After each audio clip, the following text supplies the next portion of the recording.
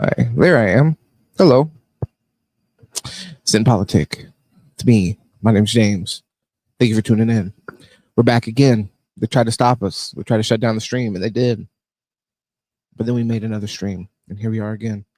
So hit like if you're in here. Share this thing with anybody that likes to see politics conversation. That's going to happen. That's going to be most of what happens tonight. We'll get into some sports stuff. We'll get into some just shenanigans that are happening in the world. Those things tend to happen, and we tend to talk about them here. So make sure you subscribe so you're here for when we have those conversations in the future. I'm going to check. I do all this shit on my own. Make sure you support it from the ground up, baby. What that means is I got to go make sure that my sound's on. That sounds like my sound is on. So now I'm pretty much fully locked in. Tonight, what are we going to get into? Shannon Sharpe. Man got fired. He settled with a beautiful woman from the internet. A beautiful siren of the OnlyFans. She called his name, and then she sued his ass off. $20 million. God damn. Woo! I mean, it would be nice to even be able to be sued for $20 million, to have that to be sued for. But it can't feel nice paying that out. Even if she was a beautiful, lovely siren of the internet. That's what happened with Shannon Sharpe. We're going to talk about it. He got fired from ESPN. His show, First Take. It was already hard to watch, in my opinion. Deuce Andretti should be hopping in here with me. He was just on here. Go check him out on Twitter, and he's going to hop back in here. We'll talk about it. ESPN. Sheesh. They let go the cash cow. I mean, honestly, him and Stephen A., that's the only thing on the network. And I don't know how you guys feel about Stephen A., but goddamn, I can't stand his ass. Let's get into it. Trump, he's sending, this is a little bit more important, believe it or not. So submarines getting sent over to Russia in the region because, you know, some things were said on the internet. Trump did not like that. Isn't he doing an amazing job? We're killing it. We're killing it. Everybody in the entire world must respect us right now. The Pelosi Act. We're going to get into that. Stock trading in Congress. How do you guys feel about it? How do Americans feel about it? How do I feel about it? An American. I think I hate it, but we're going to talk about it. We're going to see we're going to get a little snippet of the arguments on both sides, and we're going to see where we land on that, and where the audience lands. Sydeny, Sweeney, we got to talk about that just a tad bit more because more has happened. They made the beautiful queen with the voluptuous breasts. They made her cry on Twitter. God, fuck. We hate to see it. Everybody, protect Sydeny Sweeney at all costs. We're here. We're going to talk about it. We will protect her and her beautiful jeans. And then aside from that, we got some other stuff too, but those are the things in the title. I promise we'll touch on it at least just a little bit, a piece.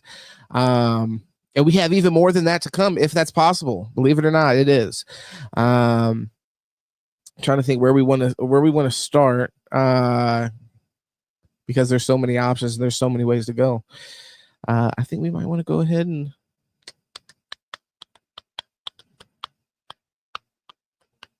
Today, I think we've all sat here and we've heard. Let me just give you the rundown what we're about to see in this video.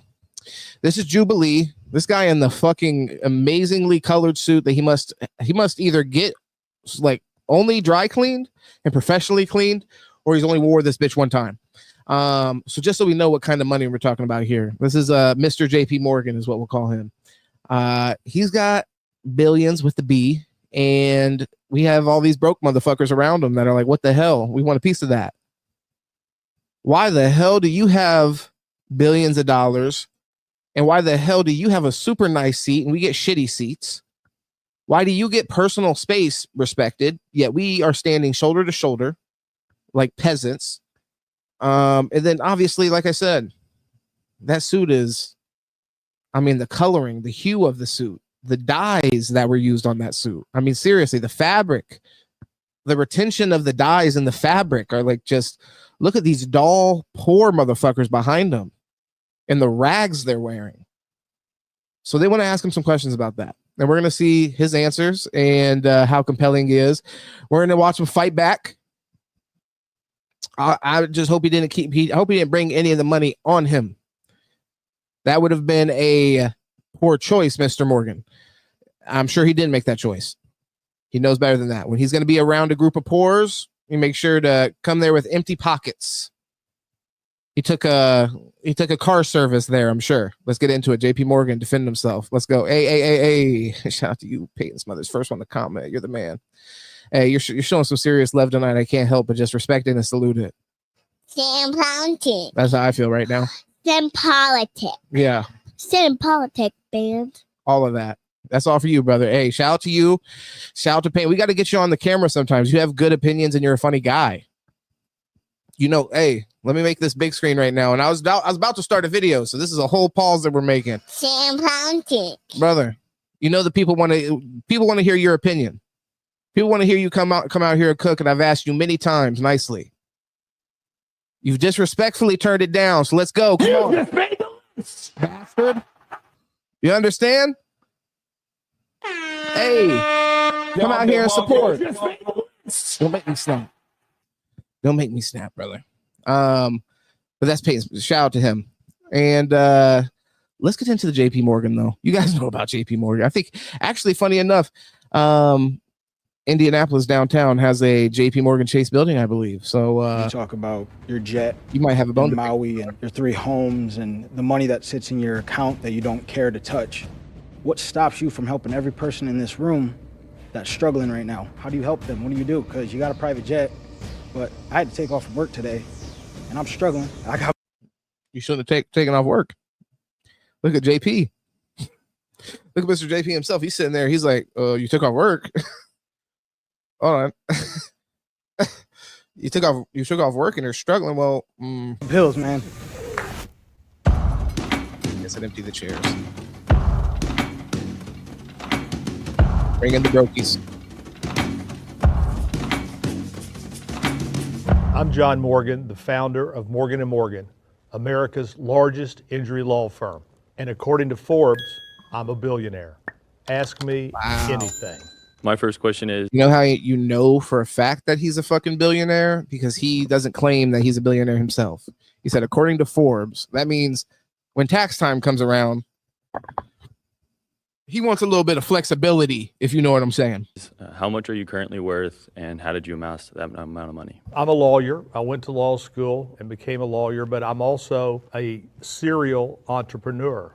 I built and operate a chain of attractions across America. I have Marriott hotels across America. I build shopping centers. The big part of my wealth has been generated by my law firm, Morgan & Morgan. Well, I don't know exactly how much I'm worth. I used to tell Brother Peyton, anytime you just let me know. That's the thing.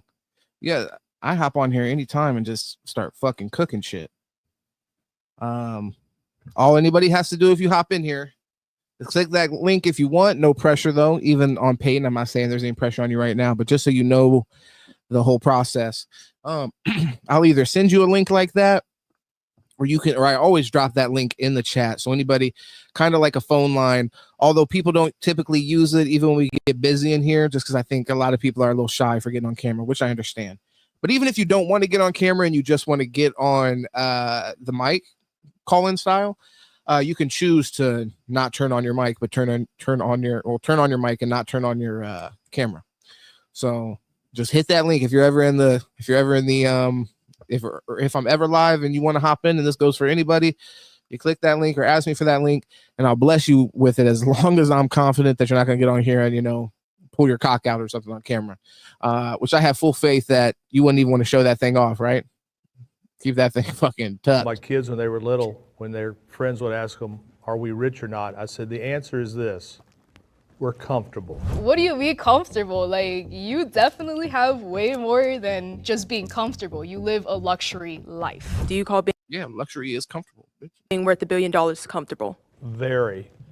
And but you don't feel like it because you don't spend it. When you grow up a certain way, it's not like it's changed much in my life. I'm in the same house. I don't spend the money that you would think I'd spend. It's odd because you have all this money in the bank, but it doesn't really change what you do day to day. My question for you is, what stops you from using your wealth to change somebody's life? Nothing. Listen, I live 3 places. I live in Florida, I live in Maui, Hawaii, and I live in New Hampshire. But I've taken my wealth and done certain things. Like in Florida where I live, I ran a constitutional amendment twice to legalize medical marijuana. I lost the first time, but I won the second time with 72% of the vote. I believe that income inequality. Yeah, you're in here, brother. How you feel?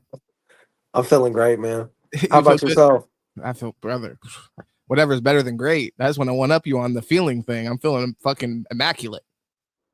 Hell yeah. Out of my mind right Your now. beard looks crazy, man. You look like got a Gandalf like starting up. Bro, I gotta actually get it shaved up a little bit, but I do appreciate that. Hey, you're looking great as well. There's less hair than what I remember here. Oh man. You noticed that? No, it's a good look though, for real. You need to just go straight up fucking Stone Cold Steve Austin fucking ball. Drop the top. Bro, yeah, drop that bitch off. Yeah, 100%. Have you thought about it? I mean, just as easily as I could drop the top, I could Throw that bitch out, whatever. no, and get a skullet. That's what they call those. Those are a mullet when you can see the top. A mullet when you can see the top. Yeah, that's a skullet because the skull's peeking through. Oh, wow. You don't want that. Yeah, I want to go ahead and look that up real quick because it's like I've never heard that terminology. That's trailer park like yeah, trailer park boys for sure.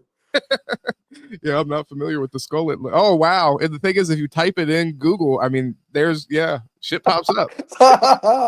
You know what I'm saying? And it's a bunch of old guys that have like 3 strands just barely creeping to the back of the ponytail. You know what I mean? Well, I mean, speaking of which, I've definitely seen. Oh wow, and they spice it up. You go down here a little bit further, and they just throw a random Nordic Viking in there just to make people feel a little bit better, like it was ever a choice. Yeah, I promise you, the Vikings are just shaving it all off. I promise they are. Like, what the fuck are you holding on to, brother? Come on, we got fucking sword fights. By the way, why would you even want long hair anyways back then? I just don't understand the benefit. Somebody grab you by your fucking ponytail and slit your throat. Like, I mean, you got better shit to do than cut your hair, bro. You're out here pillaging. No, I guess that is true. It happened to get long while you're out here pillaging. Now that I'm thinking about it, like my life is way lazier than that, and I still like don't find time to, oh, shave dude, my shit off or whatever. You caught me on a good day. I just got my hair cut. No, hey, yeah, and it looks great. It looks great, brother. I'm glad for you. You look like you're doing great. And I am grateful for you hopping on here, brother, for sure. Yeah, it was about time. Hey, it was about time. Of course, it's all honestly. I tell every time we end up chopping it up or whatever, we're always like, damn, we need to do more shit like this. Yeah. So that's always the thing. But here, bro, I got JP Morgan. How do you feel about JP Morgan? He planted a skyscraper right in the middle of your fucking city. Well, he actually sold it to Salesforce at a profit. So you know what I'm saying. Well, he said he's a serial entrepreneur. He can't stop. Yeah, no fucking cap. Yeah, he's on that. Yeah, 100%. Then you missed the one guy. He's like, so what about you having your money what about you having $1 billion prevent you from helping other people with it? He's like, nothing. He said, just fuck you.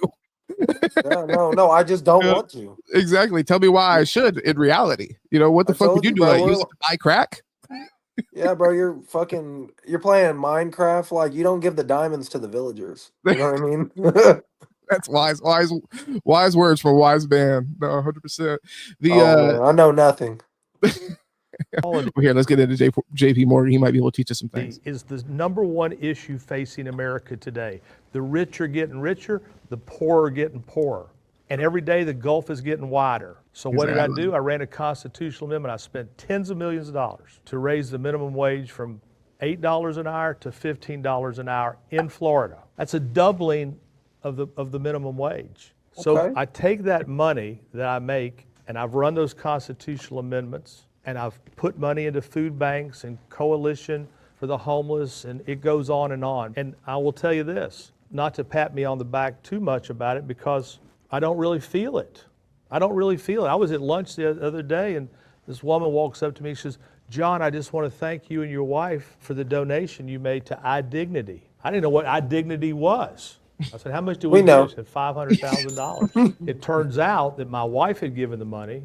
And by the way, if you want money, call my wife. And iDignity is a place for the poorest of the poor to get identification, because more and more in this country, you need to have an identification just to get food stamps. I believe when you make this kind of money, you have an obligation to give it back. You don't What the feel fuck it, does this it guy doesn't know? hurt you. You know, you can look at me and know I'm not missing. You know what's crazy though? Like, I mean, like I don't want to be too cynical about it because it's almost like I also have the other kind of thought where it's like, you know, he could just absolutely do nothing with his money and say fuck all you guys. But it's like some of it just feels like, hey, these are the bare minimum kind of like contributions to society that I'm willing to give to prevent people from being in total dire straits where we have some kind of like economic collapse or, you know, economic revolution or some shit. Like just enough to keep, because I mean, like, let's be honest, what the fuck? You're giving people IDs so they can go file for food stamps by his own logic. And you're trying to help out at food shelters. But it's like you're talking about being a billionaire. Like think about the kind of like investments that you could see in education or kind of or career centers or investing in trades. What's happening, Sandor? Thanks for finding us again, bro. We had to go ahead and just refire up the stream. It was looking ugly. And this is Peyton. So this was the guy that was just on there. What's your name on here? What do you have? I gotta pull down the thing. What's it say? Oh, okay, just your full fucking name. Yeah, wow. yeah, my government. Yeah. Shout out, babe. She did that. That's fucking sick. Holy shit. All right. No, well, it's fine. We won't be participating in certain activities. Yeah, I guess actually, so maybe I'll just like keep comments up there. But that's Peyton. We call him Hat Man, whatever you want to be called. Hat Man's a fucking sick online name, to be honest. I wish I had a hat on, bro. Yeah, you kind of actually fucked it up the very first time, but no, it's all good, bro. But we're gonna get some hems, bro. I'm gonna get a bigger wiener and my hairline back. Oh yeah, once that happens, it's over. Yeah, bro. I'm back at it. Ronnie said I didn't know what he wanted to go by. Yeah, well, I mean that's a safe bet. His fucking name. I mean, the thing is, if it would have just been his first name, it's just like just for future. That would have did it. Yeah, that would be fun. But either way, no. Hey, so we know it's him. The thing is, he can't hide behind any of these opinions tonight. He's got to stand on them. He's got to stand on them, and I mean, it won't be hard to find them. So, JP, oh yeah, back to this guy. He's a straight lizard person, bro. For real though, he's like him and Kylie Jenner have the same plastic surgeon, bro. For real. Oh shit, you're talking about JP Morgan? Yeah. Okay. There's a good chance of that. I think there's a good chance of that. I mean, why wouldn't they both go to the best? Yeah, the best in the world for sure. That's exactly what we have going on here. This dude's definitely been to at least 3 or 4 facelifts. Yeah, he said I have several houses. You know what? One thing that I like, he said, not much has changed for me. I live in the same house that I grew up in, or he said something like that. And then he goes a little bit further. He's like, I have 3 houses. That's it.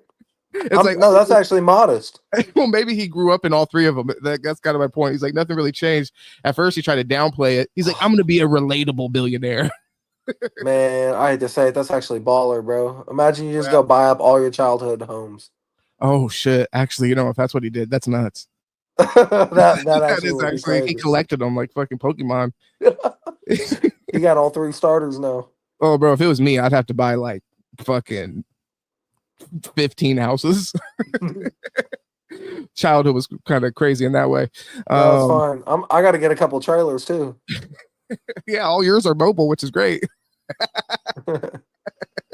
No, you got a few apartments and some houses. So did you have? What houses? You had out in the country. You had a house. That was crazy. I remember back in the day when you were a kid. We was going out on a boat. Yeah, this man Peyton was like Tony Soprano at one point. I remember we were kids and you were telling me, "Oh, bro, I can't be Tony." No, I guess you were the other. I'm Tony. You were the other cousin that went out to the country. You know what I'm saying? And actually lived there. As long as I'm not Puss. Yeah, no, Puss went the wrong way. Yeah, that's to be expected. Yeah, JP Morgan though. Let's go ahead and get back into so I don't feel like I'm doing anything special. I feel like I'm doing what I'm supposed to do. So I'm going to try to rephrase it. What stops you from getting out that car at the moment where you and your son and you seen the homeless person? What stopped you from changing that person's life? Well, I do get out of the car from sometimes. When I pull up to a stoplight. This guy is crazy though. This guy over to the side. He's like, when you see a homeless person on the side of the street, what stops you from getting out of your car right there? Just handing him $100,000. He's like, well, fuck, why would I do that? He's like, shit. You be going through it fast that way. Oh, great point. And then also, it's like, shit, I'm on the way to a fucking cocktail party. What the fuck am I going to stop and talk to a homeless for? No, I give him $100. There you go. If it's convenient, but it's like he has kind of expected him to just like at every turn be like, "Hey, I'm Superman. I'm out here. I got $1 billion in my account. I need to save everybody." He's more like Lex, dog. Let's be real. Oh well, of course. Well, no, in reality, of course, I'm never in. To be a billionaire, I'm of the mindset that you have to engage in some kind of like predatory business practices. It just is kind of yeah, putting it lightly. Just putting it lightly. Do you know how hard? And I know you know, but it's like you know how hard it is to come up with $100,000. Man, it's hard as fuck to get that up. I'm just saying. I don't know. Yeah. You might. I'm throwing it out there because maybe you might say, "Oh, well, actually, hey, we need to put that comment back up." My bad. We out here doxing you. Doxing you by your own hand. But no, yeah, I mean, like maybe you might have a different experience with that. How many times have you touched six figures? Fuck, bro. We're like halfway there. Okay. Fair enough. All right, well, shit, say no more. If anything, if I've ever seen anything that's made you feel uncomfortable, it has to do with this right here. You're like, I don't know who's watching right now, brother. How about I don't say how much money I have? You know what I mean? That's fair. And that's fair. I think they just hired about fucking 50,000 AI bots at the IRS office. So I think we should be careful with things. Oh like my, yeah, they're just screening everything. Exactly. No, for sure. All day long, 24/7. They never go to sleep. They're just looking at our taxes. They'll look at those That's shits crazy. 1,000 times per bot. That's crazy. Think about that, bro. That's what AI can be, bro. It's like a 24/7 IRS employee. Oh, you can't even. Go ahead. No, you're good. No, I'm just saying, like after 6 o'clock, like just because it's past 6, like the calls don't stop. No, you're absolutely correct. It never got off work. The thing is, that's why it's just a inevitable road that we're on as far as like human beings from a labor perspective. Like ultimately, we're never going to be able to compete with what AI is going to be able to offer as far as like just from a profit standpoint. Like, I mean, it's something. Yeah, bro. We're headed to RoboCop. Oh, we're headed to some fucked up shit for sure. I don't know if it's RoboCop or it's one of those. But yeah, 100%. Sandor said I didn't want to say anything due to all the stereotypes, but I'm actually a Jewish billionaire. Shit, brother. If you got something you'd like to invest in, then go ahead and put the money here. I got some bills that could fucking be paid by a Jewish billionaire. Help me out. JP Morgan. JP, why the fuck ain't you paying my bills, bitch? You got $1 billion. You're pissing me off. You just which I guess the thing is, and this is the problem with billionaires too, is that people get that money and they hold it. And the idea is that they're like reinvesting it into, society in this way or that way. But in reality, they're holding it. They're reinvesting it into index funds and getting a 10% return on your dumbass. You know what I mean? Out there begging for food. Yeah. Even if they take 0.5% of their wealth and they say, "Should I give this to a church for their fucking food pantry?" And they come on shit like this. They're like, "Yeah, I donated some money. I didn't even know where the fuck it went." I hate to say it. This boy did this shit and now he's tax exempt for the year. He's about to pay $1. Exactly. Right. He took that out of Trump's playbook. And then talk shit about him at the same time. Sandor says they're all about bootstraps. Yeah, I can't do that. That's the thing. At the end of the day, we got to keep our integrity over here. Am I right, Peyton? Or is that something that? No. We don't compromise that. Okay, we don't. Yeah, and I feel the same way. I was just wondering if I didn't know if I was on the call with somebody that if the right bag came across. No, we got 10 toes, bro. We stand on all of them. Okay, what if Netanyahu came to you and he said, "I need you to come to Israel and kiss the wall"? What wall? Any wall. How about that? Literally any wall, in all honesty. A grown man comes and tells you he wants you to kiss a wall. What the fuck do you tell him, brother? This is not a hard How many zeros? 5 zeros? 6 zeros? that ain't a big deal. Just your soul. Like, I mean, just your fucking it's soul. Just a wall, bro. Like, there's things, don't get me wrong, there's things I wouldn't kiss for him. But a wall, bro, for a meal, I'll do that. Yeah. Well, I might do it for 10K. Well, it's their fucking it's a religious wall. They call it the Wailing Wall, and they go there and they pray and they fucking Jews of Israel go there and they pray, and they'll have people who are in power come and like kiss the wall, and it's like a sign of like, you know, people at least from the outside. See, and it's not even a big deal, bro. Like Jesus was a Jew, bro. Like I'll kiss the wall, bro. If it was good enough for him, it's for sure good enough for me.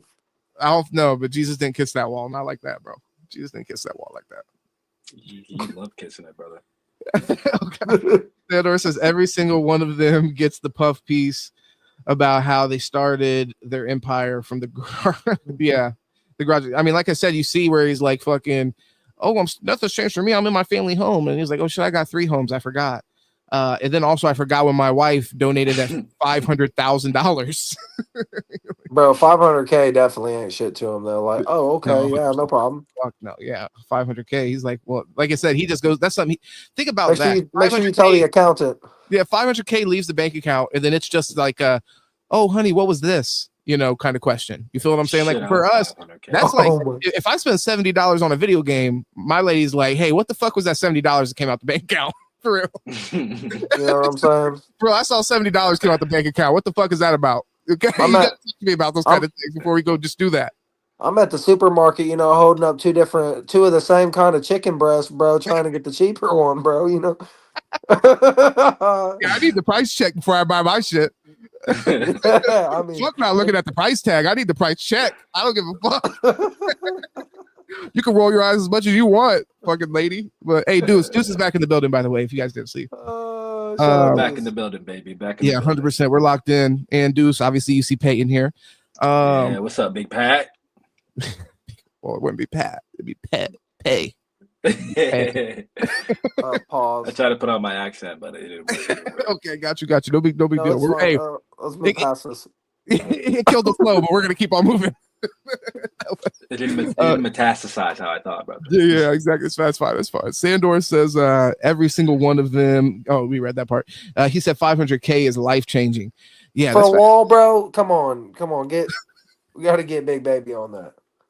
Kissing a wall for 500K, bro. Stop it. Listen, but the thing is, it's what the wall symbolizes. At the end of the day, this is the thing. I think people have to get past the idea of like that they need to have this kind of like over the top life if it's available to them. If it's available to them, I get like desiring that or whatever.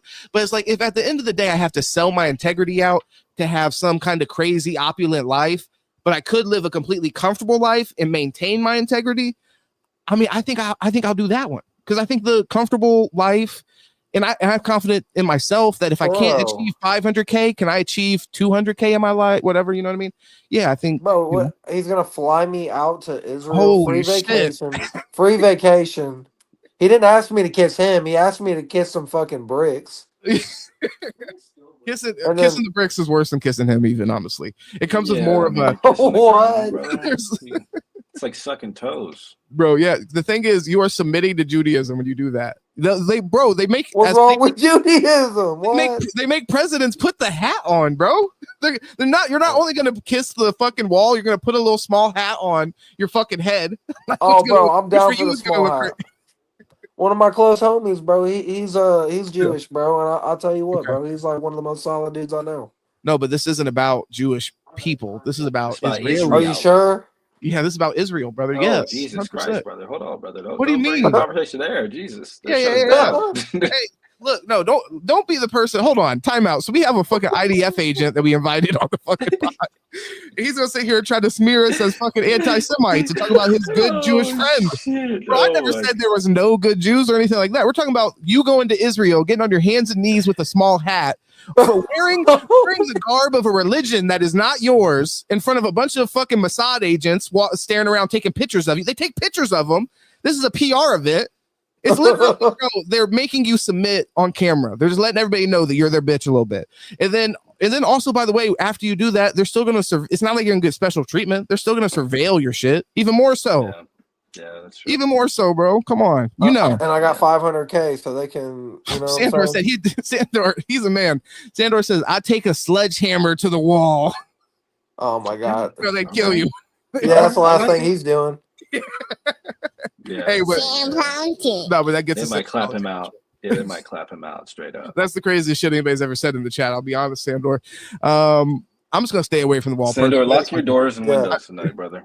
No. I don't want to owe anything Because they're to any. coming. I don't want to owe anything to They any might be government, coming.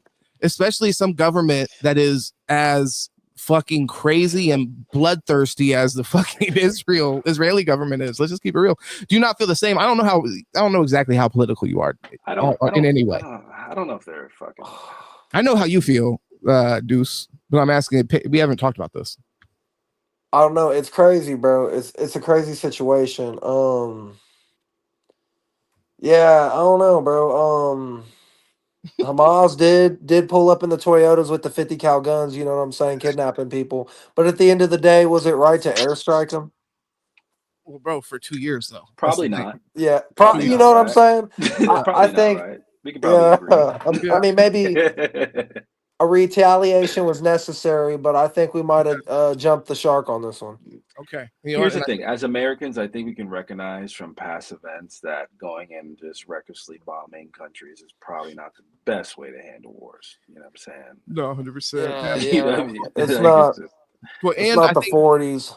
Well, I think the issue is, and you kind of already touched on it, Peyton. That's why, I think you're already just about there. As much as we want to talk about whatever Hamas did initially, I think we all are in agreement on that that's a terrorist attack, and it deserved to have some kind of retaliation in response to it. Yeah, we're Israel straight stomping them out, though. Bro, we're It's 2 kinda years down crazy. the line, and then even think about this. This is something I argued like a week or so ago when I was on here. And in several times, actually, I was on here with a Republican guy that came on, and he was really cool, but he kind of had the same position you had, where it's like, it was just sympathetic to Israel in that way, where it's like, hey, they got attacked. And then I had that same kind of initial spiel. But then even past that, and I don't know how closely you follow this, so I'm not trying to even say that you're making you're stating your position with all this information. But like when you look at their attacks in Lebanon, you look at their attacks in Iran, they like eliminated all of Iran's military leadership aside from the leader in Iran in one day. Like it was That's insane. That's insane. Crazy. That was one of the craziest fucking military operations I've ever kind of like observed from the outside, where they're like, okay, like they Sandor's in trouble, bro. He's in trouble. Check this out. So they said there was probably 20 to 30,000 Hamas fighters October 2023. They estimate that number's down to 16 to 18,000 now. Yeah. Well, they still got that many? Look, bro, they're starving the people in Gaza. This is the thing right now. Yeah, the civilians shouldn't have to suffer. Bro, fuck that. Exactly. And then also, they're at the same time, they're saying, hey, we would erase my exact message. Okay, I'm just reading the kind of comments on the side. But they've been starving the people in Gaza. And then their whole line of like basically propaganda to the public is this war would end tomorrow if they would release our hostages, if they give us our hostages back. Then, but they've actively undermined ceasefires that are supposed to lead to hostages being released. They undermine them and publicly say that they're going to undermine them in Israel before they do so. Like it's total disrespect to us as America too, by the way that they're operating this war. And the question right now that's really pressing, I guess it's kind of water under the bridge. There's nothing we can do about it, but we've gotten to the point where even people in Congress are pushing to, hey, should we draw back their funding, even defensive funding? So I think that's a really, just you have to understand, like Israel to our parents' generation and the people before them, our grandparents and shit, it would be unfathomable to go against Israel. They've always looked at them as. Check this out. So January 2025, the Ministry of Health in Gaza stated by OCHA, whatever that is, OCHA, at least 47,000 Palestinians have reportedly been killed, and 111,106 have been injured as a result. The Lancet reports the life expectancy has dropped from 75 to 40 and a half years. Jesus. Oh, boy. Wow. Yeah. Well, and that's another part of the pushback. And I actually have a video to play. Excuse me. I don't know if I uploaded it this time, but it's this guy telling the story about the people that have been getting shot when they're collecting aid. So that's another thing. Now they have aid places for aid. I can hear myself coming back in the mic. It might be you, Deuce, but I can't hear it now. So maybe it was just a brief thing. But so they have these aid sites because people are starving, and they had to force that to even be a thing. And people are getting shot at the aid sites now. Like literally, people are using them as target practice. They're blaming Hamas, but then later on, they've come out and said, like publicly, that there is no evidence technically that it was Hamas. And then I have a story from a guy that I'm going to play here later. And he's an American guy, and he kind of tells the story of this kid, and it's fucking insane. But I don't want to spoil it, so we'll listen to it later. And it is really emotionally impactful. And honestly, I believe that number's bullshit. Like, how could you even like honestly, accurately keep track of the casualties in that kind of war zone where they're fucking bombing tunnels and collapsing tunnels on themselves and this and that? So it's just like, you know, and those numbers are from the Hamas health organization or whatever. So it's like, you know, what ability do they have to move in Gaza when fucking journalists are being killed? Like crazy shit. See, I want to read this. I think the number is more probably 500,000 people dead. I mean, that's honestly you just look 57. We'll add 57,000. Well, 60,000 plus 135. I mean, you're already over 200,000 people there. They're saying are wounded that are probably going to end up dying. So I mean, the number's probably more than likely around 500,000 people. I mean, you leveled the whole place. I mean, it's just. It's very unlikely. Take the total population. It might be easier to take the total population and just like count the survivors. You know what I'm saying? I think at some point that might be a way that they come to some kind of more concrete number. But you know, that's going to have to be done after they're actually allowing people to even enter the war zone. I mean, this is one of the few war zones in history that we don't have international journalists on the ground. You know, they just tell them it's too dangerous. I mean, but there's no I question. believe it though. Well, I mean, but to be honest with you, I believe it from Israel's perspective. I mean, I think that at this point, what kind of power or we don't hear any reports at all of like Hamas striking back or having any kind of like real ability to resist at this point. I mean, have you guys heard any stories about that? Honestly, like, no, it's been a while. It's been a minute. So it's like they're in fucking hiding, and a lot of their leadership isn't even in fucking Gaza. But here, let me read a few of these comments. First independent survey. You have something you want to share real quick before I read these comments? No, I got to do a little research digging into it. Okay, you're up. Yeah, I'll let you do your thing. So Sandor's going to take a sledgehammer to the wall in Israel. Sandor also says it's the equivalent of having foreign dignitaries kiss the American flag and do the Pledge of Allegiance. Yeah, so how would you view that? I mean, as Americans, I guess we just wouldn't give a fuck. But imagine like from a person from France, their prime minister comes over here and they kiss the American flag and they fucking put on a cowboy hat. A cowboy hat. That would be clowning. That'd be crazy. They just look like fucking clowns. You didn't background check this guy? Jesus fucking Christ. This is a honeypot. No, you think they'd send me this as a honeypot? Jesus Christ, disrespect. Like I said, send me a Gal Gadot or something like that. If you're sending a Peyton, my own cousin, also my own cousin has a fucking honeypot. Yeah, it's crazy. This is not fair. It's not fair. All these other senators, they get fucking hot Chinese women. Yeah. My god! You sent me this motherfucker. We started out by talking. I mean, we did have a good time talking about going Stone Cold Steve Austin. I was already trying to mold him in my vision. Once you came over here, no, we're gonna go hats. Yeah, exactly. Respect. Oh, bro, I didn't even realize it was so fucking clean how you put the hat on. I didn't even realize that you transitioned into hat man. You feel different when you put on the hat? Is it like I listened to like some wrestlers, we've been watching that Unreal behind the scenes or whatever, and they're like, I was nervous, but once I put the fucking face paint on, I morphed into the character or whatever. No, that's I mean, I can see it, bro. Fuck. I can see it though, for sure. I just feel a little nude though. How many people died? We're talking about 7th? Hamas, bro, in Israel. Oh shit. Yeah, we're like, yo, what about fucking the WWE? When they put the face paint on. Yeah, American flags. What's American? The WWE. Oh, bro, what is more American than that? You know what I'm saying? They come to America and they kiss the mat. They get on their hands and their knees and they kiss the mat. You know what I'm saying? Bottle in the middle. eat a hot dog, bro, at Madison Square Garden, bro, and watch Triple H do a pedigree. Holy shit, that's Oh just my living God. the fucking life. You know what I'm That's saying? legendary. That's some legendary Catch shit. a Yankees game the next day. They come over here and just live the fucking American dream. Meanwhile, No, we're fucking like, what is that? They might nah, not never fuck the want to Yanks. leave. Why would you? By the way, Sandor says it's a genocider. I always appreciate Sandor being more careful with the verbiage than I am, and I respect it because he's really trying to look out for the channel. Plain and simple. He's a wizard. YouTube has erased my exact same message, but without the same coded words. Okay, right there. He's saying I can't even get my fucking message out. I can't get my thoughts off without them interfering. Bro, and I feel you. It happens to me all the time on YouTube. Sandor About to see says Amazon ads for this shit.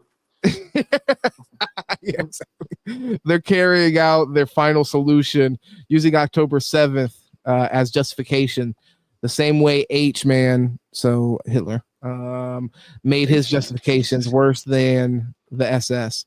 So he's saying that the shit that's going on with Israel is actually worse than the SS. How do you feel about that as being somebody who Nazis?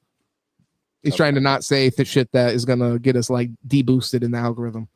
And then we're just fucking it up by saying. Can we call them the NZs, brother? Can we call them the NZs? I mean, it's a little close. I mean, I know what he's talking about. Plus, he doesn't want to say NZs because he's from New Zealand, so it's like he's not gonna call his own people the fucking Nazis. Shout out New Zealand. That's where he's originated, brother. That's where it started. For sure. He said 1,200, 800 by Israel's own hands. 12. Oh, he's talking about the people that died on October 7th, because some people have said that a lot of those people that ended up dying actually weren't killed by Hamas. They were killed by military response from Israel. And then people have also cited the Hannibal Directive, which is an actual like military policy in Israel to if they give this command to kill people that are being taken as hostages, so they can't be leveraged against them or just to, I guess, maybe respect their dignity by killing them. It's some cannibal shit, right? You know what I'm saying? Yeah, eat your own. That's what it says. Well, no, it's Hannibal, brother, not cannibal. But I mean, you could see it as Hannibal as far as like fucking the killer. Hannibal Lecter. That's what I'm saying. The cannibal. Hannibal the cannibal, baby. Exactly right. This is JP Morgan. We're going to get more into Gaza later. I have some videos directly related to Gaza. And then, by the way, Peyton, because it says 1,900 Israelis have been reportedly killed in Gaza, according to the Gaza Health Ministry, as well as 180 journalists. Yeah, but think about workers. Yeah, they killed all the people in the media, so I don't know why they're listing those. Yeah, Israel's been killed all. Well, the thing is, because a lot of those people are people who are from Gaza who are citizen journalists. Because, like I said, the international journalists haven't been able to consistently get into the actual war zone. And 120 academics, over 224 humanitarian aid workers. Well, yeah, they blew up fucking hospitals. 79 UN workers, bro. Schools. Imagine being someone that's coming out there to give aid, and you're getting killed by a country that's supposed to be in a relationship with the country that you came from. Yeah.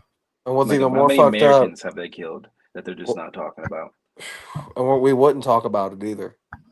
But no, they need to talk about it. If there's Americans dying by Israeli hands, that shit should be talked about. Well, I'm just saying, as like, one of the generals, one of the important people, bro, they would not let us know that.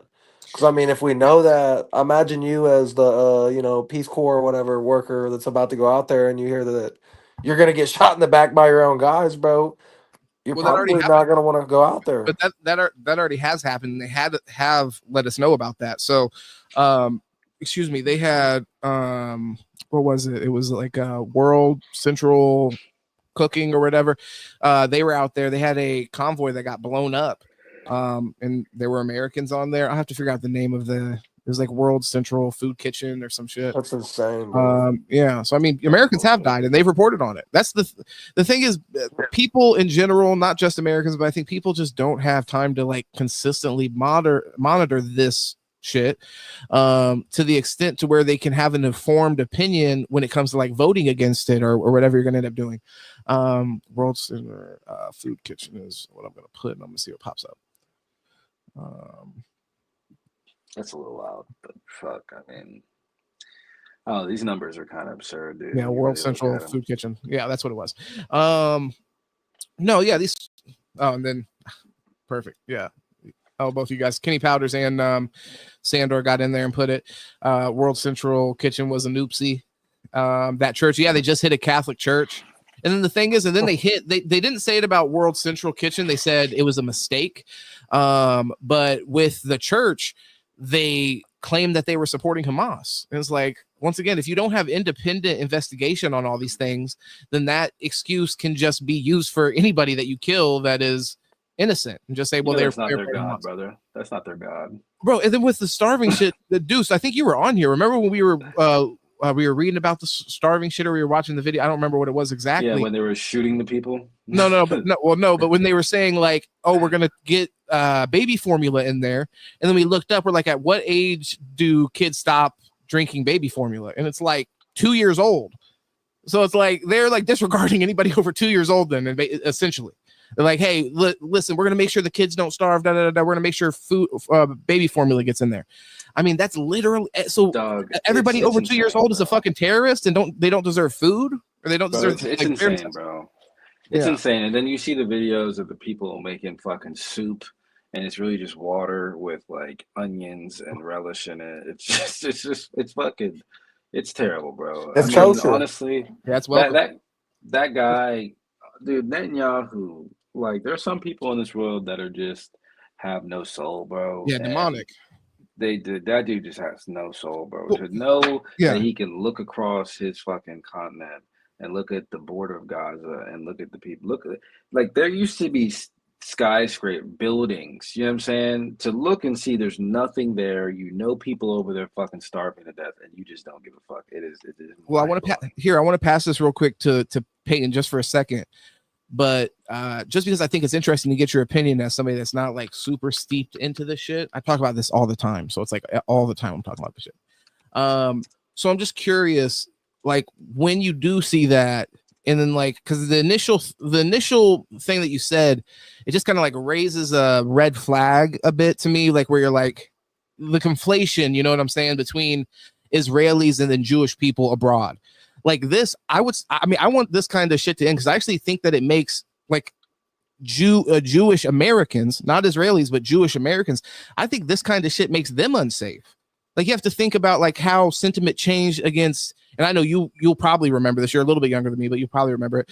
As far as like after 9/11, the kind of sentiment towards Muslim Americans, and like how much. Yeah. No, it's definitely a problem. Yeah. My homie I was talking about, he actually made a comment the other day. He said, I gotta go do service online because, there's a registry to get in the, what do they got, synagogues? He said you gotta like be on the registry to go there because like they gotta know who you like the police need to know who's going in there because you could be a terrorist. High threat type shit. Yeah.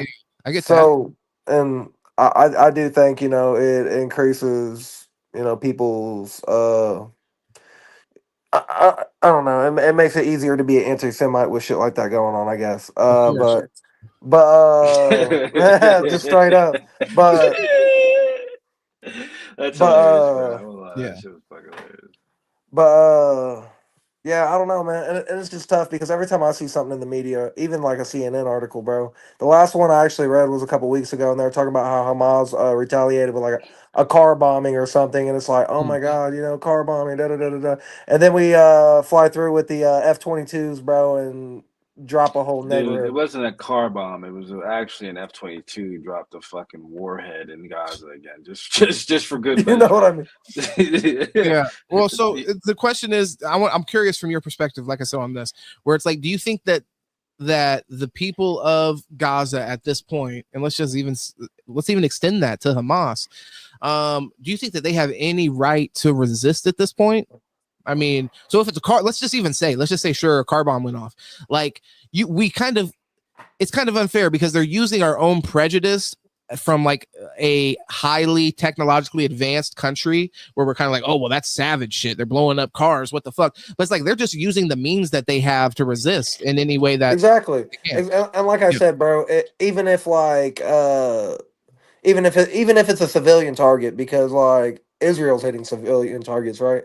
Yeah. And it, like I said, bro, one car bomb goes off, kills like 15 people, and like I said, you come through with the airstrike, bro, and knock a whole neighborhood down. And Well, and think about that from you remember what I said earlier about like the condition that Israel keeps putting forth to like kind of justify the war. They're like, we would stop this war tomorrow if you just gave back the hostages. When you drive through and you drop bombs, I mean, how do you know that you're not killing the hostages? And they have killed some, by the way. And then think about this situation when they're starving the people you of already Gaza. said it, bro. They're definitely they're like they're very brutal, bro. And Well, like Peyton, it's at any just let me say this last point because this is I want to get your full response with this included. yeah. Because think about this. They're starving the people of Gaza. Who do you think the first fucking people are that don't get to eat? The fucking prisoners more that aren't of the people that are there. They're like, okay, well, let's not feed them if we don't have food. Yeah, for sure, bro. Yeah, And go ahead. like, yeah. No, you're right, bro. Absolutely. And then next probably is the civilians, bro, because you got to keep the soldiers fed, bro. Who else is going to protect us? Yeah, no, 100%. And I mean, it's all sick. yeah, you're good. 90% of the homes in Gaza were damaged or destroyed, leaving a majority of Palestinians without 90%. That's crazy. Well, and this is my thing, Peyton, because I'm not like pro, like I'm not anti-Semite. I'm not like fucking Hitler, where I'm like, we need to get rid of all these people by any means. But I am saying like I'm just recognizing, in my opinion, what is obvious, in my opinion, that Israel is acting as a rogue state. I mean, they only currently have the support of the United States of America, and that's what makes me. I mean, yeah, it's not a good look. But it's like that's the only reason that they have the political capital to continue to do this shit and get money from. Like I said, they couldn't even engage with Iran, in all honesty, if they didn't have the idea that they would be able to basically emotionally manipulate us into getting involved in that, based off this whole like scare tactic with nukes and shit. So, well, and it's not even that. It's just like we see it in politics all the time, and like on the world stage, even where everybody's just clicked up, bro. Like, you know, it was cool, like how we came to like Ukraine's like aid and stuff. Like that was cool. Like how we treated them like an ally. But you know, even when our allies aren't doing what they're supposed to be doing, bro, like I'm not a big fan of Iran, and like I actually think that was kind of hard that Israel knocked them off like that. That was actually kind of hard. You like that? Yeah. But like, bro, we can't like, and the efficiency at like how they're destroying like all the whole Gaza Strip, bro. Like you can't tell me there's a more gentle approach, especially with like how high tech their military is, bro. Like we cannot be dropping the civilians, like no matter what. No matter what, bro, civilian lives can't be like, and it's not like it's a huge like plot of land, bro. Like, it's just it is truly disturbing, bro, Well, and it's like a sad situation. And let's just like a lot of this shit, because right now we're in the driver's seat, so it's like, you know, we have, at least we're posturing as we have the most power in the world and this and that, but it is a little bit of like, let's just dumb it down to the golden rule, where it's like, if the shoe is ever on the other foot, we wouldn't want somebody to be doing Israel like this. Obviously, it's like shit like this. And I want to ask you this, and you let me know if maybe this is like maybe I'm being naive. I induce you as well. Please let me know. But I just feel like at some point, in order for us to truly like transcend some kind of like bigger purpose, we have to get to the point where we accept the lines that are in the ground, for one, as what they are. Like, we can't continue to fight wars over like land that was promised to this country or used to be this country or that country. We have to come to some agreement that makes sense. And then also, aside from that, we can't solve conflicts through war and killing people. Like, that's just it just literally doesn't. If you have any kind of like elevated way of approaching diplomacy, how do you ever come to the conclusion that the citizens of a country have to die based off this kind of like conflict that we're having? The only time I can think of that being acceptable is in some kind of defensive aspect, which, if we eliminate the offensive portion of that, then the defensive aspect should never be necessary.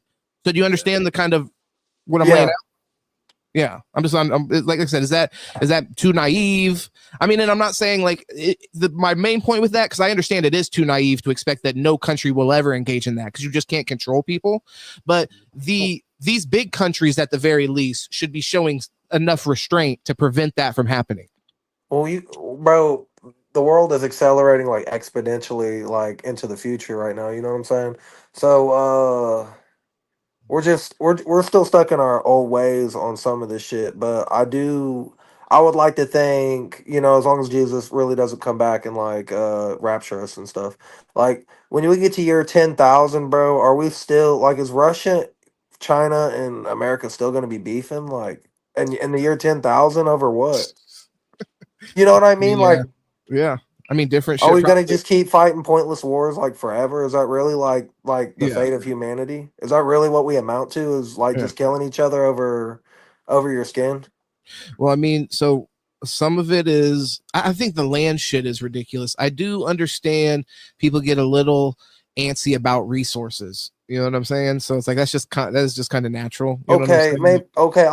If Yeah. there's a resource shortage, sure, bro. But like, Ukraine's Ukraine and Russia's Russia, bro. I don't know why we gotta keep No, moving the line. well, can I also? I want to throw out something, Deuce, and please hop in here on this because I know that you have an opinion on this conflict. It's like one thing I was thinking about earlier because there's been all this conversation around scaling back the defense budget for Israel, and even conversations about the Iron Dome. Are you familiar with the Iron Dome, Peyton? Yeah. They like you'll never ever get a nuke or anything in there because the Iron Dome's just gonna stop that shit. Well, yeah. So I mean, the idea is that it's like it's going to prevent missiles from hitting, and it has. Which it failed. It has quite a bit, but it has failed as well. When Iran hit them last, it failed. But I mean, it mostly was successful. But people also are just saying Iran was sending missiles that like so basically the thing is with Iran too is like they don't ever like the reason why Ayatollahs be able to be in power is they're able to show like fake uses of force against the enemies of the country, right? Which gets people to support them or whatever. Absolutely. So they're basically saying like they were sending outdated missile technology that they knew wouldn't ever get through to Israel just to show their people that they're fighting back or whatever. And then when Israel escalated it, then they sent over the new technology that they've been selling to Russia and China and shit. And they actually were able to get missiles through.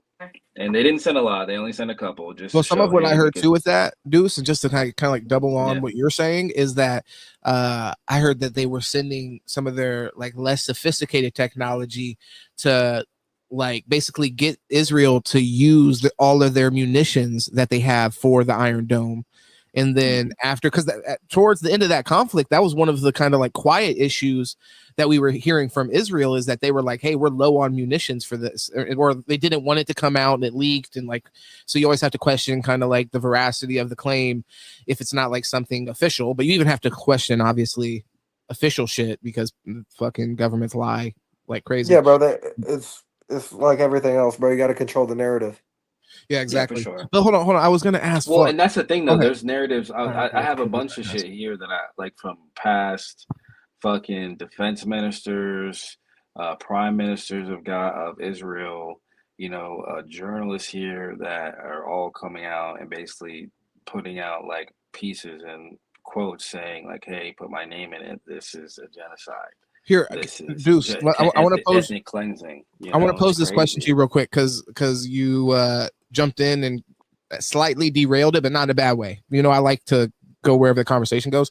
But I wanted to ask you a question, and I was trying to get to this, so I want to ask it because I remember it again. But then I kind of slipped my mind after that whole explanation of it. Okay. So I was kind of bouncing around this thought when we were as far as like cutting the defense to Israel, specifically cutting the Iron Dome. And then I asked Peyton because I wasn't sure if he knew what that was. So and we got talking about that specifically. So this is one thing. So I think that Israel is they are emboldened by the fact that they have the Iron Dome. So I know some people wince when they think about us not funding a technology that's meant to defend civilians. And I think that that's why I'm open to having the conversation. I'd really like to have the conversation with somebody that has the opposite opinion, but I'm not expecting anybody to. This isn't first take. We're not going to take fake opposite opinions. I don't want anybody to take a fake opposite opinion or anything like that. It does make me think like one of the reasons that they're willing to attack their neighbors so openly is because they know that, they're not going to be truly threatened by their neighbors because they have the ability to defend their homeland. At least they're safe at home type shit. And then this is kind of the second part of the thought. Then I'll throw it to you guys and you guys can let me know how you feel about it.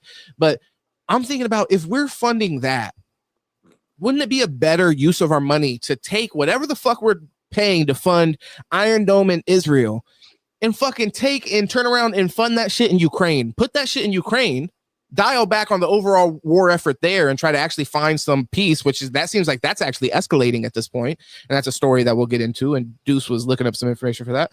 But doesn't that seem like Ukraine is way more deserving of some kind of like defensive technology? They're getting hit in Kiev. And like I said, they are actually in the middle of a defensive war. They're being invaded and they're being attacked with missiles. Israel is engaged in like several different fucking war fronts that they've started. I mean, and like you said, you mentioned October 7th, Peyton, but they attacked Iran. They attacked in Lebanon. They attacked in Syria as well. So it's like all these different countries they've attacked over the past like year or 2 years or so. And in my opinion, I think our funding of that Iron Dome allows them to have that confidence to go ahead and fight these other countries that they're surrounded by. If you guys just want to let me know your opinion on that, and then I'll get to these few comments that we got. Yeah, I don't think we should be funding someone else's defense for their country that they decided to put surrounded by their enemies. Continue to make enemies. Yeah, and then let's continue to provoke all the people around us to then want to fire more missiles. You know, it's just like this. It's a loose, and it's not just a loose situation for Americans in America. It's a lose-lose for Israel, Israelis, and then also just Jewish people in general, because this conflict causes such a stir, you know what I'm saying, across the world, right? Absolutely. It's nasty, it's bloody, you know what I'm saying? People die on both sides, women and children on both sides get hurt. And it's like all this shit truly was avoidable and could have been avoided, but it would have taken someone to come in and be like, all right, we're gonna go ahead and use some common sense here, right? And we're gonna think this through. And then even with the further escalations of everything, right? Even with like when we'll get into the Russia sub thing, because I looked up some shit with that where I'm just like this fucking idiot. But you know, it's just you gotta really just think big picture, and especially when you're running a country. Like I get it if Benjamin Netanyahu 30 years ago basically was saying, hey, like, yeah, Iran's we need to make some, yeah, well, not even that, but hey, even if other countries are always going to work on their offense, right? Like it's like basketball. Everybody's going to have some type of offensive package. It's what can you do defensively to make sure that you're good and you're not going to get exposed. And that's where I think they should have just said, you know, we're going to focus on defense. We're going to get our defense so good it doesn't matter what they're doing. But instead, he's like, need. You know, instead he's like, he kind of pulled a LeBron. Hey, I'm gonna go team up with D Wade. You know what I'm saying? Go get Chris Bosh. You know what I mean? And try to become this superpower that I know I'm really not, and then I'll still get exposed. And that's what happened. You know what I mean? They still end up getting exposed in the long run, trying to act like a superpower that they're not. Oh, our defense is so good, or our intelligence is so good. Well, apparently fucking not, man. You know what I'm saying? Apparently it's not as great as you claim it to be, as you tell the whole world it is. You know what I'm saying? Like we all have eyes and ears. We see the stories and the articles and the videos that come out. So it's like, yeah, you can't lie to everybody anymore. And I think that's the biggest thing you're seeing now when they talk about this conflict. Before, when they talked about weapons of mass destruction, right? When I was a child, I still remember those conversations with my parents watching on TV. It's like, you know, people just had to believe it because there's no other way to really get information on it. Now it's like you can go on Twitter, you can go on your computer and literally dig for an hour and find out the truth about this whole situation. No, I mean, currently you see like with the Epstein shit, that's obviously something. I mean, even the president of the United States is like, fucking please. Please stop. Like, please leave it alone. Yeah. So it's like you see that. You already knew though. That's something for us not to take for granted either, obviously, but yeah, us being able to share information. Now there's still obviously that it also shows the power that they have to I'm trying to keep it on Mars, not in the garage. You feel me? Yeah, I still can't find those fucking words too. It's bullshit. No, you're good. You're good. Here, let me just go ahead and hit these comments real quick. The Sandor dropped. He said prime minister is charged with war crimes. So he's talking about Netanyahu's charged with war crimes. This is a little bit of an older comment. Peyton, this was in reference to kind of our conversation when I was And he'll never get really arrested. picking your brain there. And he says worse than the SS again. And honestly, the thing is, you know what's sick? I think that there's a conversation to be had there. You really think like it's worse? I think there's definitely an argument to be had there, just because you have to think that people are being. I mean, it's the same as the concentration camp, and they're being subjugated. Well, that's true. So I mean, it's tough because it's like also to say like really just we would be saying that both are still insanely awful situations. So it's not to say like obviously the Holocaust isn't one of the most horrific events in world history, and I would probably still say that is worse than this, but I understand the argument. I mean, right now you have to think that this is all happening on the world stage. We're seeing it. Less people are intervening. I mean, they have nobody intervening, at least when you're talking about the war between Germany and Great Britain at that time, and all the people that got involved, but primarily the war there. There were people that were coming to fight that war actively on their behalf. The war that's happening on the behalf of the Palestinians is online. It's this online kind of like conversation. Other than that, like we said, there's no real significant resistance to really be spoke of. So that is true. For that reason, I think, there's an argument to be had. And maybe Sandor will kind of lay out exactly why he thinks it is worse, but I can see the argument. Sandor says Israel got smashed. It was illegal to report it. So that's talking about when missiles got through the Iron Dome defense. He said they wouldn't even let people report that shit. He said there's plenty of videos, pictures of damage in Israel. The Iron Dome was propaganda. Iran exposed it before even sending the hypersonics. And then Sandor said Iraq too. And then everybody is lying except Israel. Do you realize how absurd that is to say and think? Yeah, I mean, I'm with you on that.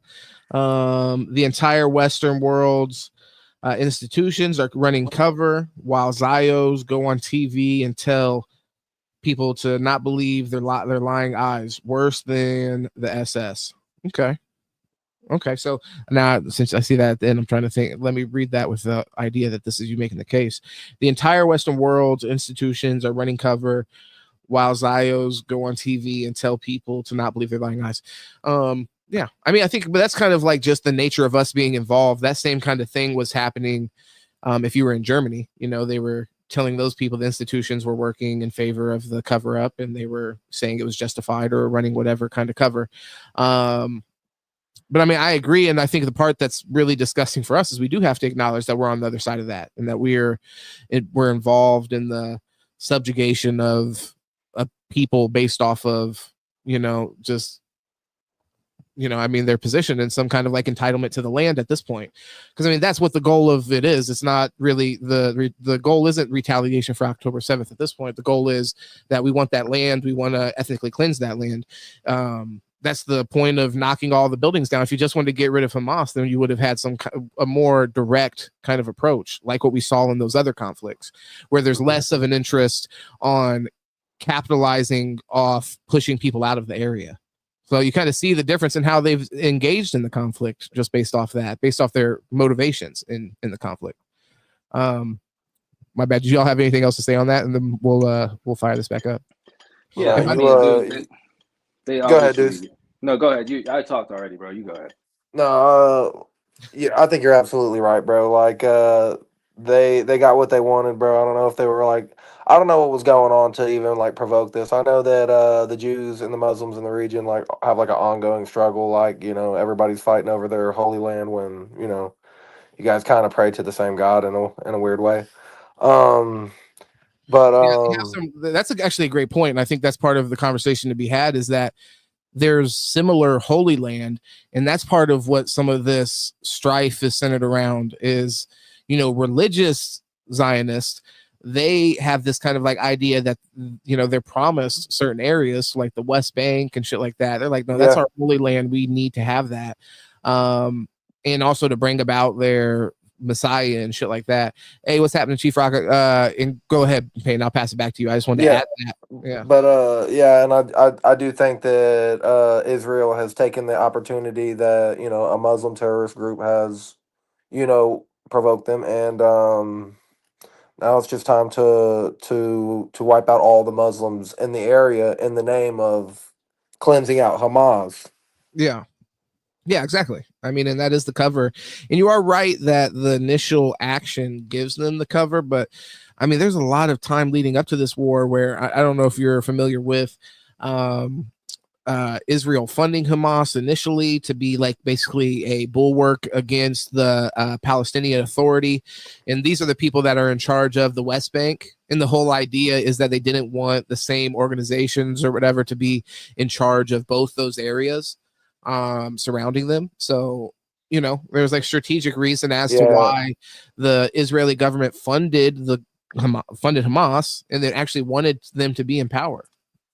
It's weird, man, when you start looking into where the money's coming from, you know. Oh, bro, that's like what the motherfucker said on The Wire. I don't know if y'all watched that, but the detective that was talking about the whole scheme, and that's how they ended up bringing everybody down, because he's like, find the money. He's like, that's just what it is. That's going to lead you back to everything at the end of the day, because that's the point.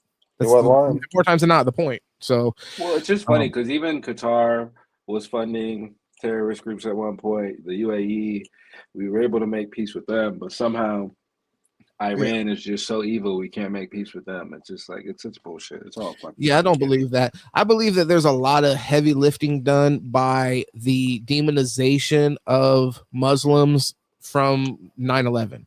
I think they rely heavily on that, the whole war on terror shit.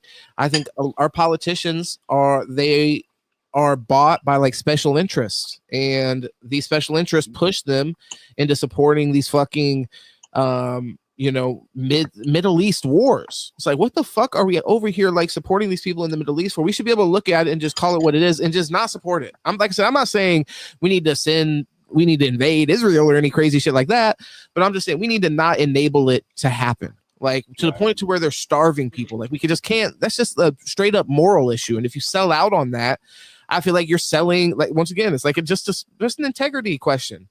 It's like, can you look at that and can you honestly say that that's justified for any, because under 2,000 Jews died 2 years ago, this is justified? Like, yeah. Like you already leveled 90% of where they live. Like they already don't have a place to live. You've already killed, like the number is like like you said earlier, like 60 to like 70,000 or something like that. Like I don't even believe that number, but even let's just take that number. Less than 2,000 Jews died and 60,000 Gazans have to die. Like what? I just can't. Yeah, there's just the ratio's fucked up. Just holy shit! Like just looking at it on its face, it's like how can we even? And how many of those people are civilians? And how many of them? I mean, not that you can. Most of them are children. There's one thing to say, like we accidentally killed these civilians, which I still think is abhorrent. And to be honest, we should be mitigating that as much as we possibly can. But it's another thing to say we're starving people like indiscriminately. And then not to mention, like I said, I'm going to play a video. I don't know if you guys will be here when I play it, but I got to play it because I only watched the beginning of it, but it was so fucking like impactful when you hear a firsthand story from somebody who's an American Marine, I think is what he is. I didn't finish the video, so I don't fully remember, but I think he said he was an American Marine, and he tells a story about this little boy who gets shot. Like that's the spoiler for it, and we'll get into it, but just the whole circumstances around it really just highlights, unless you believe that this Marine for some reason is like, hey, I want to spread propaganda anti-Israel, which maybe, but or that's one option, or does the option that make more sense and that is more coherent with the rest of the war strategy that we've seen? Is it more possible that he just saw some horrific shit that we're about to hear about, and we just, like I said, we can't continue to be complicit with it, with, you know, direct, like I said, regardless, we're enabling it straight up. Regardless, with the Iron Dome, we enable and embolden the nation to say we're not worried about the consequences, because at the end of the day, you know, they're going to be less on us than they are on the people that we're fighting, because these other countries don't have a fucking Iron Dome. So yeah, I don't know. Yeah, we're going, but JP Morgan shit. I feel like we only got like 4 minutes into it, so it's like But that went on the back burner for sure. It went on the back burner, but look, at the end of the day, JP, what the fuck are you doing for the Gazans? That's what they should have done. They should have surrounded. See, that's the motherfucker that can really do, like him, Elon, and Jeff, bro. They could really change the world, bro. Oh, 100%. Sandor says he was a Green Beret. I questioned his motives after watching his Breaking Points interview. I didn't watch the break, so the Breaking Points interview isn't the one that I have. So, if you're saying that seriously, Sandor, if you're kind of being tongue in cheek on that, you'll have to let me know, because I'd like to see that. If there is reason to question his motives, then I mean that's something that should be considered. So is he saying he's a piece of shit, or what are we talking about here? I'm not sure what he's saying as far as that goes, but he said yes, I'm serious. Okay, he said yes, I'm serious. So I mean, I trust Sandor and what he said. So he's a piece of shit. Right? I don't know. Well, now I kind of want to see the Sandor, the Breaking Points interview, and why. You have to let me know why you question his motives, because I know obviously you're somebody that's like way against the war in Gaza. So I know that he's obviously speaking out, telling a story that's kind of supposed to paint it as what it is. So I mean, why you would question his motives? I'm curious. But here, let's get into this JP Morgan video. We'll watch a little bit more of it, just to kind of get the vibe. And Deuce, were you in here when we were watching it? No. Okay, so this JP Morgan, you already know he's a billionaire. Jubilee surrounded him with a bunch of brokies, and they're asking him, "What the fuck can you do for me, JP?" And JP's like, "Go get you some money." This guy that's on the screen right now, he said earlier, he said, "So you're a billionaire and you don't want to do anything with your money?" He said, "I had to take off work today to come to this." And JP Morgan's just like, "You shouldn't have done that. You shouldn't have done that, buddy." No shit. Yeah, I mean, unless they're paying you more to be here or whatever. But Sandor said he's serious. He said, just watch the interview. They raised questions about his departure, etc. I believe he's doing it for self-enrichment. Could be wrong. Okay, so I mean, I might not even show the video then, just based off what you're saying there. So I mean, that's fair enough. I'll have to watch the Breaking Points video, and I can't get it off the cuff. So I appreciate you, Sandor. I definitely. So here, we'll get into this. And Peyton, by the way, if at any point you got to fall out, because I do these for a long time sometimes, I'll just rock out. I just get going, and we get rolling down the hill. And I mean, rock out with there's no reason to stop. So I'm obviously not holding you to that. I don't want to hold you hostage. So at any point, we have the same frame of the JP video up for an hour now. Oh, there you go. Yeah, exactly. So this is how it goes, brother. It's about the flow. You just get in the flow state, and you just start. You know what I mean? I'm just like, stop killing the babies in Gaza, you fucking sick fucks, you lizards. Yeah, hey, I don't remember. My bad. I don't know who's in the room with you, Hat Man. You know what I mean? You get in some rooms. You might be over at the Jewish friend's house. My bad. Tell my sis shalom. He said enrichment and pettiness. Hey, I mean, that's possible. Look, sometimes when you get let go from a job, you just want to say fuck them however you can. So sometimes that's let them know. Sometimes, unfortunately, it is what it is. Let them know. Yeah, induce. Obviously, same thing for you, brother. At any point, if you end up, but I will say that whenever you drop off, like you don't have stamina like me, and then I'll say I don't get tired like the piss drinker Kevin Gates himself. The piss drinker. I'm built like that. You said what? Luca Brasi? Yeah, Luca Brasi, the piss drinker, and the fuck drinker. And he fucks human women with dogs. I mean, these are just shit that he's admitted. That's why I'm like, what the fuck is in his closet? I never. Yeah, what's he not telling us? Yeah, exactly. It's gotta be the most depraved shit in the fucking world. It's probably normal shit, bro. Like I honestly credit score is only a 680. I really prefer to fuck missionary, to be honest. Oh wow! All right. Yeah. All right, Kevin. I really didn't want to. I really didn't want to drink that piss, but okay, whatever. You sure, Kev? Are you sure, buddy? Yeah, no, I'm not sure. They look like they've been eating donuts for the last 10 years. I give them money because I'm not going to judge them. I look at them this way: they're out there on the street in the heat. I don't know what they're doing out there, but you know what? It's not my job to judge. I feel like a lot of billionaires, they say the same thing. They say they do donate and they do give to people. You give to organizations and large conglomerates that take your money and they break it up and they throw it around. If you're not handing something down to help somebody who really needs it, for real, then what does it matter? You're in the law field, and that's... Hold on, real talk. So if you had billions of dollars, would you just walk around in your community and just hand out a bag? I probably would. That shit sounds kind of fire. Bro, was it Future, bro? Future goes back to his old hood, bro, and like he only wears his designer one time, and he just Yeah. he gives just it to gives it out, yeah, in the hood, bro. So Yeah.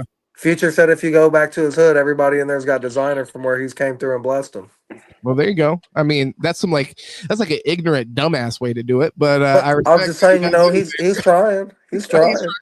Yeah, I I like mean, it. I like it. I respect I like it. It's something. I mean, it'd be It's nice if something. somebody went back and they were handing out turkeys in their neighborhood. They stuffed the turkeys full of cash for the family.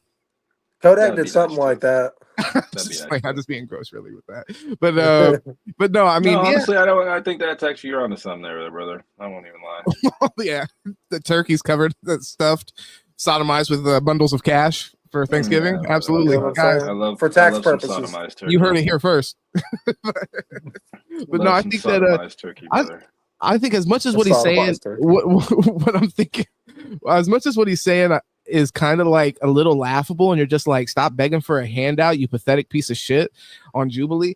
And I'm not, and I'm not I'm trying not to saying that's how I feel, but I'm not saying that's how I feel about Questlove here, Questlove's little brother, but at the end of the day, I do have to ask. It's like, yeah, I mean, to expect that is kind of crazy, but then at the same time, I get where he's coming from. You know, you could obviously make a more material difference in somebody's life, you know, directly blessing them like that, rather than, you know, giving that money to some organization. It's just like how much at the same, I'm like, how sustainable is that? You could do that a couple times, but am I just handing you this money and I'm just like, just take the money and go make money off of it? Or we've all seen Shark Tank. Or are we getting in the middle of the street, like when I'm handing you this money at the fucking at the Sunoco? Am I like, all right, so look, this is what I need. I need 6% of the business. I'll give you this. I'll give you this $60,000, but I need 6% of the business and 9% royalties. Take it or leave it, or I'll offer it to the next motherfucker. Brother, he doesn't even have a business idea. That's what I'm saying. Exactly. That's the crazy part. You can't come asking. Great point, Peyton. Great fucking point, brother. That's the point. That's what needed to be said. Was that he's coming here asking for some money from J.P. Morgan. He does have him right in front of him. Instead of saying like, "Can you give me some money?" Why are you not giving me money? He should have dropped his fucking nuts and said, "Look, I got a script idea." yeah, you should have been like, Siesta Key Part 4. Exactly. This is a trilogy. Oh my god. Sandor says a billionaire could pick a subdivision and just pay everybody's mortgage. It wouldn't even make a dent in their account. Yeah, I mean, hey, I like that. That's a cool move. That is a really cool move. Yeah, I guess. And imagine, bro, they could just go back to their city, bro, and pick like the 2 worst projects, bro, and do the same thing, bro. And by the way, half of those people on fucking Section 8 and their rent's like fucking $18. You know what I'm saying, bro? Pay it up for a year for him, bro. Little stem check, bro. You know what I'm saying? Give him a little stemmy, bro. And those stemmies make me shimmy, baby. Let's go. I love when that hits. A little stimmy's crazy. I love when that stimmy hits. Let's go. Hey, can't stop, won't stop, baby. Break out the baby oil one time. Wow. Sandor says, I'm going to cover the power bill for this year. Even something silly like that for a community. You know, I think you're absolutely right, Sandor. That would be an amazing thing to do. For real. Think about how many struggling like single mothers, bro, you would impact, bro. Because like, I get that there are people that abuse the system, bro, but there are a lot of people, bro, that really are just like trying to make it every day, bro. And it's like the world's against them. This funny thing is you just ended up breaking into some just the realest shit that probably has been said so far on the podcast. Just randomly, and then Deuce at the beginning of that. He says, you can use it to get some pussy. And then you just start going into the most wholesome, like, just imagine how you can change somebody's life. Deuce is like, yeah, you can give them the money, they're trying to fuck them after. Holy moly. You know, that's more likely what would happen. Deuce is thinking like a billionaire. That's what he's doing. Deuce is thinking like he has $1 billion. He said single mothers, you say? Emphasis on single. None of this money's going to families. Fuck that. I'm just saying, like, she's probably throwing that poontang at you. You know what I'm saying? Like, man, you come in with that Rolex, she just might. Bro, you come in talking about paying the fucking bills for the year. I don't know. You might get some bussy thrown at you too. You might get it thrown from every side you could imagine. Some bussy. Oh, yeah. God. Oh, hey, I'm not saying bussy from over here, but like I said, integrity. We're standing on. I'm not getting shit. Whatever you gotta tell yourself, brother. Hold the bussy, brother. That's the second time you brought that up. Sandor says they make you king of the city if you took care of the people. Yeah, hey brother, I'm 100%. You know what I'm saying? I think it's not in just what you suggested with taking care of like the light bill or something, just to take that off the shoulders of, you know, families. Yeah, that would be a huge move. So I mean, as far as like donating it to some faceless organization that's gonna like embezzle 90% of it anyways, you're right. Put an elevator in a CEO's house, you know what I mean? Exactly. Tax free. Exactly, because they like sometimes have meetings there on Zoom. On Zoom. Fucking sick. Holy shit. They got a fucking Rolls Royce, you know what I'm saying? The Cully. They got the Cully, bro, because they need a business vehicle to take the employees. Office. You know, employees got to travel, bro. Of course. You need that Cully, you feel me? You know what I mean? You gotta drive me something when nice. you get into Yeah, like taxes and shit, dude, and you realize like what motherfuckers be writing off and shit, you be like, this it's insane. It's a sick world, brother. It is a sick world. It's fucking disgusting. Sandor said, could walk into any single mother's house any time of the day. No, you would have the key. You wouldn't get the key to the city, but you get the key to the houses. You know, that's a different level of respect. You get the fucking key to her throat. Says you can unlock that choker, baby. It's fucking I like that one. Oh my god, fucking depraved. This guy, fucking JP Morgan, he's getting off scot-free because we're having too much fun. Holy moly, we haven't brought this motherfucker to justice yet because we keep on talking about fucking these fucking single mothers popping their pussies out. Sandor says the power station. Oh my god, Sandor says some crazy shit. Let's go. The power station is here, baby. How you like cooking with the lights on? Now face down, ass up. Oh yeah, like you said, king of the city, brother. King of the city. Yeah, that's just king shit. That's what the king of the city will be doing, bro. Oh my god, hey, she's for what is it? She's for the fucking she's for Rome. You know what I mean? She's for Rome. You ain't even gotta knock on the door, bro. She done gave you a key. Exactly. Jesus Christ. So yeah, no, 100%. Well, I mean, obviously you could just have one made, you know, easily. Oh, you're a billionaire. Fuck it. Without having no. permission. You got the master key for the building. No, you gotta fuck her throat. All right, he sounds like Trump. You gotta fuck her throat to get the key, brother. That's how that works. Hey, no, that's instead of Mamba mentality, you got that Trump mentality. Fuck her throat, not her heart. Fly her out to the island, right? You know what I'm saying? One time for the one time. Yeah, check the ID and then shrug, and then it's out to the island we go. Like, hey, baby, what's up? She's sucking dick. You're introducing her to Hillary's husband. You feel what I'm saying? Jesus Christ. Yeah. Bye, you Bill. Yeah, his name rhymes with Will Wentland. You feel what I'm saying? Oh my God. No, he's a dirty boy. He spent a lot of time around the island. He said there's a few times he just said, "Forget me on the island. Just forget me. I'm here." Jesus Christ. He pulled up on the island and old Jeff Steen is actually still there. Oh, bro, that's a possibility. We talked about that like last week. Like, is the motherfucker not even dead? I heard he likes cherries on the top of his sundaes. You know what I'm saying? Yeah. That's all I'm gonna say. Jesus Christ. Brother, sometimes you speak in terminology that I don't even. That one went over my head. Cherries on its Sunday. I mean, oh yeah, likes to pop those cherries, sake of bitch. Hey, all good, Sandor. I appreciate you rocking with us, brother. We'll catch you next time. Go get that wife. And then he also said, I could probably get your kids a job. You want to be the next president, Timmy? Yeah, no, that's the direct. Unfortunately, it wouldn't be Timmy. It would be Jenny. Oh, Jesus Christ. How you amassed your network and everything that you've earned. If you had to start over in a different industry, what would you be in order to become a billionaire again?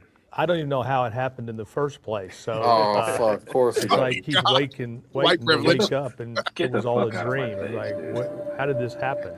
Listen, here's my problem. I suck in math and I suck in science, so there's not many jobs left for me after that. But my gut tells me I want to go to Wall Street and make deals like that. But what I would probably do is stay in the attraction business that I'm in. I love that business because there's no fighting. And I did it as a hobby. I've always thought what I could have done with my attraction and amusement business if I'd had it full time instead of, It was more like collecting stamps than anything, to tell you the truth. So you He's a made piece some of comments shit. about liking capitalism and how much legislation you did for Shout out raising to the Jay. minimum wage for $15 an hour here in Florida. Is there anyone at your law firm or your multiple businesses that you're paying less than $15 an hour now? No. And I wasn't paying less then because I believe that a living wage is a civil right. $15 out. Come on. No, Are we well, running with that as a living wage? He's officially a piece of shit. Also, this was a kind of dumb question because How about we do 50,000 a year, Mr. Morgan? he said he asked him if he was paying anybody at his law firm under $15 an hour. It's like fuck no. Like that was actually I know, like they said, there's no stupid questions, but that kind of was one. Yeah, that was kind of crazy. I mean, maybe you have like, but I mean, still like paralegals or anything like that. You're not paying them under $15 an hour. They gotta, yeah, bro. Come on now. Yeah, so they gotta fucking eat, bro. And I hate to say it. Tell me there's not an intern there. You can't tell me there's not one intern there. Yeah, so stop the cap. Well, you don't pay interns. Slave labor. Slave labor. It's crazy. I mean, this is fair to people here. We don't pay people here. What are you talking about? Everybody's interns. Pay money. These are all contractors. This is volunteer work. Yeah, exactly. These motherfuckers are on a 1099. What are you talking about? 1099. 1099's for you. You understand? So you have flexibility. Holy shit! Yeah, these motherfucking scumbags, dude. You can tell he's been stealing money for his fucking whole life. Bro, he said he didn't know how he became a billionaire. He's like, yeah, I don't even know how the fuck. I couldn't count. I just kept adding zeros to the fucking bill. I didn't even know what I was doing. Money's just making it easy. Like making money is just easy, right? I didn't know what I was doing. I was just stealing money from people. I don't know. What happened? Just look at the people's face. Look at the people's face on the screen. There's just so much. At this point, we have so much contempt. I feel like generally. They're disgusted, brother. Call it how we. They're absolutely fucking disgusted. Every time he says something about how he makes money or whatever, you just hear the room just go like, "Oh my god, fuck you!" Like I don't know how. They're like this fucking scumbag. They're right though. They want to kill him, bro. I'm surprised he did that. He probably paid for the Jubilee, so they all have. He probably paid them pretty well. There's armed guards. There's armed guards somewhere. Yeah, he got to choose the location for sure. It's probably his fucking garage. Oh, I don't know if he'd have these peasants on the property, to be honest, but maybe he'd have those peasants on that show on the property, though. Fucking degenerate teenagers that were sucking pussy and eating dick all the time.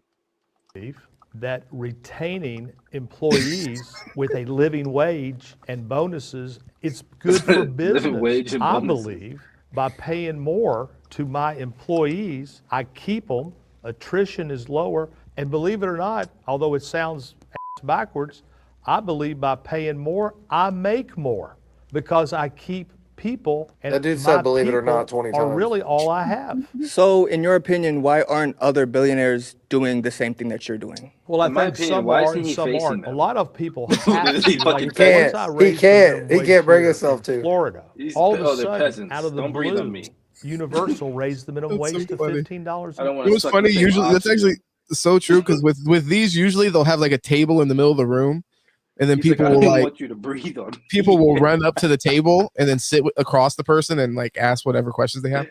He's afraid of them running up. He thinks he's gonna slap shit out of him.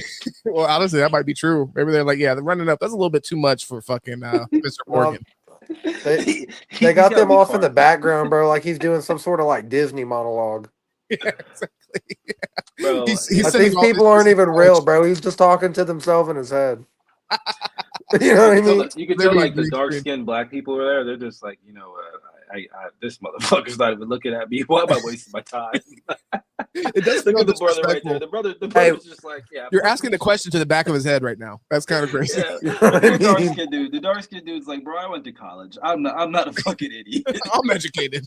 Hey, bro with the fro definitely like is like, fuck, I really should have went to work. He's like, damn, they gave me one question. How come fucking Hack gets two questions? That's crazy. Oh god! I gotta get that doctor's note so my boss doesn't fire me. He said, I wasted mine. He's gonna see him on the fucking. He's gonna see him on this begging for money, so he doesn't have to go to work, which is crazy. Oh my God. He's like, yep. Well, What, you gonna quit? You gonna quit on I me? need a job too, motherfucker. Yeah, you thought JP was gonna just save you, huh? Nah, that's not gonna happen here. Good God. I kind of took credit for that. At a certain point, when wages start to rise, businesses have to respond, because if Universal's paying $15, then Disney's got to pay $15, because who cares if you're running Small World or Harry Potter? You're looking for a job. So you mentioned a little bit how you've put money into politics and things like that, and in the current political climate in the United States, our government's run by the billionaires, kind of for the billionaires. What do you think the moral role of a billionaire should be within the United States government? By and large, the opposite of what it is. These fat cats got so much money, but they want the tax laws to benefit them. He's about to go These laugh hedge about fund this people with don't his even pay billionaire taxes. friends. And so the billionaires are not satisfied He's a fucking with fat what they cat. have. They want more and more and He's more. I and called more. you guys And fat what cats. my worry is, Did they buy it? That's a knee slapper. They're gonna say, did they buy it, and were they still broke? People like this. He said, I don't even know. I didn't even look at them. Yeah, I didn't look at them. I couldn't tell you their names. Holy shit. I told him to wear name tags. I didn't even read them. I'm not even looking at those fucking idiots. this income point, inequality, at some Holy point, shit, there's a players. breaking point. At some point, you can become Cuba. And what I would say to these billionaires, you're going to make this gulf so big and so vast, just because you don't think it could ever happen in America. Just remember January 6th. Just remember them storming the Capitol. Yeah. Those were the barbarians at the Patriots. gate, and they were mad as hell. And you know what they're mad about? They were mad because they think they're going to fall further and further behind. They weren't mad, and they thought Donald Trump was the one that could do it for them. But that's why they stormed the Capitol. And when I saw it, I said, that could be JP, they were our fucking future idiots. if we let the haves and the I met a few of have-nots them, get they were so fucking separated. I think everybody Regardless knows of what it that is. probably every single billionaire does evade taxes. And he did say that he wants billionaires to be taxed so high, but I can promise you he probably has found ways to evade taxes. Back in Fuck around yeah. like 1940s, stupid. the tax rate.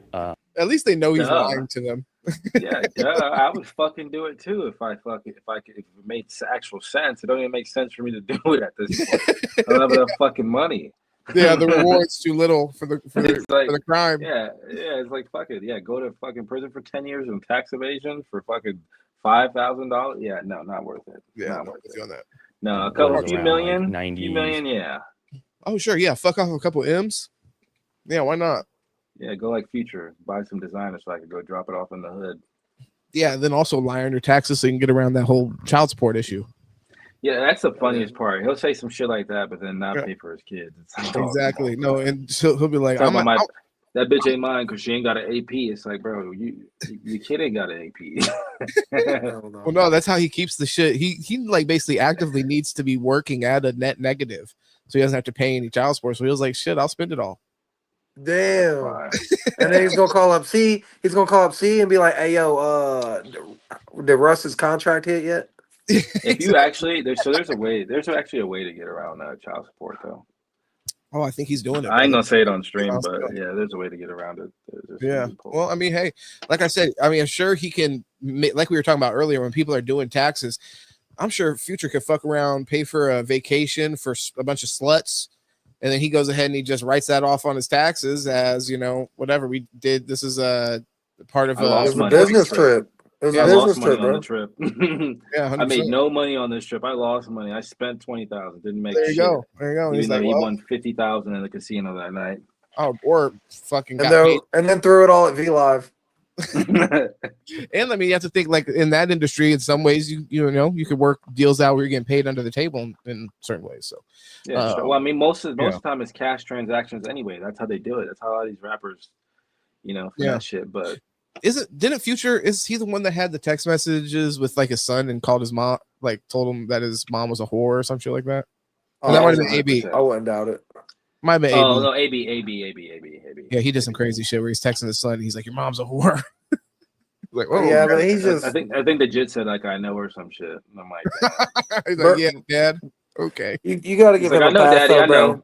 know. He got cracked by Burfect or whatever, Yeah. 10 years ago. No, definitely. His fucking cranium got cracked all the way. Yo, Burfict, yeah, Vontez, boy, oof, changed him forever. Vontez, thought he killed him, bro. Bro, he put a lot of people in danger from that day on. Like, AB was in Miami throwing furniture out the fucking window. I'll never forget where fucking Juju had to get his get back. Juju retired that man too, bro. Yeah, you mean Juju Smith-Schuster?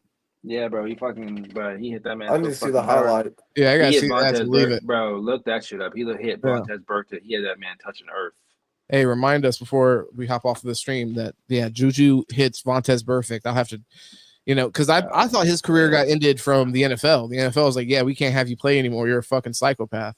That was the downfall. We can't keep giving that hit, fines he was never the same. He was never the same player, 4-game suspension didn't do shit. He's still hitting boys like that in the playoffs.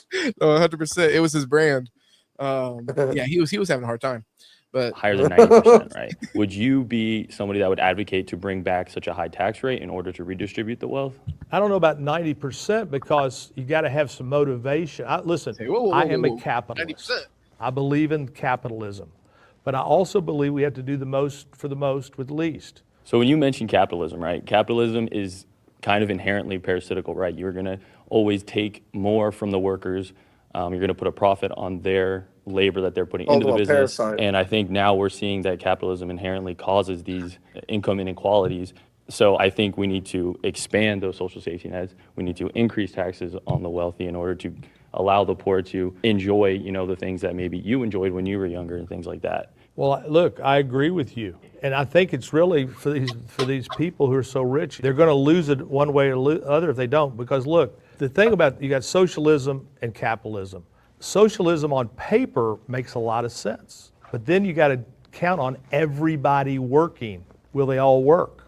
But in the short run, what we're seeing right now with this big, beautiful bill that they're talking about, we're talking about cutting all sorts of benefits to give more money to the rich and dig our country into trillions of more long-term debt. And I look at it and I scratch my head. The rich should be taxed bigger and harder. And so the reason I'm more for capitalism is because if you go to a socialistic country like France. France is not socialist. Yeah, big pause.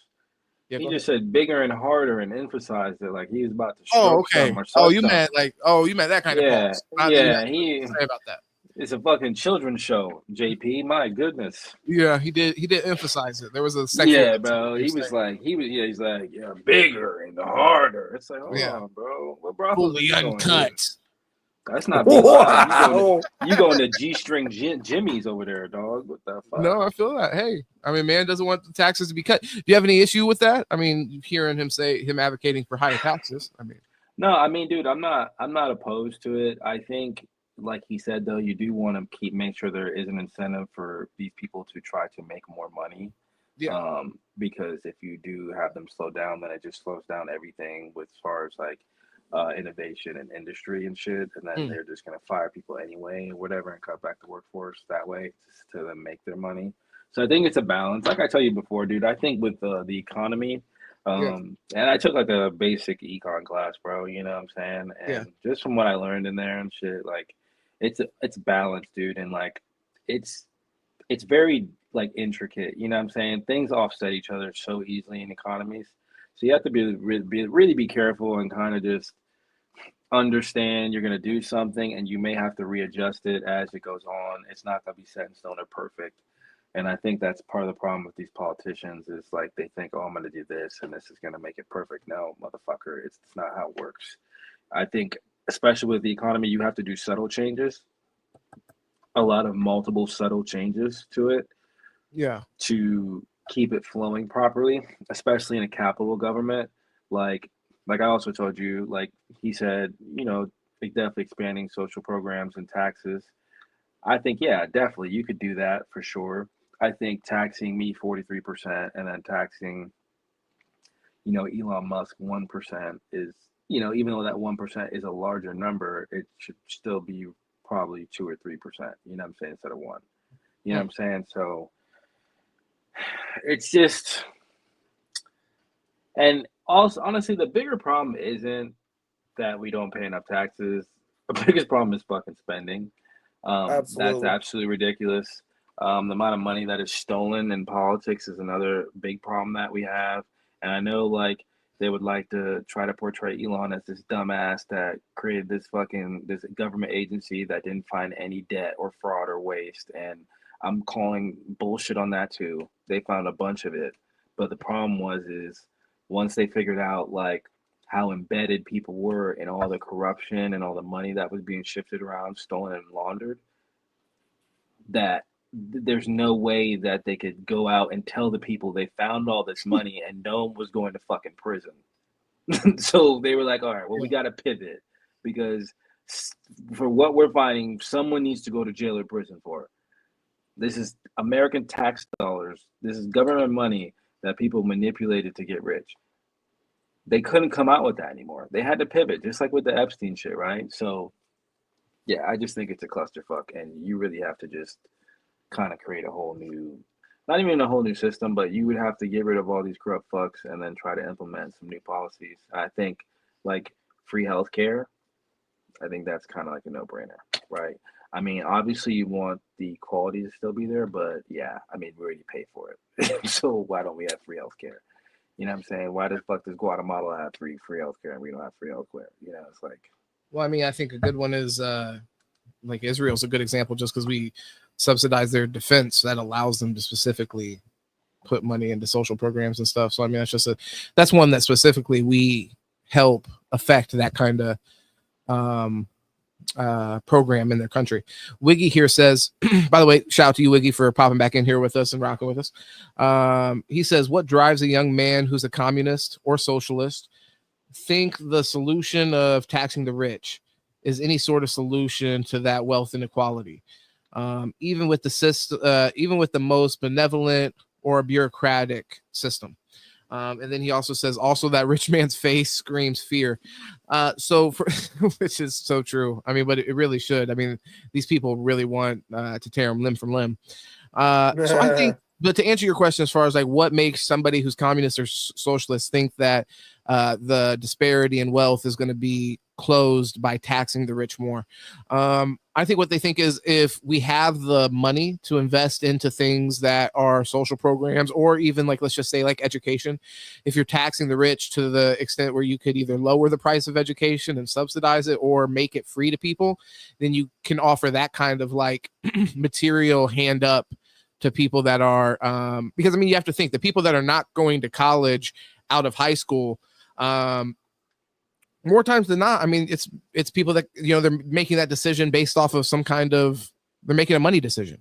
They're coming from families that where they will have to foot the bill for their education. It's not something where the family can afford to support them. Maybe they have to get a job right out of high school or something. So it's like those kind of things, when you're talking about the wealth inequality, the people that are coming from those poorer families, you know, they don't have the ability or at least the support to make the best decision for themselves long term all the time. And if you had more of a robust social safety net or just social programs in general, then I think that's how, you know, those lines can be, it can be drawn closer. That's just one example, but I think there's a few examples, to be honest, if you really think about it. It just, if you attribute the taxing to more money in the for the government to spend. Now, I think that we would all agree the main problem with that is that, I mean, could we honestly trust our government if they had more money to spend it in the right ways, or is it going to go towards more, you know, war profiteering and shit? Deuce, did you have something to say on that? I kind of heard you. Yeah, I think we have a big issue with governments profiting off war and chaos. I think, like I was telling, I like to say, I mean, that's one of the biggest issues I see in societies today is most governments can't survive without getting money from arms deals and weapons deals and shit like that. And, you know, a lot of our conflicts and a lot of the problems we have stem from that, honestly. Like, if we if we had a society that made a lot of money through innovating products and technologies, instead of consuming a lot of products and technologies from other countries, our society can move forward a lot faster. Like, even think about it like this. Tesla is one of the bigger electric car companies in the world, right? Yeah. They're not even the best electric car company. Yeah. From what I've been hearing, China has fucking electric cars that put our shit to bed. I'm invested in the company, actually. I just did a deal with China to bring hydrocarbon electrolyzers over there and shit. You know what I'm saying?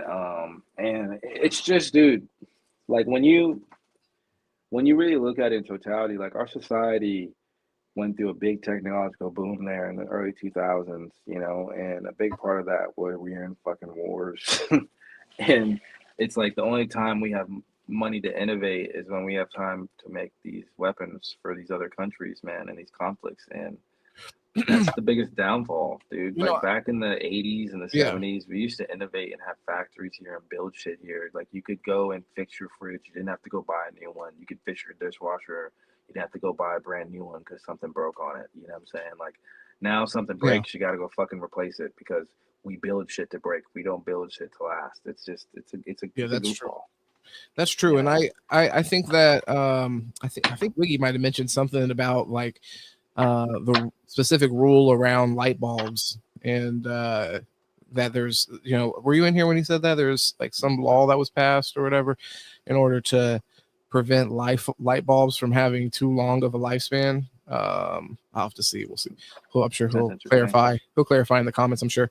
But yeah, no, I mean, I see what you're saying. And I think that there is something to be said about innovation through a capitalistic system. But I would say that, you know, a lot of what you're attributing to innovation through war, I would honestly say you have to also take into consideration the advancement in our technology in that time period. And that also made it more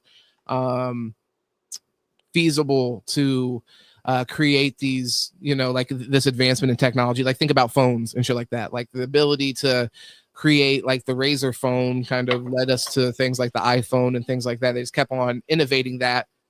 Now you could say like the capital market still affected that because in order to compete with the Razor, you have to make a phone that's like better or whatever.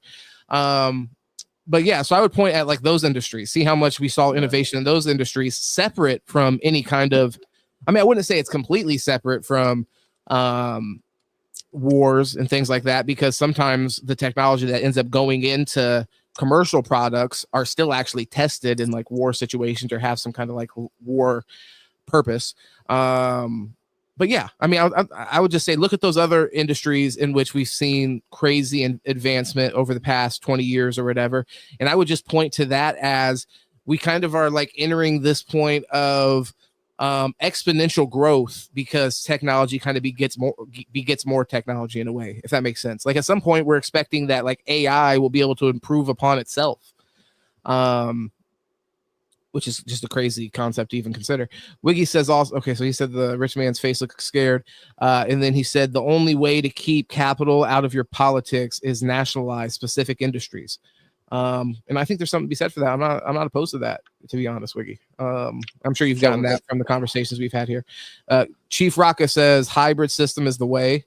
And I think there's something to that. And I think that's kind of what Deuce was getting at when he was talking. Saying productivity has fell off. That's why innovation, that's part of the reason innovation has slowed down over the years. You know what I'm saying? Yeah. And productivity, you can't be productive if you have no fucking factories, if you have no laboratories here, if you have no tech centers here to make any of this shit.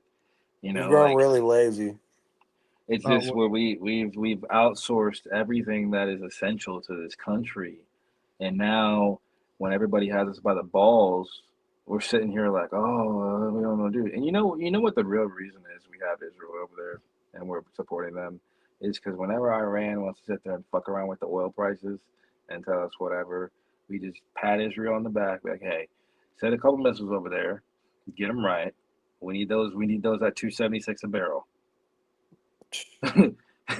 Like Landman, $2.76 a barrel. Nothing more, nothing less. $2.76 a barrel. If you ain't gonna give it $3.05, nah, fuck that. Drop them payloads. Go and drop them payloads on them. You know what I mean? That's all it is, dude. It's all money, bro. Man type shit. Yeah, bro. Where's all the oil? Where's all the oil at in the world? Oh, it's in the Middle East. Guess what we have? We have a proxy country over in the Middle East. For what reason? To sit there and be security over that fucking oil. Keeping them check. Wiggy's from Texas, man. He can let us know how a landman actually gets down, how accurate that is. Wiggy says here, if it's profitable to pay off politicians to maintain control, the rich will continue to do so. They will continue down the line towards monopoly and techno feudalism. I agree with you on that, Wiggy. I think that's 100%. I think we're moving in more and more that direction every day into some kind of like corpo fucking politics. Like, I mean, yeah, corporations. When you see like who's behind Donald Trump when he got elected, it's like the biggest corporations in the entire country. And it's just like there's something, it's apparent that that's what's driving the policies and what's represented from our representative government, which is what is failing, in my opinion. And I agree with you. I think this is a great, concise way to put it, because I do think that this is one of the root issues that has to be extracted from politics, which is the money influence. So I agree with you on that. It can't be profitable to pay off politicians. It shouldn't even, we should do anything that we can in our power to prevent that from being something that can easily happen. And it should just be against the law. So if it does happen, we can excise those people out of politics, because if you're bought and paid for by another country or even some, specific organization or something that wants you to do this specific thing, then it's like you're not working in good faith for the whole of the American citizenship. How many politicians are working for the good faith of brother? That's why constituents. Thing is, we can't accept that. It's our now it's our time. This is the thing that I feel you, because I always get like, and I'm with you on that in my gut. Like when I wake up and I think about this shit, I go on to get black pilled every day, where I'm like, this is just fuck shit. What can we even do? You got submarines pulling up in Russia. We don't want that. You got kids getting starved in Gaza, basically in the name of Israel, being enabled through us. I don't want that. Like, so I get it. It does feel hopeless. And it's like, who is working? But the thing is, we're entering the era where it's like, we're getting to the age where it's our peers and potentially us that are responsible for running this country. We have to take that serious. We can't just sit and think that, we're just bystanders and the system's happening to us. We have to, whatever power we do have, which I recognize is limited, but the power that we do have is through organization. That's what in my opinion, we have to figure out as a class. It's like, and what I mean by the class, I mean a very broad working class that, should be the thing that's working against the 1% or whatever kind of percentage of people that own a majority of the wealth in this country and dictate the policy that benefits those people, which is like, think about this real quick, and I'll get back to JP Morgan, but like, that's a problem, but let's just think about this real quick, bro. If it's like 80% of the people in this country right now are against supporting the war in Gaza, bro, is that not a complete failure in democracy? Like, it's literally a crisis of democracy, in my opinion. Real shit. We have 80% of the people in this country are opposed to that. There's many things I could think of since that Trump has been doing, because he just doesn't give a fuck, which, I mean, I'm not saying that Deuce has done this podcast with me many times. I've been critical of Biden. I have a lot of negative shit to say with Biden, but there is something that is dangerous about the mentality that Trump has, where he's like, well, fuck it, I want to do it. The people that I give a fuck about want me to do it. I'll do it. Fuck them. Like, honestly, like, the shit in Gaza is so brazen. He's literally posting he's posting the TikTok video where it's like an AI version of like Trump Towers in Gaza and shit like that. It's like, think about how inhumane that is from a leader of the country that we like, how uncivilized. You feel what I'm like, literally. I do. He's man. like, we can make it a. He's like, we can make it a fucking a resort. It's Trump is so over the top, bro. It is hard to take him serious sometimes because of shit like that. Well, but the thing is it's not. It's also, I can appreciate motherfuckers that are over the top. I mean, I'm over the top. You're over the top. Deuce is over the top. I actually like people who are over the top, but when they're allowing that to really drive their judgment, like, I mean, what Deuce was pulling up earlier, we got submarines in Russia because not even Putin, somebody in a former president in Russia said some shit that was like sideways, basically, about like, hey, if Trump keeps on doing what he's Basically doing, called him a bitch. Called him a bitch. Hey, call him a bitch. Let's just even say that. Call Trump a bitch. But we're gonna send now 18-year-old, and I talked about this last podcast, because this really is something that I want to stand on, and I think is just like a point that really hits home. It's like we have people who are draft dodgers, people who will not put their life on the line. One of the defenses I've seen for Trump with this Epstein list is people saying like, oh, well, he's got to keep it to his chest. You know, they would kill him or this or that. People that are like still for some reason holding out defense for Trump, which I just can't respect people that are doing that. Like I'm fine with building a coalition with people that voted for Trump. I could understand why people were not okay with voting for Kamala. I get that. But the people who are still stubbornly saying, I'm going to ride with Trump, like you got to have his dick so down your fucking throat to where your fucking eyes are bleeding cum. Seriously, and you can't see out there. I'm serious. Because it's like, bro, honest to God, the motherfucker literally said like the Epstein list is something you shouldn't care about. It's like, bro, you cannot seriously sit in front of me unless you're a pedo or some crazy shit and say a international fucking ring of pedos is just like not worth our time and not even something we should look into, even though it's like something we were told to care about for many years. And now we're supposed to be at the come to Jesus point and you show yourself as a fucking fraud. So you got to be held accountable for that. And then on top of that, just the other absolutely flagrant shit. Like I said, my point being, we have a president that won't expose that kind of shit. And if you're being the most charitable, the reason isn't because he's a pedophile, it's because he doesn't want to be killed. That is some cowardly shit coming from a person that is sitting in a position that will send teenagers to other countries, foreign countries, to die. He's already shot, like, so bro. Like, all I'm saying is, for real, part of the fucking pledge to be the pledge to be a president in your inauguration day. I want to see them work that in. I need them to say, "I will die for this motherfucker. I don't give a shit." Seriously, well, you gotta think with the shit. Like, based off what's right. Like, I just think that our bar for president is so fucking low that it disgusts me. And that's something I've realized as an adult. And I've worked in some places where I've worked alongside incredibly competent people.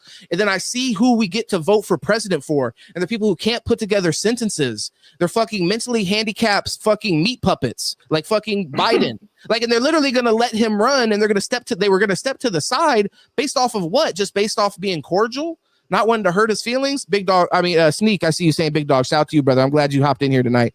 But yeah, bro, I just like, at the end of the day, if you're still supporting the fuckery when it's covering up pedo rings, it's constantly this kind of aggressive posture towards not only Russia, which I think this is bad, aggressive posture towards our enemies, I don't agree with. I think you should be a diplomat. I think that's the actual strong position to take, in my opinion, is we're actually sitting down and working this shit out. Rather than just thoughtlessly sending people to die or sending bombs to areas where they will drop them on fucking babies' heads. I think the actual strong decision is to tell motherfuckers to knock it out. Like, we're knock it off.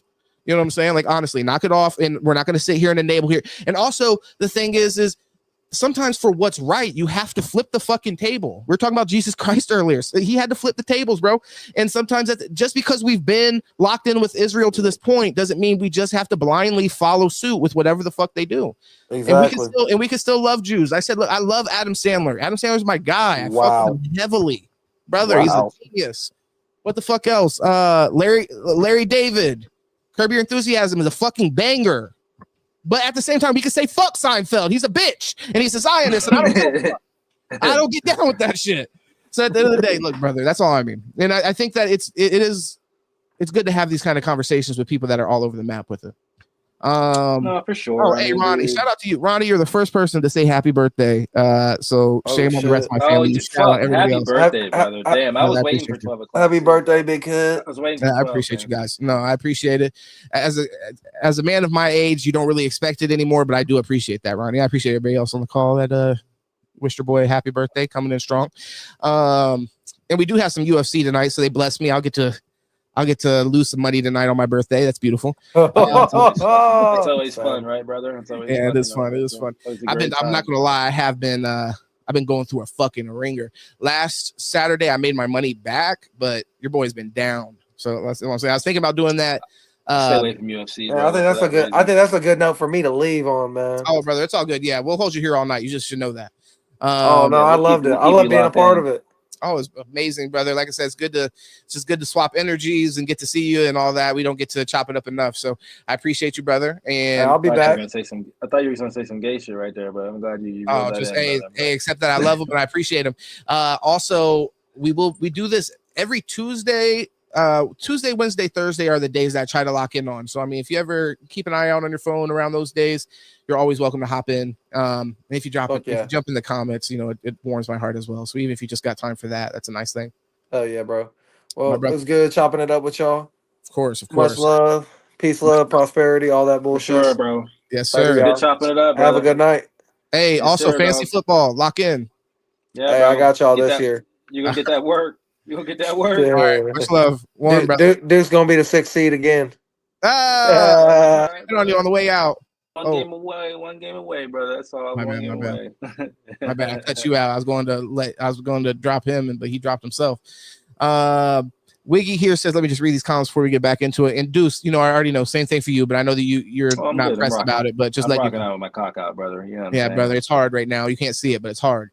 Wiggy says it was a private cartel of light bulb manufacturers from GE to Tokyo Electric, all met in Geneva in the early 1900s. It was a corporate agreement. Okay, there you go. Thank you for clearing that up, Wiggy. War only serves as a driver for progress when profit is thrown to the wayside. Okay. And then we had Sneak hopped in here and said, Big Dog, I appreciate you, brother. And I apologize. We've been doing these later streams, but it's allowed me to reach, my guy Sandor over in New Zealand, my guy Wiggy in Texas. So I was doing these later streams kind of strategically, but a lot of people have gotten on me and said they missed the streams a lot because I'm not going as early. So I'll try to work some earlier streams in, when I can, but I appreciate that. And the later streams end up working out for me because when I sit down and I start putting like these videos on here, an hour will fly by quick trying to get the stream set up. And they make it a bitch because you got to go back and forth between the different platforms doing tags and all the shit. So it's just a stupid process. Sandor said, how you get so smart, Wiggy? Yeah, no, Wiggy's the man. Classical education. I remember he came in here. He let us know. No bat, boy. He ain't fucking off, boy. No, he does not fuck around. Sandor said, do they assign you a rabbi in Texas or do you have to find your own? Yeah, I'm wondering. Let us know, Wiggy, if you have a person. And then Ronnie, thank you for as well. Again, I appreciate you. Would you let Biden babysit your daughter? Yeah, for me, no. Absolutely fucking not. And not even because of the hair sniffing shit and like the allegations in that way, just he's not competent. Yeah, I mean, you wouldn't want to leave him alone with a kid because he wouldn't be able to keep up with them. So how could he run a country? The fact the Democratic Party was willing to look away, like, and once again, I'll do the same thing I did with Trump, where let's even think about the most charitable version of that. It's like, right. I guess they wanted to step to the side because they thought things could be okay for 4 years while a meat puppet was our president. But I mean, to be honest, I don't even give them that leeway. I think it's obvious that the people around him had power and they thought they were going to be able to use him as some kind of like useful idiot to do whatever the fuck they wanted to do, which may have been better than, I think probably would have been better than what Trump is doing, to be honest. But still not acceptable. I honestly still just on principle wouldn't accept that. I'm not accepting the person. I mean, they're just fucking. Yeah, they're a bunch of fucking cock puppets, bro. No, they fumbled it harder than shit. The fucking Democrats embarrassed themselves. And then so Wiggy says, well, to be frank, America is a republic, one with less representative for the plebs than Rome ever had. They had People's Tribune that held veto votes in certain instances. Yeah, and I feel you on that. And that's why I think like things like these insanely unpopular wars that we're just still disregarding the people's will, and literally until it's like you can't do it politically. Like I just saw Trump came out and said like basically Israel, you're making my followers hate you or some shit like that. So until he literally has no followers, he's willing to go down with the ship of Israel. It's fucking crazy. And then so that's what Wiggy said there. And then he said to even think we are a democratic republic is a joke. It's he must have said they were gonna kill his family or something. Yeah, who knows? And I get that. I empathize with that kind of threat. It's a thoroughbred 100% republic in its nominal form. At most, you could argue constitutional republic. And then he said they took the 2-consul system, turned it into 2 political parties that are essentially the same, and bastardized it even more. And that was Sandor, by the way. And then Wiggy says, yes, pretty much with the intention of being an oligarchical since inception. He said, GG, sir. Don't worry about me. Do what you got to do. I'm not sure what that was in reference to, Sandor. My bad. I might not be following the plot there, but yeah, we're vibing. I appreciate your guys' insight. That's why I love to stop and check out what you guys are saying. It always definitely adds more perspective to the conversation. And Wiggy, sure. I completely agree with a lot of what you're saying here, but I think that kind of points to the failure of the representation aspect. I mean, but I totally agree with what you're saying in actual practice. Did you have anything you want to say about this, Deuce, before we cut this back on? Well, to Wiggy's point, I mean, we almost can just drop the fucking billionaire thing. It does, you know what I mean? We've moved on to different shit so many times that it's like if I were to go back and cut that into a video, it'd be like schizophrenic. People would be in the comments like, "What the fuck are you guys talking about? You guys watch the video for a minute and then you guys go on an hour-long tangent." Oh my god! They're like, "Yeah, these guys are fucking schizophrenic. We got to get the fuck out of here." Sandor, stop that, brother. No, I'm definitely going to still rock these late streams. And if I could just figure out the fucking tagging of it and how to prevent not getting like deboosted in the algorithm, then I think it would be beneficial, because I do think these later streams for me, they encourage a more like engaged audience of people that are legitimately like, you're thankfully still locked in with us, but even people that are like in me and Deuce's time zone, for example, like people that are browsing the internet at midnight, I like to think those people, well, not pussies. I like to think that those people are actually like looking to engage with something. You feel what I'm saying? People that are on the internet like 3 o'clock, like a lot of times those people are like hopping in their car, driving to like the next job site, or they have less of an ability to actually engage with the content.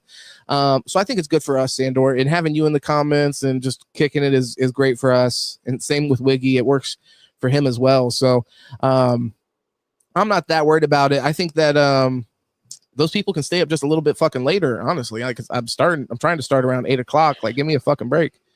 I mean, I'm talking about family members. Like I said, that guy that was just in here, he's my cousin. Got to twist the motherfucker's arm to hop in here. No, but we love him. But holy shit, where you been at, bro? I've been doing this shit for a couple years. Been calling you for a couple years, brother. Where you been at? He's the man. But no, it just reminded me how awesome it is to chop it up with Peyton. He's the man. No, sure. Wiggy says it's not just Trump. I think that's desperate. It's the entire ruling class in the West. Well, I 100% agree with you on that. And Sandor says he agrees. I don't think just Trump is like basically the face of that right now, because he's the president, and he represents that class pretty obviously. I mean, when you think about like the big beautiful bill and things like that, that was a bill for the rich, essentially. That's what he gets for talking shit. That's what that is. What do you mean? He was talking so much shit before he got in there. I'm gonna do this. I'm gonna do that. Oh yeah, crazy. We'll do it, bitch. He sold the craziest fucking just bill of goods. I mean, I'm gonna stop the war in Ukraine before I even get in office. I mean, now he's like, I guess, threatening a serious war posture with Russia and us being involved. It's like, hey, buddy, you're in office. Yeah, exactly. I mean, yeah, and he's sitting here fucking like, oh no, this is Biden's economy and shit like that. It's like, bro, you're having a little bit of an impact. Seriously, like you're seriously having a little bit of it. Did you see the shit with Ford saying that they were like, it was going to cost them like $2 billion this year to run? It's like, hey, bro, you're sounding like a bitch, right? Like, he is for sure on the like on the Epstein shit. It's so fucking apparent. That's the first time I've really seen him like really shaken. So to Wiggy's point here, where it's like the desperation is across the ruling class, I think you're totally correct on that. But I think Trump was a good representation of that, because he spoke to the, I mean, I don't want to disrespect my guys, someone got to him. People who were disenchanted. Fucking, I mean, he ended up speaking to people, not just white guys, because he really started to gain momentum in other groups this past campaign. But I think he was just tapping into that. People just feeling like they weren't heard, and which is a lot. He tapped into a lot of shit that was honestly true. But the thing is, to think that Trump was going to, in good faith, address those things and give a fuck about them after he got elected is just kind of silly. But so what he says, to be fair to the video, that content just makes me sick and sad at this point. Post enlightenment, the class issue will forever prevent reconciliation. The information age brings class struggles. That's an interesting. There's a lot there. Let's see. To everyone's on that bone, Wigs. Yeah, no, that's a very thoughtful comment, brother. I appreciate it, and I'm thinking about it. But I'm serious. I'm also sitting here thinking about it. I'm like, don't you think class struggle has existed, for a long time? Those two groups of people are talking past each other, and black people. No, he's talking about the. I think he's talking about the video we were just watching on Jubilee. I believe. Wiggy, correct me if I'm wrong. So the billionaires and the poor people. Yeah. Those two groups of people are talking past each other in some sort of weird American style struggle session. Yeah, I mean, but to be on the other side of the struggle session as a billionaire, like, I don't know what to do with my money. He went populist. A true populist would tear it all down. Yeah, I mean, that's true. Definitely. Trump took like a populist kind of posture in his rhetoric. Wiggy says it's such weird framing too. The billionaires looking into the camera and surrounded by angry plebs. Yeah, we were talking about that earlier in the video, where it's like it's most of those like surrounded videos where you have a bunch of people that have a different opinion and one person that has another. They sit in the middle and they like face off directly. He was like facing the camera and had people behind him. That was such an interesting that was such an interesting thing to watch, to be real. Like, I've never, like, for one, the fact that he was so comfortable with his back turned down, I'm like, okay, that's for one, that's actually pretty gangster. You turned your back to these motherfuckers. You're like, I'm not even looking at you in the face. I don't want you breathing on me. I don't want you fucking able to touch me. I walked up and touched him right on the shoulder just on purpose. Wiggy says here, yes, it always existed, class struggle, but it was much easier to mitigate. Well, I agree with that. I mean, but I don't know that that's necessarily a good thing. Wealth disparity now is just so big because, I mean, like the dollar has really kind of blown that out of proportion. Like, before even if you wanted to be rich, like, you could come into gold, or there was some way where you could pull yourself up by your bootstraps, like nowadays. I mean, we have a stock market economy, so it's like we sit here and, like, for example, that's one thing I hate about with Trump, with Biden. They did it as well, where they would sit there and they'd be like, "We have the strongest economy that we've had in 3 years," and it's like it's all tied up in the stock market, which there's a crazy disparity between like how much, which obviously because it has to do with like capital, the stock market, but there's a huge disparity obviously between how much the poor people are able to participate in that and how much rich people are able to participate in that. So if you point to that as like this main like metric, then it's not representative of the actual, like on the ground existence that people are experiencing day to day. So it's like, it's just, Sandor says left versus right is to distract us poors from fighting the class war. I absolutely agree with that. That's something I've had that conversation a lot of times with Paul, because Paul will go super hard on Republicans, which I get, because I mean, sometimes they do deserve it. But I think that, like I said, especially with the people that voted for Trump specifically, like a lot of those people that voted for Trump are specifically people that don't even they voted for Trump, not like buying his bullshit, but with the intention of, like you said, populism and some kind of anger centered around the government, or our government should work more for the people, should care more for the general people. Yeah, so I think they're already tipping their hat as allies in that struggle. So I know there's some you're not going to tip over, of course. Like some people are just bought into the call, or some people are just like unwilling to, just same way that you have some Democrats or whatever that are going to be unwilling to work with people who are conservative. But I see so many of those things, specifically social issues, as these fringe issues that are just not material across the board. And when we talk about like states' rights and things like that, I think that's where a lot of those like kind of like social concerns that we have around like gay marriage and those things can get rectified.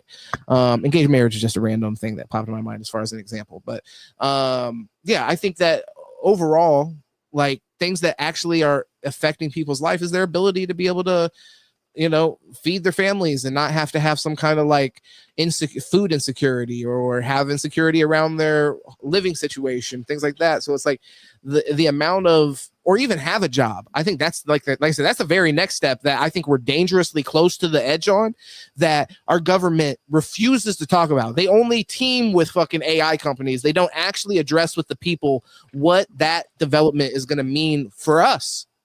Like, honestly, when do you see the president or anybody in office facing direct head on what the fallout will be for AI? They're just running us towards the cliff. Even they're openly telling us that, hey, we gotta beat China on development for AI. There's all this talk around like how it's going to be great, but not how it's actually going to affect like the normal person's life. I understand, like most things, it's going to be great for the rich. That's how most shit works. So it's like, of course, it's going to be great. When Trump gets up there, like, it's going to be great for business. I get that. But what does it mean for the individual worker? When we've debated this before in the past, Deuce, where it's like in a capitalist system, one of the issues with it, in my opinion, is that there is no responsibility from the worker, from the employer to give that job to the employees. So once it's no longer in the employer's interest, in the case that they own a public company, I actually think it would be, they would not be working in the best interest of making profits. So they would actually be in violation in some ways to their shareholders if they didn't do whatever they could to make the most money out of the business. So if you don't, turn over into like an AI ran business, if that is the most profitable formula, then there's that argument. But then aside from that, like I said, just the most obvious one is, if it's more profitable to run AI, then why the fuck wouldn't a business owner do that? Like, just to be competitive as a business, literally. Well, see, this is the thing too. Like, even when you look at the industries in our country that are the biggest profiting industries, you have health and medical insurance. Why is that something you're profiting off of? Hospitals. Why are you profiting off of that? Okay, real estate. Get that. Banking. Yeah, you shouldn't really be able to make that much money doing banking, in my personal opinion. That should be an asset for the community to be able to use, my personal opinion there. Drugs, cosmetic, toiletry, wholesales. So it's like drugstores. You know what I'm saying? And basically drugs are within the top 10 of producing industries in this country. I mean, gas and petroleum, that's cool. Why are public schools a for-profit system? What do you mean? Like, why are you profiting off of education and colleges and stuff like that? Here, Deuce, can I just point something out real quick? Because just for the audience, because I think this is important. This kind of hammers home what I was just literally saying. Because, I would kind of view us in a way as like and that's why I think that we usually do good content in this way, where it's like, or have good conversations, even if it's just not on the mic, where it's like, I view you kind of as like the other side of the coin for me, where it's like, and I might be mischaracterizing this, so don't let me do that necessarily, but at least this past like campaign cycle, I would say, and I think I was consistent with this, where I feel like you lean more conservative, but you're independent minded truly, to the way where, you're not going to just blindly vote one way or another. You're going to take everything under consideration, but at least in today's society where we're at now, I would say that, there's a lot of issues that you end up kind of falling on the conservative side with. And just based off what you just now said, I think highlights, you're talking about like basically free college education, which I mean, I completely agree with. It's one of my biggest issues for sure. I totally agree with you. So, and like I said, I want you to correct me if I'm wrong, so I don't want to put you in a box or anything like that. And I'm not trying to either, because it's fine to have that lean, but it's like, I think that's the point of like where we can make a coalition where it's like, yeah, you are somebody that I think, could fall anywhere. You're just an independent person, and you might be a little bit more conservative than I am on this issue or that issue, maybe taxes or whatever the fuck. But at the end of the day, there's certain kind of like values or just things that we can look at that I think if you're having a good faith argument, you can say, yeah, that's in the best interest of our society. I'm with it. Whether I'm conservative, whether I'm liberal, fuck that. I'm with people having healthcare if we can actually provide it. Or I'm with people being able to go to school, because I think that's going to actually benefit our country, where we don't have to ship in slave labor for our tech companies to use, you know? So I mean, I'll go ahead and pass it to you. But and this is the thing, like, no, and this is the thing, like, and this is why I feel like there's some social practices that just make sense. Like, you know what I'm saying? There are things that we already automatically pay for when we paying taxes, in my opinion. Like, a lot of the expenditures that we pay for are a waste of our tax dollars. And it's like, if we actually decided to not have Americans pay insurance companies, then the government gives them a subsidy, right? Yeah. Which is basically a break off of whatever debt they have or whatever it is at the end of the year. It's just like, instead, just give us fucking free healthcare, and then put money into the healthcare industries to where there's money to where the quality of care doesn't drop, right? It gets better. It's like, you charge people crazy amounts of money for education, and you wonder why you can't get fucking good doctors, you can't get good lawyers, because I mean, dude, these people are just trying to get the fuck by.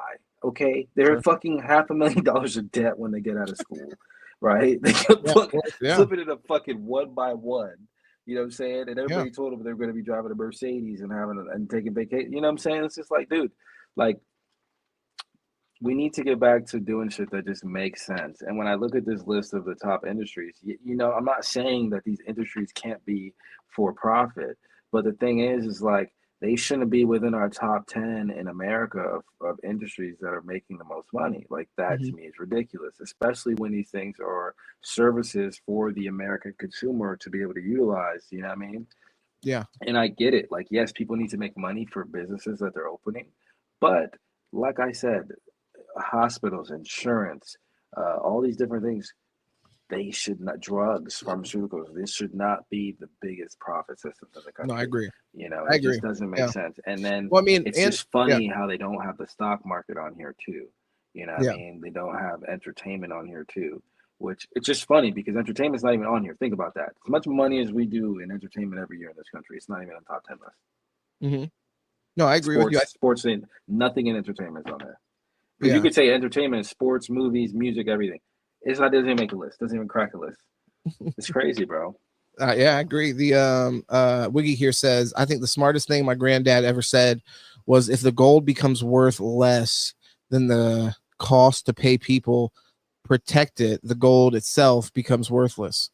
Although, okay, I see. Okay, so if the gold becomes worth less than the cost to pay people to protect it, then the gold becomes worthless. I think it pretty much sums up why we have the civilization cycle. That's interesting. Yeah. So you're saying if the amount of money or value that you're holding on one side, it gets outvalued by the amount of money that you have to shell out to protect, you know, the poor's from taking it from you, then, you know, we have the civilization cycle. They would just blow up the world, though, and they would go in their underground bunkers, bro. Yeah, I mean, people think those underground bunkers are for World War III. That's not what they're preparing. Yeah, maybe something they're preparing for. They'll blow this shit up, keep enough people to rebuild it, blow all this shit up, and keep all the money for themselves. Dog. Like, yeah, that's I mean, I'm not sure if I'm there yet, but I feel that it's worth considering. And I mean, a show that actually talks about that. There's actually a show. It's actually a really good show too. Yeah, I think on Apple probably. I don't know if it's on Prime. I think Prime or but it's actually really. I think it's called Dome. It's really good. It's actually pretty fire. Oh, and you don't really know what's going on until like every episode. Like it's crazy. Hell yeah! But I feel like that's kind of. Because I kind of thought about where they could be going with it, and that's kind of where it seems like it's going, where it's like, okay, they just reset the world because they were greedy fucks. It's like, damn. I can see it happening. Wiggy here says we need AI needs to be purged. It's the only option. What sort of survival instinct does humanity have if we create a new form of life that kills us directly and indirectly? How do you feel about that? It's a interesting. I agree. I mean, I watched iRobot when I was younger. I mean, I always thought about it like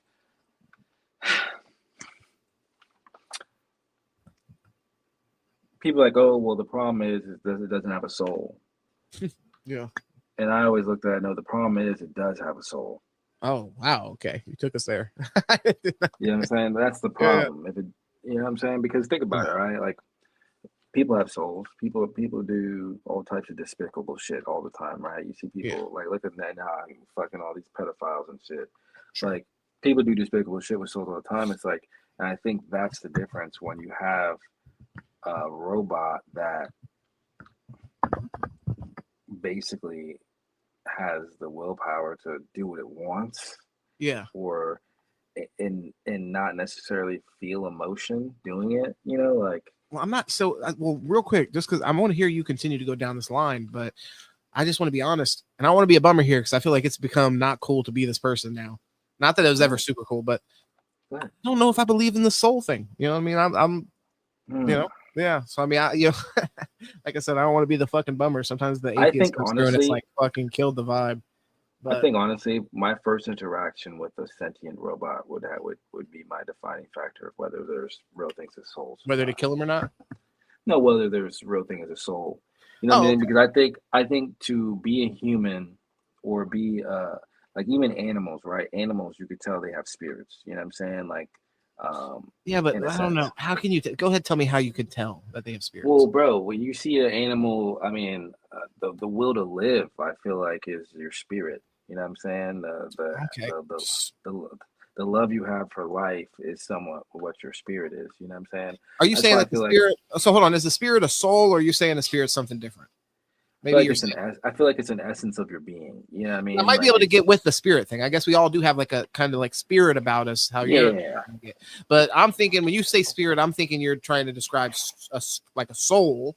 So like some kind of like spiritual thing that lives within you. I don't know. Let me look up the definition of soul. Let me just make sure. But let's go ahead and see, because I'd definitely be interested in what the boys are saying in the comments here. And I'm going to give it. Go ahead.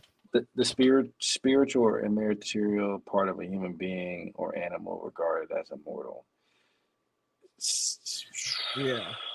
Let me look up spirit. I'm not as convinced that exists, although I get the desire for it to exist. And I will say, I'll just share this real quick. So it's the will to live, though, is what it's saying, right?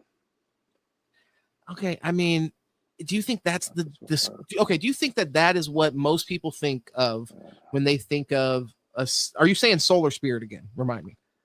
Soul. Okay. I looked up soul. That was soul. I think that's even more clear. Yeah, I think that's even more clear. So I think soul is more clear that we're talking about something like that is spiritual inside of a person. Spirit, I could see how that's more of like a descriptive way to describe like some like you said, like a will to live or whatever. But soul doesn't sound like that. Soul sounds like, you know, like I said, like the inner spiritual being of a person. And I'm less convinced that exists. Although I will say, like, and what I was trying to say is I have seen dead people before, and you know, I get the feeling that there's kind of something missing. You know what I mean? I've seen dead bodies and been like, you know, this doesn't, like, I don't feel the same spirit, or, you know, kind of like whatever that is. Yeah.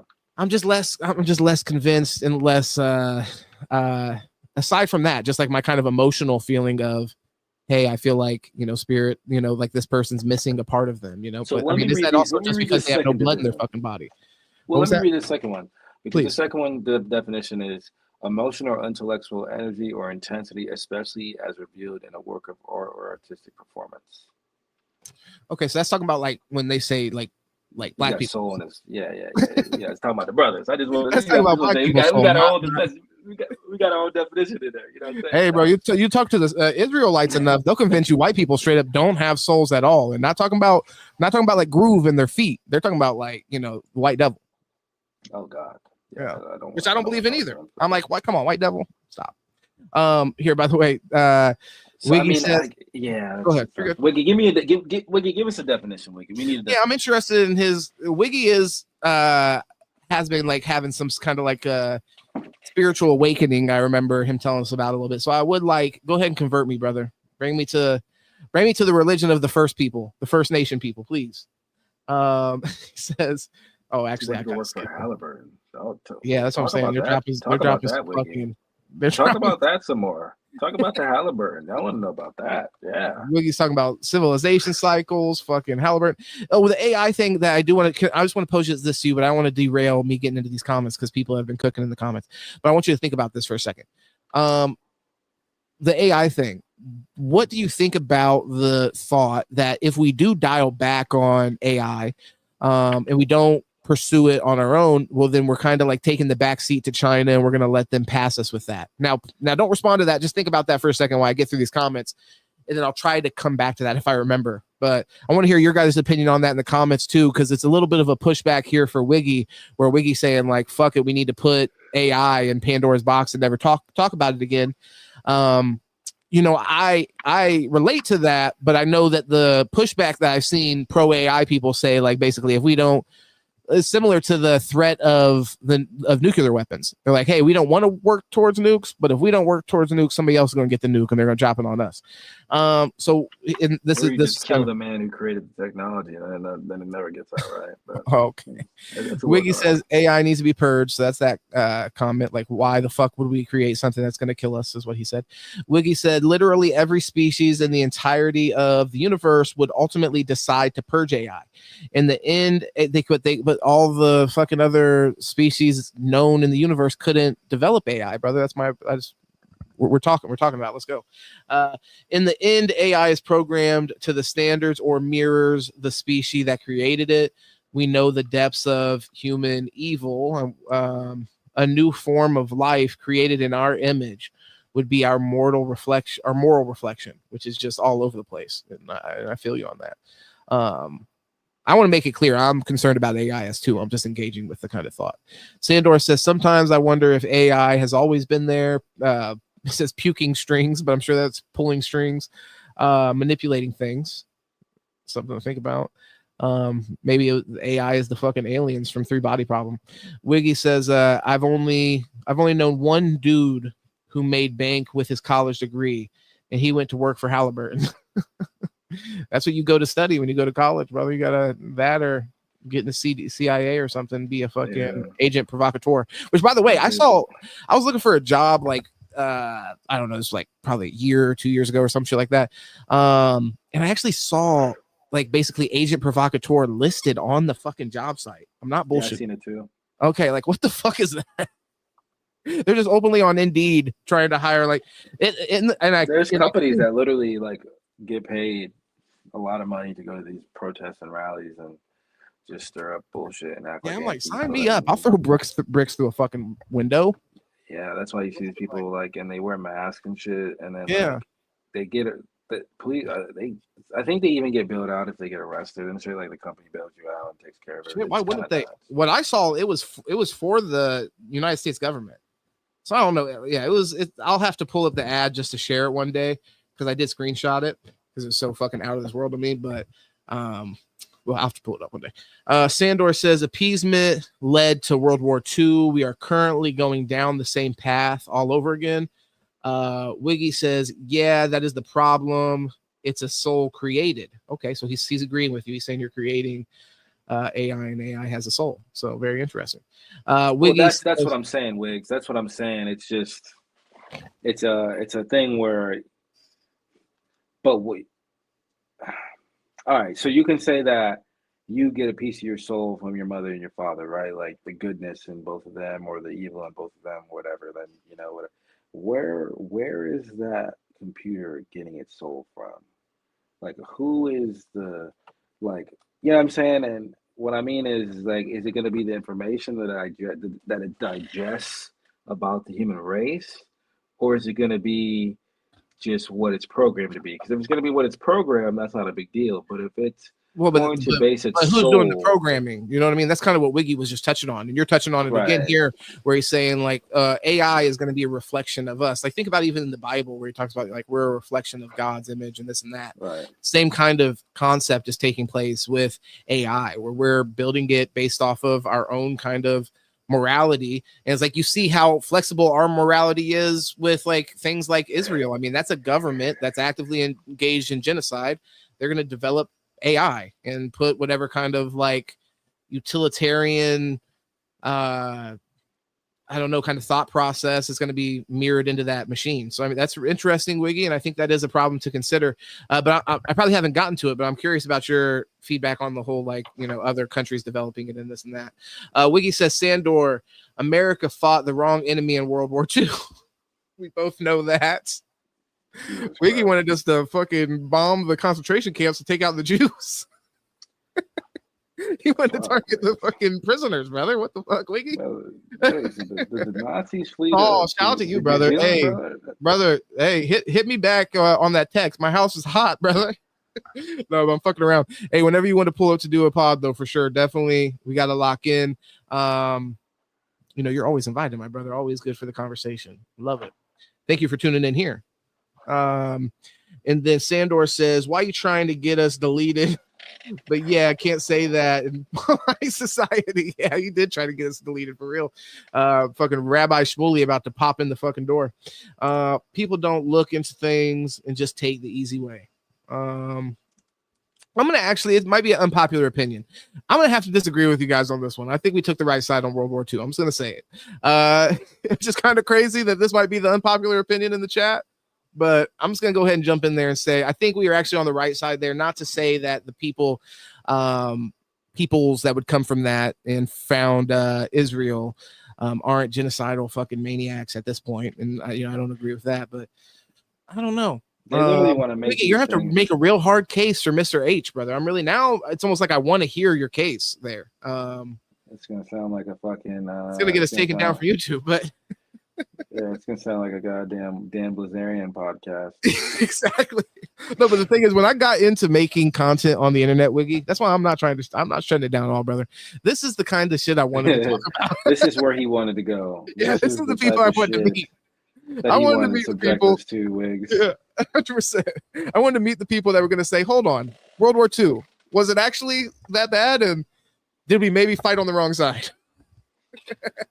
And most of the world would probably agree, but for some reason we're gonna go against we're gonna go hard the other way. Hard. Yeah. Fair enough. Oh, Wiggy says, whoever programmed it, talking about the machines, if you ever seen a man die, something leaves. As spiritual children, I don't think we really know what it is. And I'm with you on that. But like I said, I think it's kind of just like I said, I think we're trying to find some kind of explanation for something that is just like the person is not alive. So it's like, does it have to be a spirit for them not to have the same liveliness because their brain's not firing? And I don't know, they might have a hole in their fucking head, for God's sake. So I do think that their limbs could be, I could get real descriptive on some of the bodies that we've seen on the internet for sure, but I have seen that. And I would just say, I would say, like I said, I get it, but I also think that a little bit of it is like us just projecting our own kind of like what we want to see. We want to feel like there's some kind of like spirit or deeper meaning.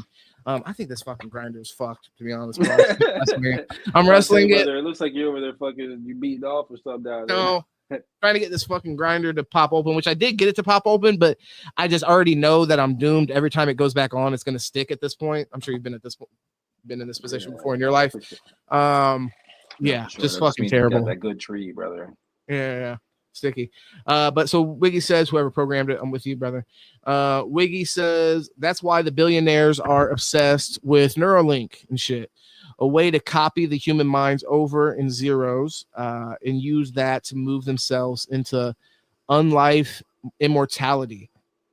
See, but I struggle with like, what's even the point of that if the experience isn't to rule over the fucking slaves? Well, no, I'm saying like, so what he's saying is like billionaires is like, there's this big push to like be able to upload our consciousness into like whatever, some kind of cloud, so they can have this experience, this kind of immortality. But if what we're experiencing now, if that's not the culmination of ones and zeros, then it's like if you were to copy yourself over into this like different existence, aren't you just doing just that, copying yourself rather than actually transferring the original to that?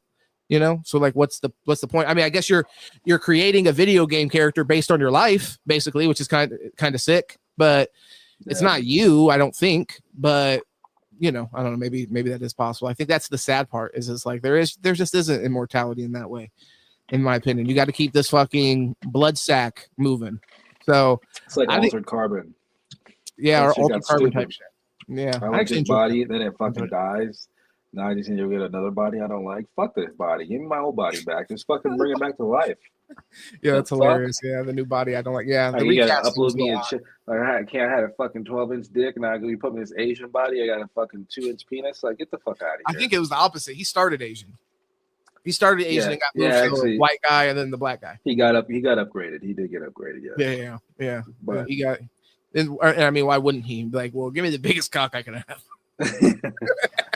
That'd be the first thing on the list. Preferences. Giant. Well, then his lover was black, so it just worked out of me. And it's like, oh, there you go. His lover ended up being black, so yeah. All right, well, she was finally happy. You know what I'm saying? Oh, she got that Mandingo party. There you go. I think she was in the movie too, or in the show too, but she was able to keep her same body or some shit. I think. I don't know. Yeah, because she was like the ultimate fucking time traveling warrior. Apparently, this bitch just couldn't be killed. That's why he was ready to breed her. You wanted to get up in he that. Wasn't. He fucking bred her, brother. He bred her. That's for sure. The Sandor says it's to do with centralized banking and all sorts of crazy shit. So he's talking about the justification for where Woogie would be going if he was going to justify, teaming with the other side in World War II. And then Wiggy says, yes, literally the thing they're discussing every day, the class struggle, crystallized into the romantic German idea of nationalism. America dropped our values in the toilet for a group of stateless international cabal of money lenders. Damn. They think that because they are atheists, James. You'll have to remind me who we're talking about exactly, brother. You know how it goes. And then we got what else here? They don't have a conceptual notion of the soul. Okay. Yeah, I mean, I feel that. I mean, so what you'd have to give me kind of what's your version, what's your vision of the soul and spirit, and I guess what gives you confidence that it exists, and that could even be the fact that maybe you've seen, the process of somebody dying sadly, and he said the billionaires. Yeah, no, they're definitely sick, fucking satanic secularists. And Chris Patterson, hey brother, just so you know, I see your comment. Go fuck yourself, and your mother could die. So Wiggy says, Wiggy, X-nay on the cabal nay. They're not black pilled enough. Yeah, hey, no, but I'm down to get black pilled in the chat, brother. I'm listening, we're vibing, and like I said, I think it's interesting. Regardless, I mean, you already know I'm with you on the fucking Israel shit, brother. We're 10 toes on that. Go look into the Rothschilds, James. I've looked into the Rothschilds. I know a little bit about them and their involvement in the founding of Israel and shit. They did slavery and shit. So I'm not, like I said, I'm not with you guys on it. I'm just saying, like, fuck World War II. We were on the wrong side. I mean, that's a pretty bold statement, boys. That's it. But there was not really an other side, brother. Well, I mean, the thing is, you getting slaughtered. I mean, there was no. I mean, this is the thing. If we're on the wrong side, then let me just put it to you like this. And Wiggy, I mean, the fucking stream is probably fucked at this point. It's not gonna. It's going out to nobody. I think. There's no coming back. I think we're at negative views after talking about all this shit.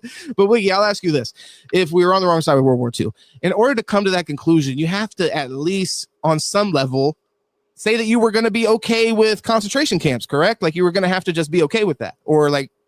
So I mean, let me know your opinion. Chris Patterson said thanks. It's no problem, brother. We're locked in. I always try to respond to every comment, even if it's disrespectful. So what I said still stands. Hopefully your mother dies in a gruesome death. But at the same time, I do appreciate you popping in here, supporting the stream. Make sure you like it, show some love, share it with your friends, share it with your mother for as long as she has left. And then we can get in contact with each other. Sandor says, no, their beginnings and what they did to set up the world the way it is. Oh, okay. Yeah. I mean, I also know, I know a little bit about that, but maybe I don't know what I need to know in order to say we were on the wrong side of World War II. I mean, that's all I'm saying, boys. Like, just give me this grace where, like, I'm not saying something super crazy. We went all the way there with Israel. We were talking about taking away the Iron Dome earlier, for fuck's sake. Like, it's not like, we're supporting that, but it's just we gotta take it a little bit farther than what I'm rationally willing to go without some at least convincing, Sandor's like, if you don't fucking agree with that right off the bat, then I'm not even going to explain it to you further. Fucking read about the Rothschilds, asshole, then come back to me. Like, all right, well, damn. Quit being a fucking pussy. Exactly. Slaughter them all. Yeah, rock with World War II genocide, which I would say is also a genocide, but that doesn't discredit that what's happening now is a genocide. I think that's why one of the things that makes it so disgusting is that I was watching who the fuck was it? It was a debate with Mehdi Hassan. He was debating some guy from J Street, which is a pro-Zionist donor group, basically. And but he's not as far as AIPAC. So AIPAC's basically like they are always like locked in with anything that Israel does, period. This guy's willing to slightly be critical of Israel. He's like, I don't like what they're doing, but I still think that the state deserves to exist. And like the Iron Dome funding, he wasn't willing to pull back on, but which I don't even have an issue with that. I see the argument for that. And I think it's fair for people to have that opinion.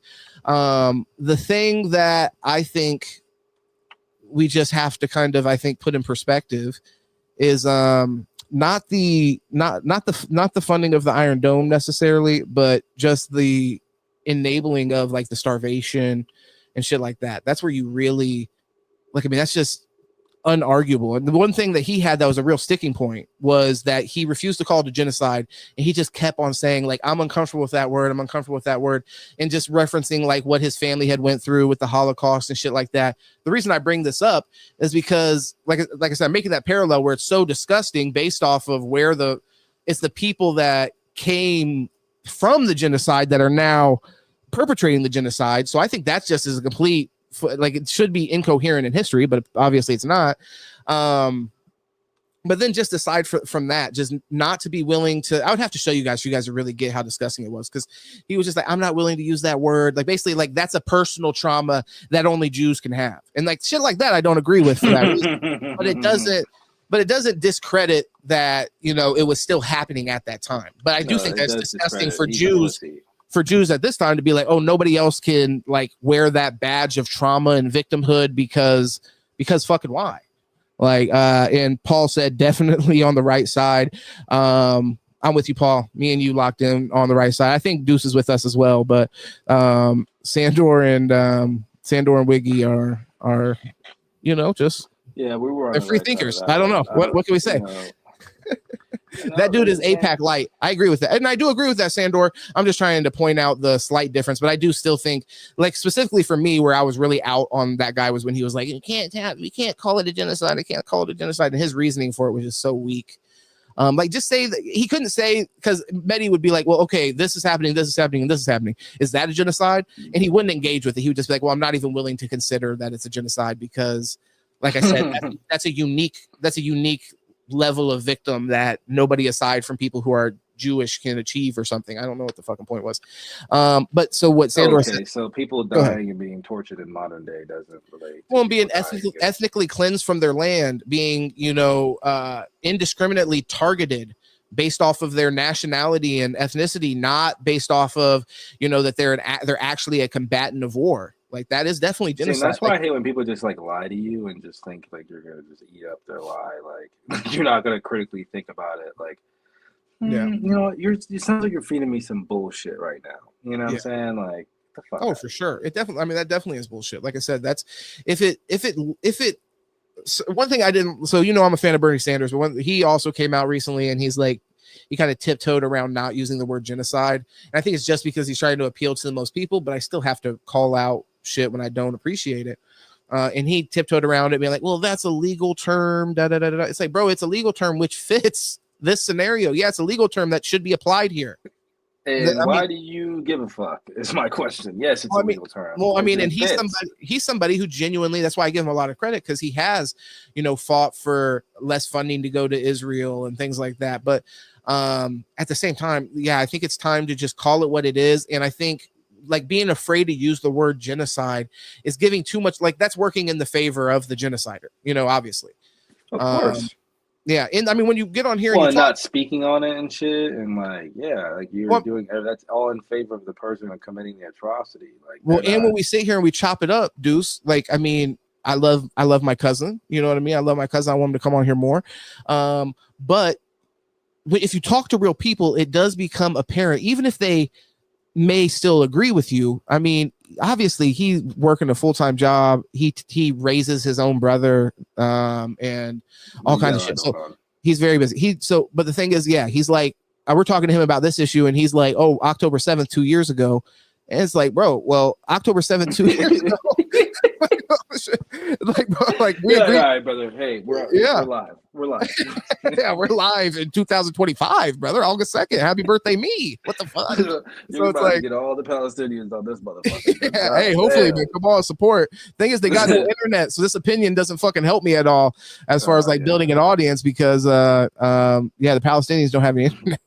But yeah, no, 100%, bro. I think it's disgusting as far as but that's what we're fighting against. Like, even like, obviously we know in the chat, and Bills would say that I debate with Bills, and Bills will be like, I don't really know that. I don't know that. That's not something I'm focused on all the time, and that's fair. It's just now we're getting to the point as a society though where it's like, bro, it's a dangerous place. We're fucking idiots for paying attention to all this shit too much. Huh? Well, I don't know. The thing is, it's a dangerous place to be. We're on like it feels like we're kind of teetering on a cliff. So if we do have a large portion of our citizenry that is just like uninformed and also unengaged and doesn't even really see the purpose of engaging, the benefit of engaging. It's like I said, when I say numbers earlier, like 80% of people are against supporting the conflict in Gaza, but look, 80%, like, those people aren't showing up to vote a lot of the times. You feel what I'm saying? So crazy. It is very crazy. Yeah, so then you get these like small groups of people. Like, I mean, there's the saying that people vote with their feet because people feel however they want to feel. They talk about it, this and that. But at the end of the day, if you don't really capture people or inspire people, then when it comes time to vote, they say, fuck those lines. I'm not getting in those lines. You're like, oh, you want me to go wait in the line for an hour? Yeah, absolutely not. And then so Sandor said he was doing whataboutism and shoulder shrugs, and he also said, how many genociders have the West Bank rolled since World War II? There have been a few. Excuse me. There's actually a well-known settler from the West Bank. I saw some shit that was saying that she was trying to set up tents in Gaza. I think there's a spider on the floor next to me, so I might have to get off camera here in a second and try to kill that bitch because I can't go down. I can't go down like that. I got my eyes on it too. I don't want to let my eyes off. You know how that goes. Deuce, if you have anything, go ahead because I gotta kill it. After we're talking about like appreciating life, I gotta crush this fucking arachnid. Fuck that. Holy moly! I'm looking at it. Big. That bitch probably big too. It's not too big. It's like the size of a quarter, a little bit bigger than a dime, maybe, but still, like, it's got to go. Dog. You're all right, bro. You're all right. It's as big as a dime, brother. Bro, I don't let them inhabit my space with me. You know what I mean? It's just not right. But I do have to strategically think about how I'm going to grab something to kill it with because I don't have anything close. I might have to sacrifice this grinder. I might have to sacrifice the grinder and just drop it on its ass. I'm gonna drop the grinder on his head. Fuck it. Hey, that bitch actually looks kind of nasty, to be honest with you. Oh, I looked at it a little closer. I'm like, oh, this bitch is actually not playing games. He's like, oh, this is poisonous. It has 8 legs, confirmed. 8 legs. Well, I mean, all spiders have 8 legs. I'm just fucking around. You got me. Yeah, because it's right by a cord, so I'm like, I can grab the thing that's attached to the cord and crush it, but once I grab that, it's probably gonna move, and I'm gonna have to chase it somewhere. So I'm like, how do I go ahead and kill this motherfucker? Oh shit, it's moving! Jesus Christ! Holy fuck! That's intense. That's intense, brother.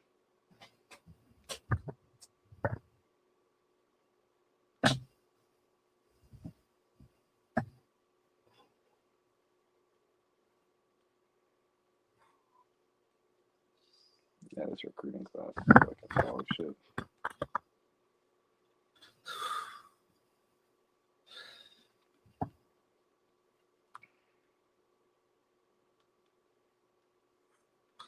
Did you get it, brother?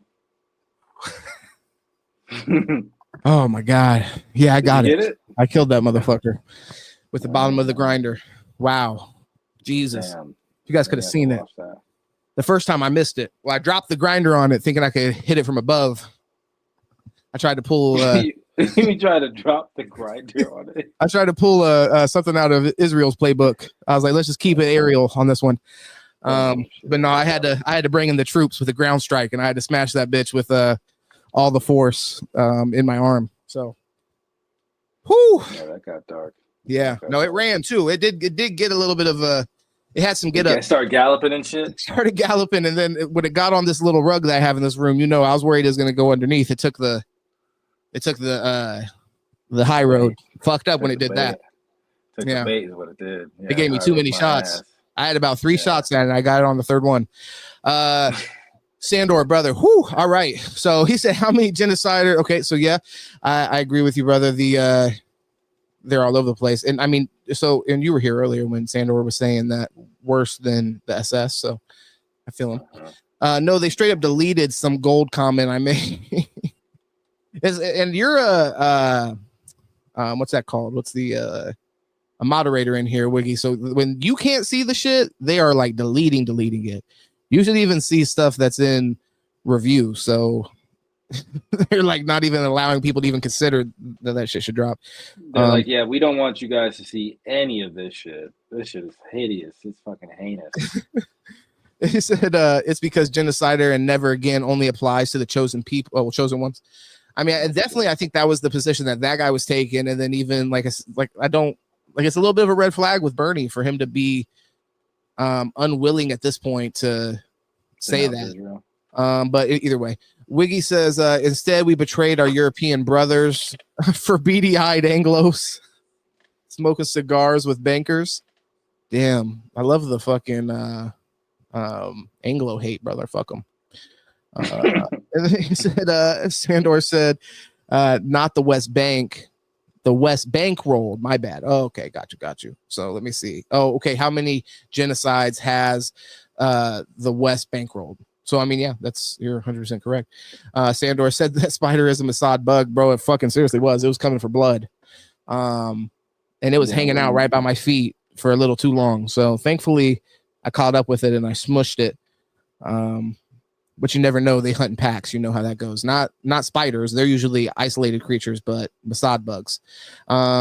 Wiggy says the West would have lasted another 1,000 years in civilizational peak. Instead, we passed it off to slants and cheeks. Fucking Christ. So talking about the manufacturing, sending it over to China and stuff like that, bolstering them. And then the Germans and the Third Reich would have united the Eurasian landmass. Holy shit, brother. But okay. Okay, I didn't realize you were back into that. All right, brother. You're talking about some shit over my fucking head. Jesus. Oh, he's saying that if the Nazis would have won, they would have united Eurasia. Yeah. Damn. I mean, so my question. Asia. Yeah, my question. Think go ahead. The Chinese were going for that, but I don't know.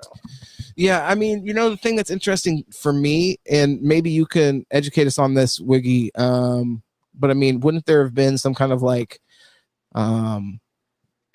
ethnic conflict when you start to talk about like the Mediterranean people and all that? I mean, I guess not, because I mean, Italy was supportive of the SS. Not by choice, though.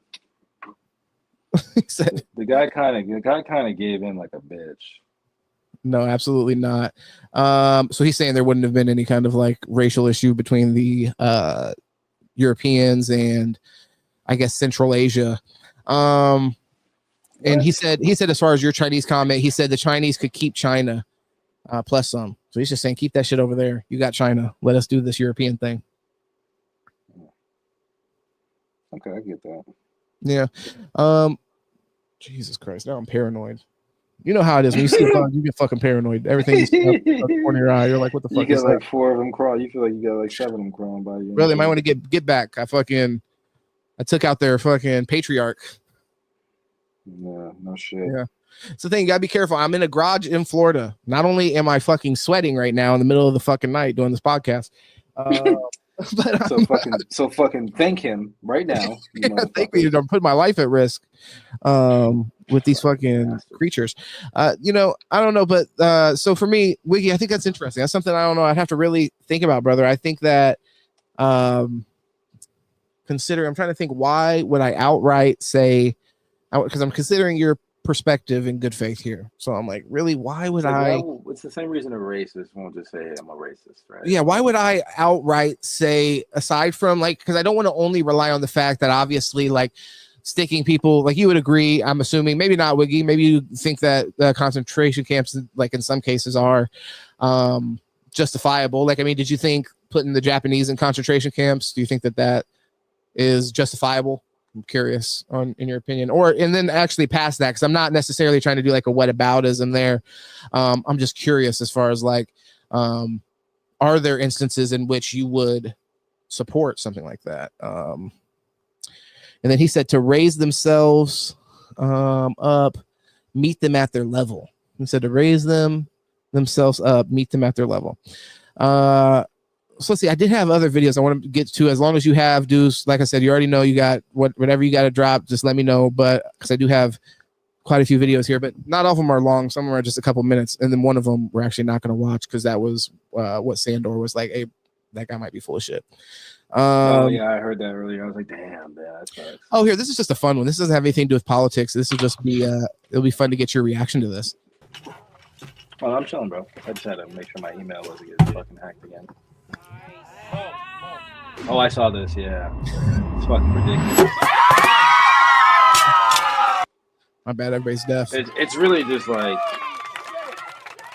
yeah. What do you think? You really about had to do all that, bro? Like, go sit your ass down somewhere. Like, no one gives a fuck. Well, one thing, as the woman in that relationship, could you imagine her perspective? Like, you're gonna be with a man that is beyond self-centered, where he's like, hey, let's do a baby shower, let me do a fucking let me clean press then do a backflip off the fucking box. Yeah, it's really just like, to me, I saw that, I'm like, yeah, I mean, he probably thinks that shit looks cool, but that shit really just looks lame. Like, you got your shirt off, like her parents are there, like, what is wrong with you, bro? Like, get the fuck out of here, dude. I don't know, maybe it's just me. I thought the shit was kind of lame. I'm like, Yeah, no, I mean, I think the point of it is to be kind of cringe, to be completely honest with you. It was kind of cringe. It was fucking amazingly cringe. I was like, no, it was a high level. What did I just watch? It was definitely a high level. I got a few other kind of like more goofy videos that I'll play right here. So this right here, this is the Tim Pool video. He looked like what's that dude? Gordon Blue from fucking High School Musical. Oh yeah, Corbin Blue or some shit like that. I know you're talking about though. This is Tim Pool. He's on Maton's podcast. I don't know if you know who Maton is, but for any of the viewers that don't know, he's the young kid with black hair. He wears like a black trench coat or like shirt or black jacket or whatever on his podcast. Usually there's a like white background. It's like what would that even be considered? It's like a railing that they hang like some kind, I don't know what the fabric is, but it's a white background behind them. It's very plain, and the whole kind of shtick that they go with is they try to make the guests kind of uncomfortable. It's similar to like the Between Two Ferns kind of concept. You have some famous person come on that may or may not know about the show, and then you just sit there and kind of ask them uncomfortable questions. But funny enough, this isn't one of those examples, but I have actually seen people him get good answers out of people just because of how unorthodox the interview style is. So I actually have seen some good interviews on the show, believe it or not, but this isn't necessarily that. This is just an entertaining clip that I found where he had Tim Pool come on. Tim Pool famously wears his beanie all the time. And if anybody was wondering what is underneath that fucking beanie and why does he wear it every day, Tom figured out why for all of us. Mike, can you stand right there for a second, please? You hold the see? No. I'll hold your beanie and he holds my money. Let's make it even. Put the money on the table right there. No. Put it close. Put it close. Move it closer. No, I'm not retarded. I'll give you. Just put the money right there. Take your hat off. I will. Put the money right there. Do you have to give me a verbal agreement? I'll give you a verbal agreement. If you put the money in my hand, I'll take my head off. Slap Yep, that contract. fucking kid in his Sworn. mouth. Pinky. My fucking You're gonna money. take a different hat off. You're gonna tell me you didn't tell me when you took the hat off. I know these games. There's no way you're gonna do I will it. take my hat off in this chair right now within 10 seconds if you put that money in my hand. Wow, I can't believe that happened. Hold on. You have to. Can you leave it off? For a little bit. Okay, that's cool. I got like a special. I'm greasy right now too, though. You do actually have more hair than I. Now, Deuce, I don't know how much you watch Tim Pool and shit like that. Yeah, Wiggy's gonna have to join the live. Put the fucking hat back on, bro. Put the hat back on. I think I dropped the link in there if you do want to find it. I think I put it towards the beginning. I can even drop it again if you want. Yeah, no, you definitely gotta keep the beanie on if you're him, and this like really highlights as to why. I honestly didn't think he was bald under there. I thought he just kept the beanie on as like, I don't know, people like to wear fucking beanies. So I didn't think he was a baldy, but he's definitely a baldy. That's a full-on old man baldy, which is fine. But when you're seeing like a Asian man in his like mid to he's probably in his late 30s, maybe early 40s, but probably late 30s. Let me check. How old's Tim Pool? I'm curious. He looks fucking insane though. It's just funny to be pressed by like you said, by a kid. He is 39. Yeah, so like late 30s, literally. I know he just had his first kid. I think that might have been what broke him down enough to just go ahead and say, fuck it. I'll go ahead and rock the baldy. Now Bro, poor guy. is super self-conscious. Is what a loser, to be honest. Be loud and proud. I'm with you on that. Rock the fucking baldy and take your power back. You submit to the public when you wear a beanie all the time and you look like that. It seriously is a way of completely like castrating yourself to the public opinion. Sandor says, in the year of our Lord 2025, why the F would you rock a horseshoe? Shave it off. I've never heard it called a horseshoe. That's fucking hilarious. Now this guy is super self-conscious. Yeah, he sits there and he's just like, holy shit. Can I have the Pepto-Bismol? Oh, and also to be clear, Deuce, in case you didn't know, these guys standing on his side, they're not actually with him. This is like kind of part of the shtick with Matan. Again, like he's having these people here to make him uncomfortable. So wait a minute. So these dudes that are standing there with fucking suits on are not with him? They're not with him. They're there because Matan wanted them there to, like I said, just make him feel generally uncomfortable because people are standing over him the entire podcast. What the fuck? So why do you agree to this shit? Well, I think Tim Pool probably knew more than most people when they come on the show. Most people just, the thing is, Matan, he'll reach out to people. He'll send like his analytics and shit and be like, hey, I have a decent following. I get a lot of views on each video, and people will just come on based off that with little to no research. We just saw it with the Alyssa Slotkin video where she went on breaking points. This little kid's a fucking idiot. I mean, he is a troll. I mean, but I enjoy some of his content. He does, but he is a troll for sure. Either that or he has a secret small hat. Be loud and proud. I will say a secret small hat is that Matan is Jewish. I've seen him get pressed on that before because he goes hard on the Jews, and then I've heard people kind of call him out for him, be like, "Aren't you Israeli or whatever?" And he's like, "Okay, yeah, actually I am, but but I still say fuck them." But yeah, so respect to him for sure. I have a sudden stomach ache. Boy, oh boy. Now you got to pour that all over his head.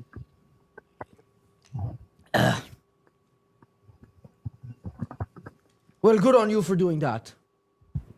You know, that was for you, Matan. I was. I'll tell you the truth. You did my show. Yeah. You were very good. You were very funny. Everybody really enjoyed it. And so that's my reward. That was for you. I'm gonna give you your money back. I'm gonna get the money back. Yeah. I'm gonna keep the $200 that I actually gave you and stuffed in his pocket, but you can keep your money. And then you can make the thumbnail me with no hat on or whatever you want to do. To be fair, 3 of these are for you for Russia. Oh, okay. So you can have the rest. All right. For Russia? Yeah. Well, he was caught up in that. What the fuck was the? The Russia paying thing.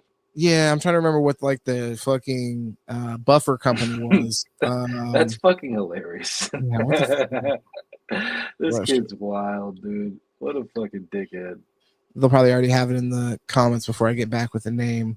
But yeah, I remember there was like basically like a buffer company. They were getting paid through another content creator that had made this deal direct. That's why they all have this kind of like plausible deniability. And anytime Tim Pool or Benny Johnson, you know him, he's another one, the blonde MAGA guy.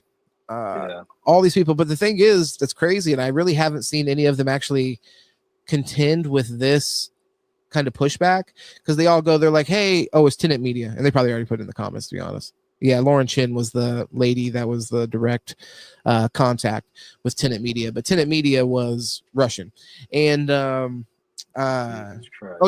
but the thing is, what they'll all say is like, oh, we didn't know, we were working through Lauren, we didn't know it was Russian, da da da da. But the thing to really contend with here is, if that is the case, like, how do you feel if Russia felt like they were willing to pay you to make content and give you no direction? Like, literally what you were already doing was good enough for them, was already in line with whatever they wanted to happen. Like, think about that. Like, if they didn't give you any direction, they were willing to pay you and have you on the payroll. That just lets you know that, well, whatever else you were doing was already dividing enough, or whatever, giving cover to them. It's actually kind of fucking crazy if you, like, the way you just said that, because you are right. Like, if they paid you and they didn't really give you any guidance on what to say, it's kind of like, well, your scumbag ass was already doing the job. They were just saying thank you. they were just saying thank you. Well, they're saying do it and do it for us, and we'll put it on this channel and boost it, or whatever they were doing with the Tenet channel, which they were required to make some content for. But yeah, I mean, I think that's just kind of, but all of them unanimously said there was no input, no editorial input from Tenet. So, like I said, that's not a good thing, to be, at the end of the day, to be honest. That just lets you know, but that they liked what they were paying for. Fucking idiots. And I mean, we actually were, I don't know if you were on the podcast or not when we reacted to it, but there's this clip of fucking Tim Pool where he's talking about the Russian and Ukraine thing, and he's like, you know who our biggest enemy is? It's Ukraine. And then when you end up like, and I mean, not that I love that war, like think that we should be just funding it blindly or whatever, but it's like, when you put it in context that you're being paid by Russia through these, like proxies, it's pretty wild that you said that, to be honest. It's pretty fucking wild. Kind of like, what the fuck? It's like, bro, you probably should have just not said shit. Probably should just not said shit. Because like, now with all this information out there, you made yourself look absolutely fucking crazy. You made yourself look like the biggest cuck for Russia. Putin's sticking his 100%. Yeah, that specifically, that clip looks absolutely insane. And then Wiggy says, I like how Russia gets the special treatment for funding, but not Israel, whose billionaires run hundreds of shitty trends, companies shilled by so many influencers. I mean, but I would agree with you on that. I think it's specifically with politicians taking APAC money and things like that. I mean, I don't think anybody likes to see that at this point.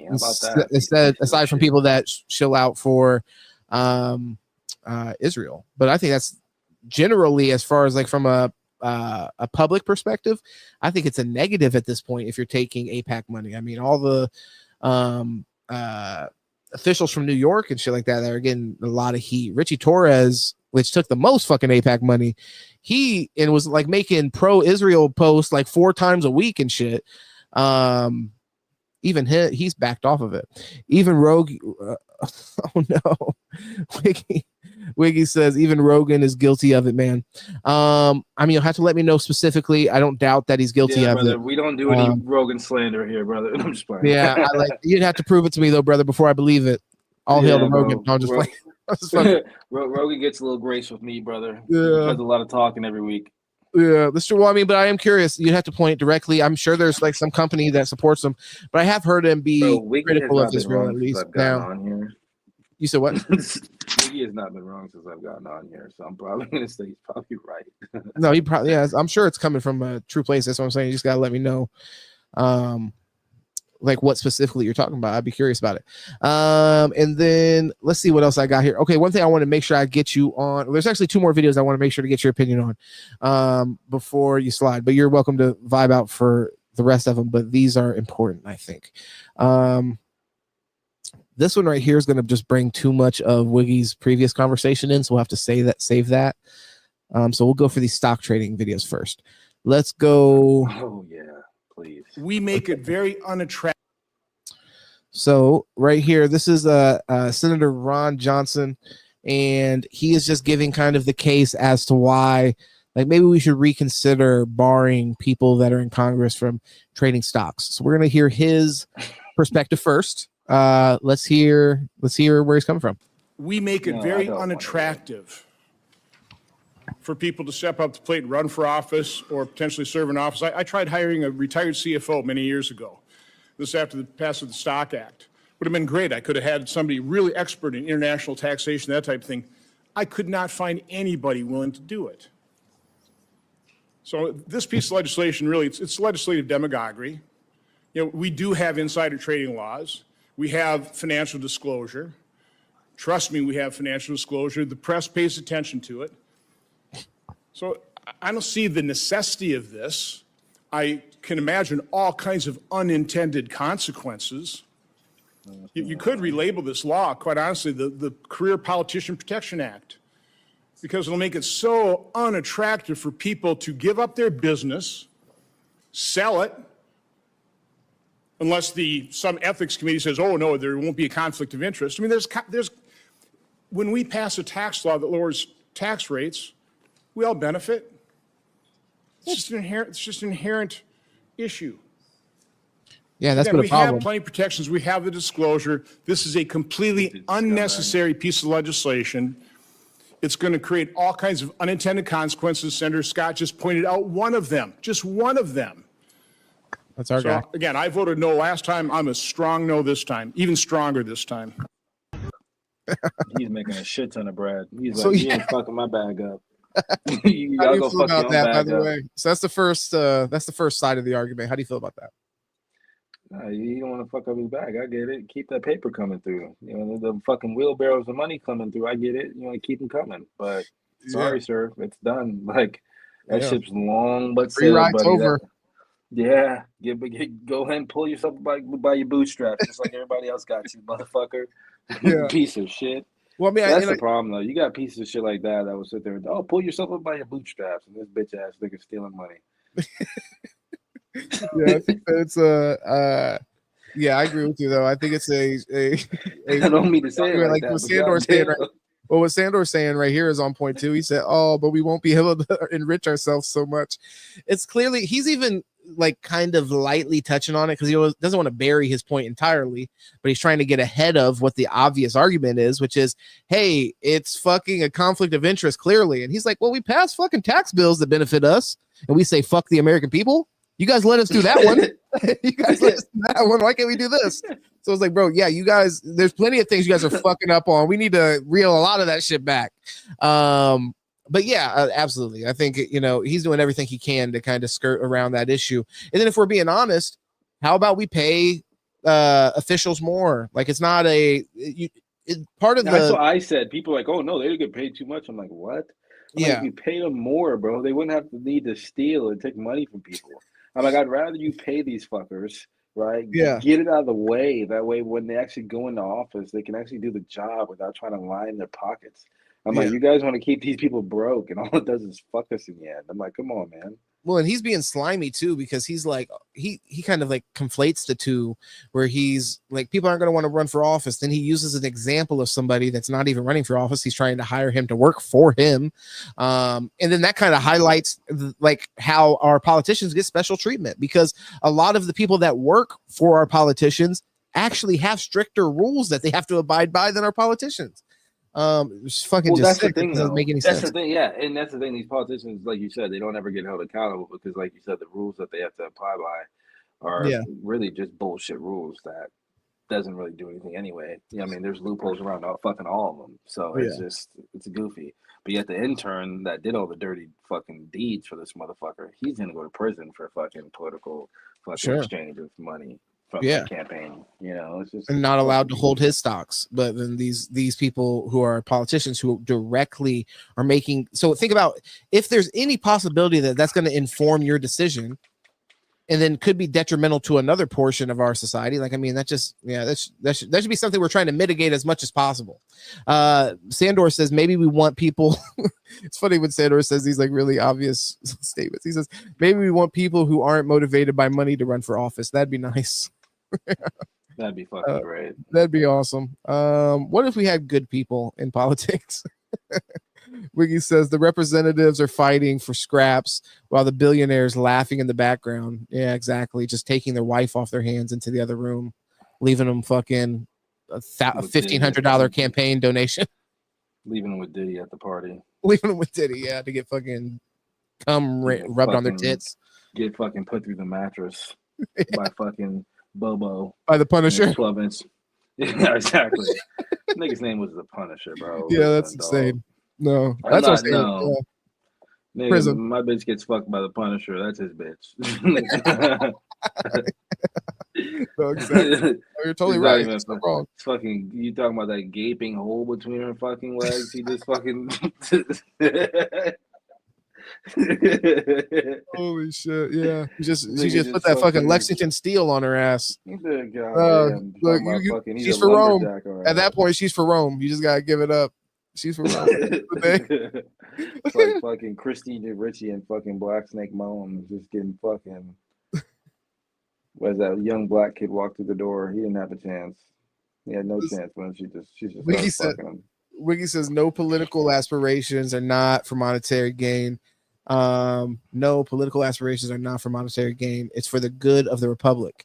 It's a cultural cancer Americans suffer from, the money. I agree with that for sure. Absolutely. We lost control of our sovereign currency, and I'm an optimist. You would have fooled me, brother, if you but I mean, I'll take your word for it. I mean, yeah, once we went off the gold standard, our currency was fucked. Hey, you and Wiggy are saluting each other right now. You don't even know. He's mentioned that before.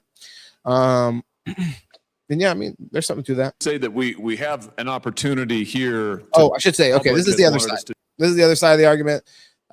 This is the pro Pelosi Act side. And also remember, and I think this is actually an important thing to mention. And I'm curious how you feel about it, because obviously this is something that Republicans have just been beating the door down about Pelosi on, right? Through Biden's administration, it was a big conversation about Pelosi's stock dealings. So then now, and from Donald Trump himself. So now that he's in office, for him to kind of be pushing against that, I mean, based off his own interests as well. I mean, you have to say nothing he does surprises me, bro. Yeah, I mean, I kind of figured he might be. But he's kind of already cucked out. Damn. Can you hear me? Yeah, I can hear you. All right. I'm getting a little feedback. I don't know how you usually address that. But God damn it. Whoop, whoop, woody whoop. Woody whoop, whoop, whoop. I don't hear any feedback now. What about now? I don't hear any feedback. Well, I kind of hear a little bit from me, actually. Hold on, let me because my volume's too loud. Let me go ahead. Yeah, you're all good. Take your time. Well, here, I already explained to you what it was. I'm just gonna let this guy go ahead and do his thing while you're working on that.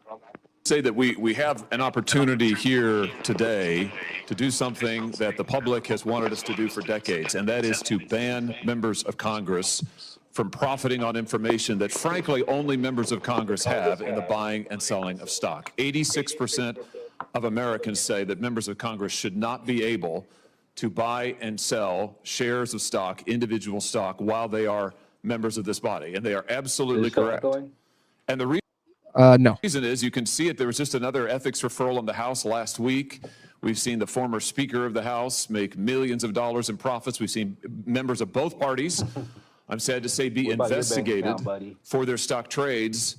And the reason for all of this is that, quite frankly, members of this body are privy to information that the normal person just is not. Now, is that insider trading? It is not under the laws. Sometimes people say, well, we already have insider trading laws. We don't need a stock ban. Well, the information that members of Congress are privy to is technically not covered by the insider trading laws, but nobody really believes that the information that we get isn't valuable. It is quite valuable, which is why back during COVID, you saw members of Congress of both parties engage in a flurry of stock trading right after they were getting COVID briefings. Were members of the public getting those briefings? They were not. Were members of the public privy to the kind of information that was being given to members of Congress? No, they were not. And so when you look at what members of Congress are privy to, what they are able to trade on, the access that they have, it's just qualitatively different than your average Joe or Jane, which is why we ought to put into place common sense guardrails that say, if you want to be a member of Congress, you can put you want to save, great. You can buy mutual funds, you can buy broadly diversified investment vehicles. You should not be able to buy and trade individual stock shares in which, frankly, we have an interest in the work that we do. We have information that no other people get, no other members of the public have. This bill would finally redress that.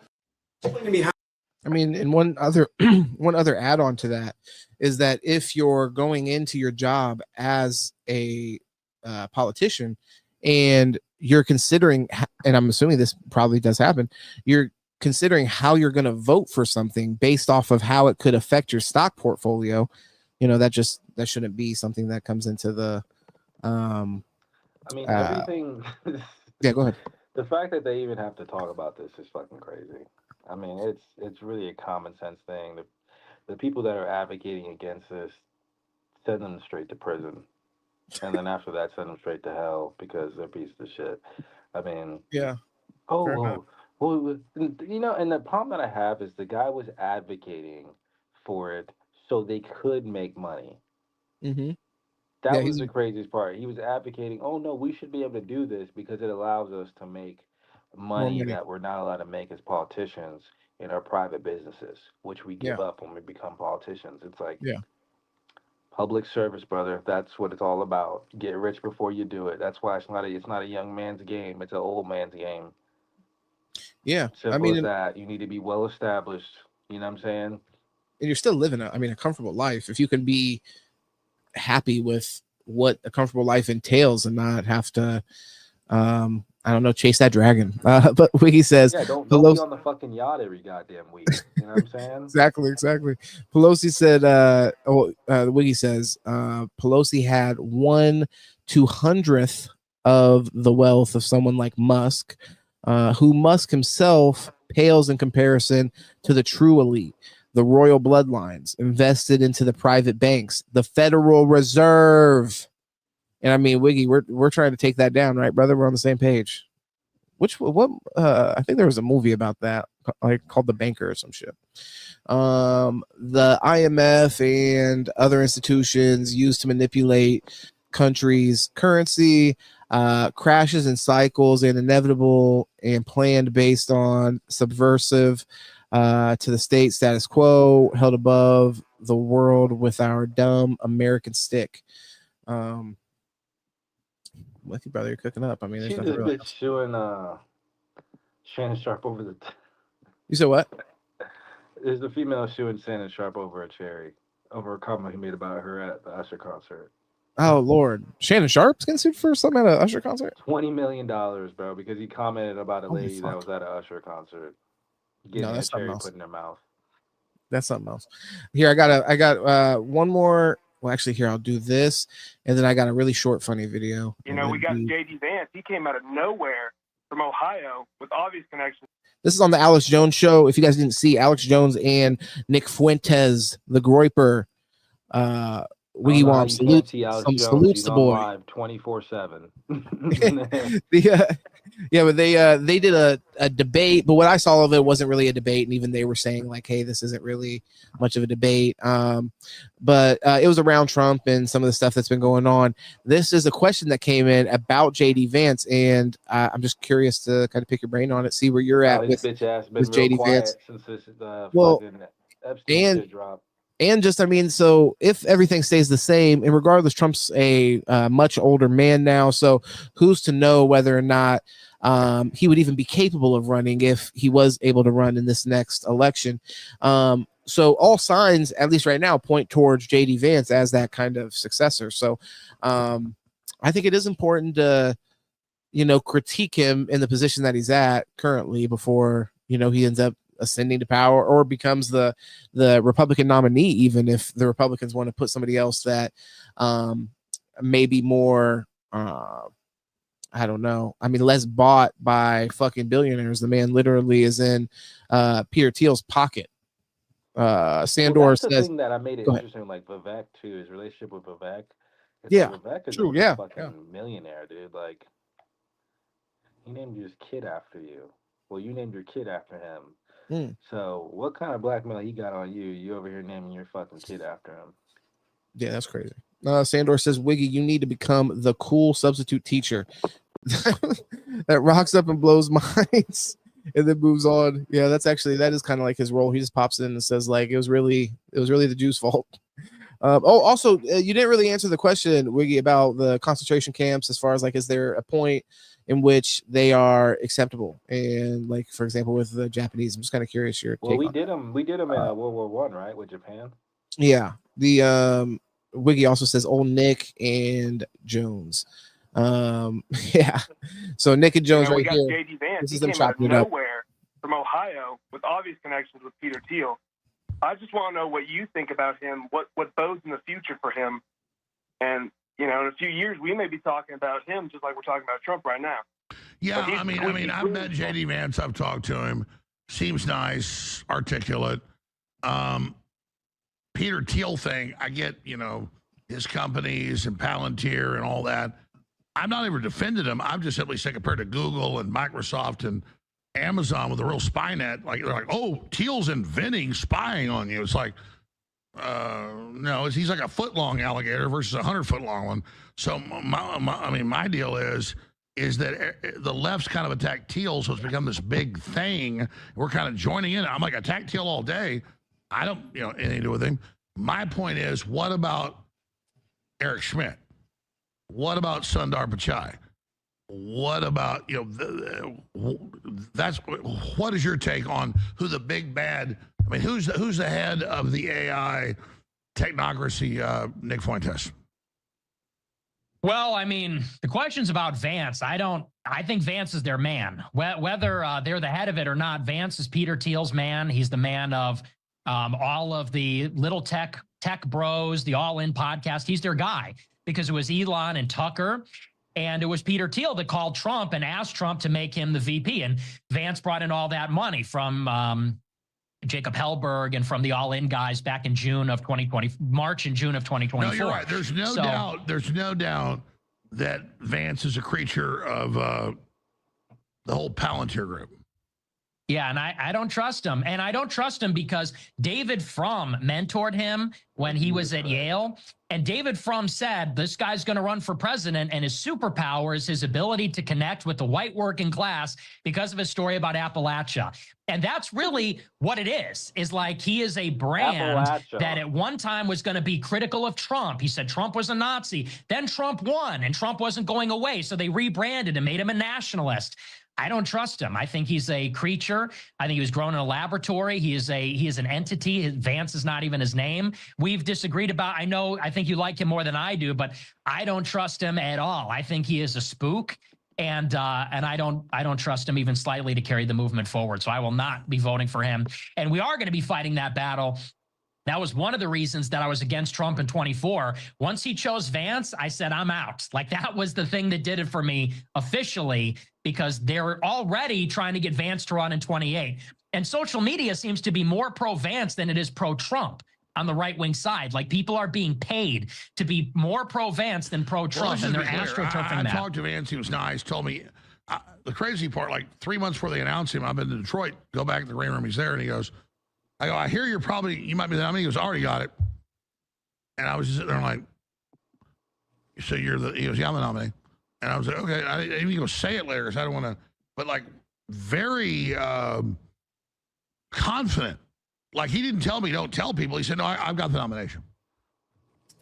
We should have grilled him 50,000, 100,000 times harder, but something we can't get back, and we'll probably always of course, but I know you can't get back this. This is the note. Was I left this little bit on the end? This is obviously separate, but I'll play it here in a second. What were you saying, brother? To that last video was funny, but it's just kind of funny how we would have never known any of that until he just said about J.D. Vance being in bed with all these small tech companies and shit like that. But it makes sense. Because Vance seems like he's kind of distanced himself from Trump a little bit after that Elon situation happened. So it all kind of makes sense now. Oh, hey, shout out to JD Vance. We got the same birthday. My dog, August 2nd. Today's his birthday as well. So his last name is Bowman. Sandor said Vance is a Bergsteinowitz, isn't he? So not quite, although I'm not sure exactly what where the surname Bowman comes from. But the thing is he definitely serves a bunch of Bergsteinowitzes. So there's no doubt on that. I do find there to be something really creepy about the ties with JD Vance and him being kind of the perfect vessel to move us into that kind of like techno feudal state that Wiggy's really afraid of. I mean, when you think about his connections already up front with companies like Palantir, and the fucking contract that we just signed with Palantir, I mean, it literally seems like they are planning, which I mean, I guess they should, based off whatever their vision is, even if I think it's a horrible dystopian vision. They're planning for that situation where Vance is inevitably going to take that movement and try to carry the ball to the goal line, basically. Excuse me. And the goal line is that kind of like techno feudalism. I really agree with you on that, Wiggy. I do think that is the path that we're really running towards, and I think AI definitely feeds into that. Some of these comments, I want to see where we left off. I think maybe they're acceptable today, aren't they? What was that? Well, that's when you see these projections that AI is going to do this in the near future, AI is going to do that. Well, the same people that are saying that are working for these companies that are literally pushing that shit. You know what I'm saying? Funding the research. So it's like, yeah, it's just one big game. They're just kind of softening you to the idea of the AI basically running and controlling mostly everything that we deal with in our day to day, which is fucking crazy to think about. But, I don't know. Yeah. And they're still trying to push these chips in our fucking brains. Oh yeah, the chips are coming. The social credit system. I think I saw Sandor or Wiggy say something about that in the comments. But yeah, I think 100%. We're slowly trying to move in that direction, or quickly. I mean, really, it is quickly. I think that's one of the most jarring things about Trump, and where I'm skeptical, like we said earlier, with Biden as well. And I'm not naive to think that we were moving into like this utopian direction on the other end. I think it's kind of like they're trying to get us in the same place while, different strategies getting us there. Because at the end of the day, the people that they serve are the same class. So it's like, the orders are coming down from the same place. By the way, Sandor, you said here they're acceptable today, aren't they? We sitting back watching a big one get deleted. I don't know if that's in reference to the concentration camp question, but that I would be obviously against that. So where I think that if we fall short of that, I mean, I bang my head on this podcast and in my everyday life, arguing with people that I know and things like doing whatever we can do to try to allow that voice to get louder, the anti colonialist voice, if you're thinking about it from Israel's perspective. And that's definitely what they want to do. They want to get into that land and settle it. I mean, I'm past that. I think that's an unacceptable strategy to offensively go after people in order to take land from them. Wiggy says, I mean, everyone does heinous crimes in war. It's only the losers that have to accept the moral framework.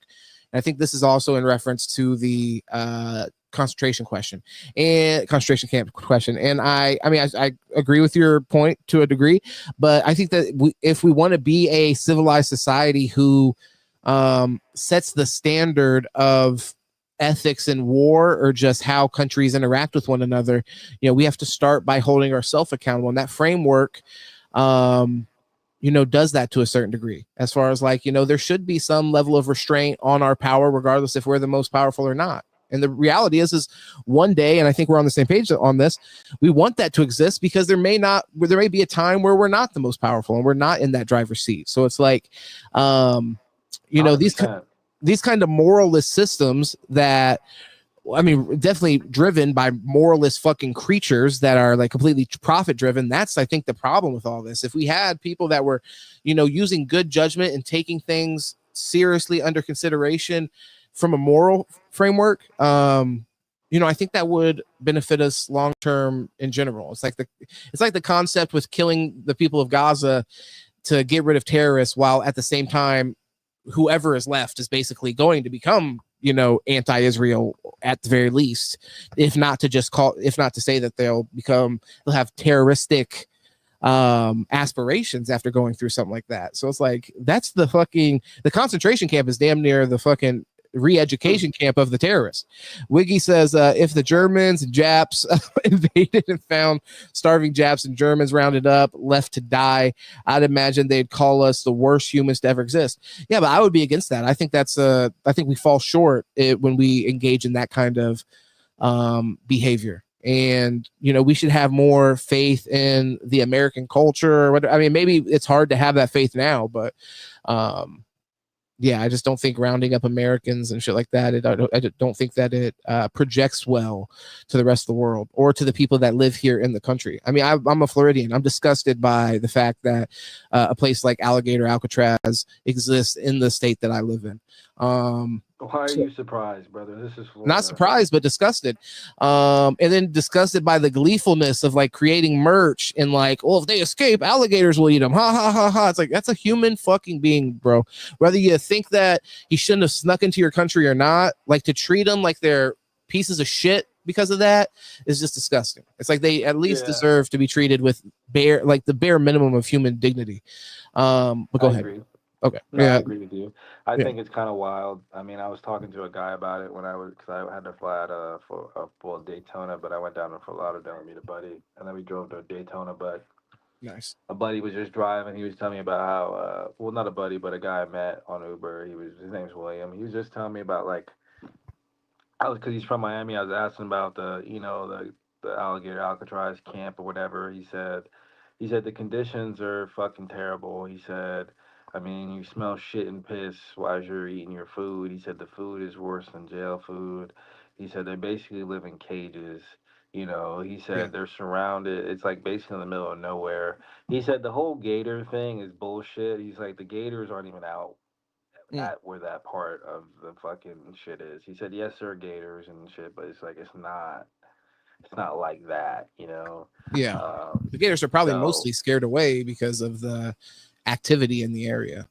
Exactly. And he said his cousin was doing construction out there, building all this shit, so he got to see pictures and stuff. And bro built he was the saying, camps. like, dude, I'm having family deported from job sites and working and going to the grocery store and stuff like that. He was working overtime and shit, trying to he was doing construction, but he was doing the Uber thing back and forth to Miami from Fort Myers, because it was obviously great money, making like 60, not even because they get a third of the money, but he's getting pretty decent, fees, and he had a little car. He was running up and down the street, but it was just crazy for him to talk about the camp because he was like, it's like literally like, it's like, he didn't know what a concentration camp was, but he was basically like, it's like a fucking prisoner of war, basically. Yeah. Is how he kind of explained it. I'm like, damn, that's kind of crazy, He said the conditions are not good. He said, and like, it's just crazy, bro. It's crazy. It's like they're sleeping outside. No, yeah, I agree. And I think we're about to hit hurricane season. Or I mean, we might even be in it technically. Funny, DeSantis used the disaster funds to build. Oh, crazy. Yeah, and bro, we just lost fucking power here the other night for hours, and it was just a fucking pussy storm. I mean, the lightning was real as fuck outside, so I mean, I wouldn't have went outside during it, but it wasn't a hurricane, and it's like we're losing power. It's just like it just lets you know what's to come. Heat? Was it like a heat lightning, or was it? No, it was like storming outside. Legit, it was just like right on top of us, like where you could see, I could see the lightning bolt strike the fucking ground on top of us type deal. White Jesus said, what the fuck? White Jesus went kind of crazy off top. He said, what the fuck? They censored the word. I don't know what word you're talking about, brother. You have to let us know, but shout out to you. Thank you for finding some time to pull through here and watch the stream, White Jesus. Wiggy, is White Jesus your favorite kind of Jesus? Keep it real with us. Yes or no? Was Jesus white? Just fucking around. Wiggy, shit. Wiggy says, if our war went poorly in World War II, our camps would have been different than what did happen. So I'm not exactly sure. Maybe you mean if like, it would have gotten worse, is what he said. If it would have got worse, our camps would have been worse, maybe. So I mean, just let us know exactly what you're saying there. Then Sandor said, "Yeah, it was." I'm not sure what you're referring to there either, brother. But I mean, it's my bad. I wasn't really super on top of the comments, so just gotta My bad, guys. Clarify that with me. Wiggy says, no one censored you here, Jesus, but a robot. It hates truth. No, it is true, Jesus. And if anybody, and we just let it all fly here, I would not censor anything anybody says, even if they say some disrespectful shit towards me. I wouldn't censor it. I appreciate anybody getting in here, share their thoughts. I want it to be as open as possible. But sometimes the, fucking free speech bots do crack down on some shit they shouldn't. But they're on us heavy, man. They're on us heavy. They are on our ass, to be honest with you. They have definitely been seriously on our ass. Sandor says America is currently sanctioning the UN and people who raise condemnation. And actually, I did see this. I saw a lady that was complaining about this, that she had gotten sanctioned by the America, which means that she can't have a bank account that's associated with America, which is fucking crazy. But in charge, what was that? Basically for supporting Gaza. Wow. Yeah, I'll have to pull up. That story was really interesting, but I mean, I want to get through these last videos. Just because I want to be thoughtful with your time. But next time we hop on here, that's something that I would like to show you, because it's a crazy story. Because there's probably a lot of meat on that bone. Oh, definitely, bro. Yeah, absolutely.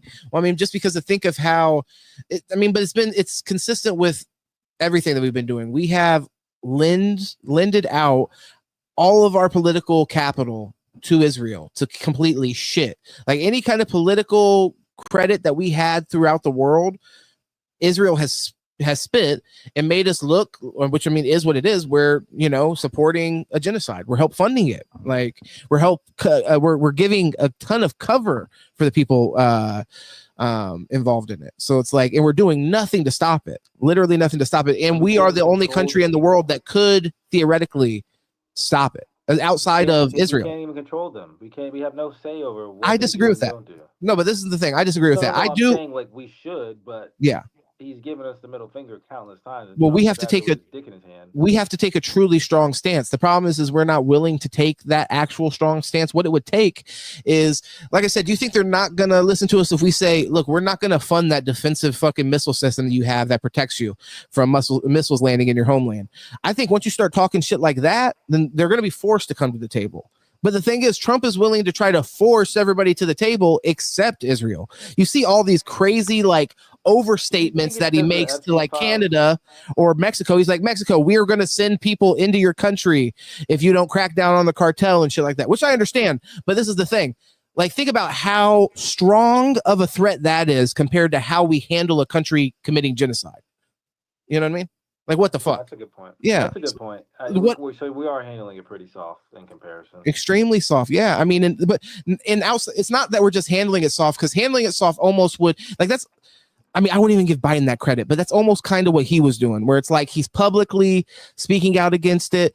But our United States media, like as far as mainstream media, does anything they can to frame people as anti-Semites to speak out against this war. Our politicians continuously vote to send them more money, which, like I said, it's a crisis of fucking democracy when you have 80% of the people. And how Senator Hawley just said this about the stock shit. When we just watched that video, he said 80-something% of people don't want senators to be able to hold stocks. So what the fuck is even the question? Like, that's literally democracy if the representatives, and Wiggy actually touched on this earlier, and I know this to be true, Wiggy, obviously, but that the representatives aren't representing the actual people. But if the system is not fucked and is not broken, then obviously that's how it should work. We're talking about a fucking insane majority when you're talking about 80% of the people don't have a taste for continuing to support a war against the people of Gaza. Wiggy says he seems to miss that America is already bad guy in 2/3 of humans alive today. I don't know who misses that, but maybe I'm missing that.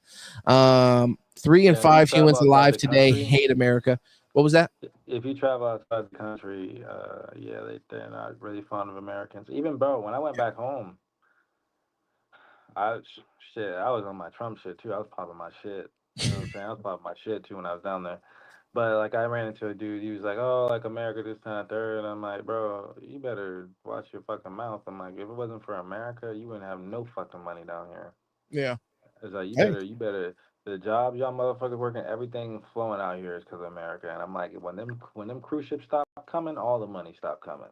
Yeah. So understand that, please, brother. Yeah, those tourist economies, those are interesting. But one thing that I would say to Wiggy's point and kind of what you're saying, and I'm not in support of people hating America. Shit, but now I kind of regret it. Well, well, no, fuck it. You got out of there in time. If you were there now, you could regret it. If you had to stick around to see, look at those people in the eyes day to day. And they supported Trump, to be real. Yeah. They thought he would bring business to America. It was kind of interesting to see that too. But they just didn't like American culture. Basically, they thought even that. I mean, bro, it was crazy. Even that they're even sitting on the weed. Well, here, this is the pushback though for what I'm not necessarily what you're saying necessarily, but more what Wiggy's saying here as far as people hating America today. And this is the same kind of thing we talked about when we were discussing Iran and all of the fear mongering around oh, they chant death to America over there. It's like, no shit, they chant death to America over there. We fly fucking drones with missiles in them over their head and just wipe out the fucking neighborhood. Of course they do. So it's part of that is us recognizing how we can interface globally better. And some of those, once again, I'm not a pacifist by any means, but it's I think that those kind of violent interactions should be absolute last case scenario. We should have more ways where we're kind of flexing soft power throughout the world, if we want to do that at all. I mean, really, I'm with you, Wiggy, as far as being a nationalist to a certain degree. I'm not a stone cold nationalist, but I do think that, America, that's what I'm saying. I'm a little bit of a liberal groiper where it's I think that America should come first 100%. We're way too behind in this country to be confidently leading the rest of the world in any actually meaningful way. We have a lot of kind of recentering our own values. This country is on fire in a lot of ways. And your point, I believe, Wiggy, I'm not contesting your point, but I'm saying there's a lot that we could do to reverse that trend of 3 in 5 humans, hating America, or 2/3 of humans thinking we're the bad guy. How about we do some actions that don't confirm that bias, but when we go and we are the only fucking civilized country in the world now, not recognizing Palestine and also supporting Israel, it's you have to kind of understand why people look at us a little side eye and hate us. That is just confirmation bias all day long. But we're actually confirming it with our actions. Wiggy Wom says, we are the subjugators. And by the way, Deuce, I just had that one more video I'm going to play after this. It said the Tucker Carlson, and I think you're going to really find it interesting. So just hang with me just for one more video. Wiggy says, what was that? You're good, baby. Get through those comments, man. Oh, yes, sir. Yes, sir. I'm rocking. Fire in there. Yeah. Wiggy says, we are the subjugators, one whose influence is waning and our culture, imperialism, is being rejected outright now. Wiggy, no one cares about American brands overseas. It's a joke. Our media is a joke. It's all being rejected now. And Sandor says, you can't bring up any genocider without being made to acknowledge that who without acknowledging the who's were genociders or genocided first and are at the top of the victim hierarchy. Yeah, I mean, that was definitely, like I said, that conversation that I was watching, which was even somebody you might consider as a bit of an ally because he was willing to be critical of Israel. He just wasn't willing to say that Israel shouldn't exist, which I get people that share that perspective and they want to address more of the crisis of leadership. But either way, so Sandor says, it's all, but at some point that's all one whole thing, though. You know what I'm saying? I don't know what you mean. What do you mean? It's all one thing. I'm not following. That all kind of ties in together. The leadership, there's a big Zionist movement in that government in general. Definitely. Well, I mean, and now with the population more than ever, I mean, you had more of more peaceniks in the population prior to October 7th, but October 7th has been a real thing to rally people around. And then also the people that really, really don't want to be involved in it and they're able to leave, I'm sure they have. So the only people that you have to stay, oh my gosh, actually, my bad, I got to add one more video, but it's short, but I have this video of this podcast. Actually, I can play it now because it's so fucking crazy. So let me actually pull this up. So this is a video from and I'm not trying to like just pull a fucking single podcast and say like, okay, this is how people think in Israel. I'm not trying to, be dishonest here. Fuck, where'd I put it? Is this it? We got JD Vance. He came out of nowhere. No, that was the other one. Fuck, let me find it real quick. I hope I transferred that shit and didn't forget to transfer it. I'll be shitty. Because it was one of the fucking craziest things I've ever fucking heard.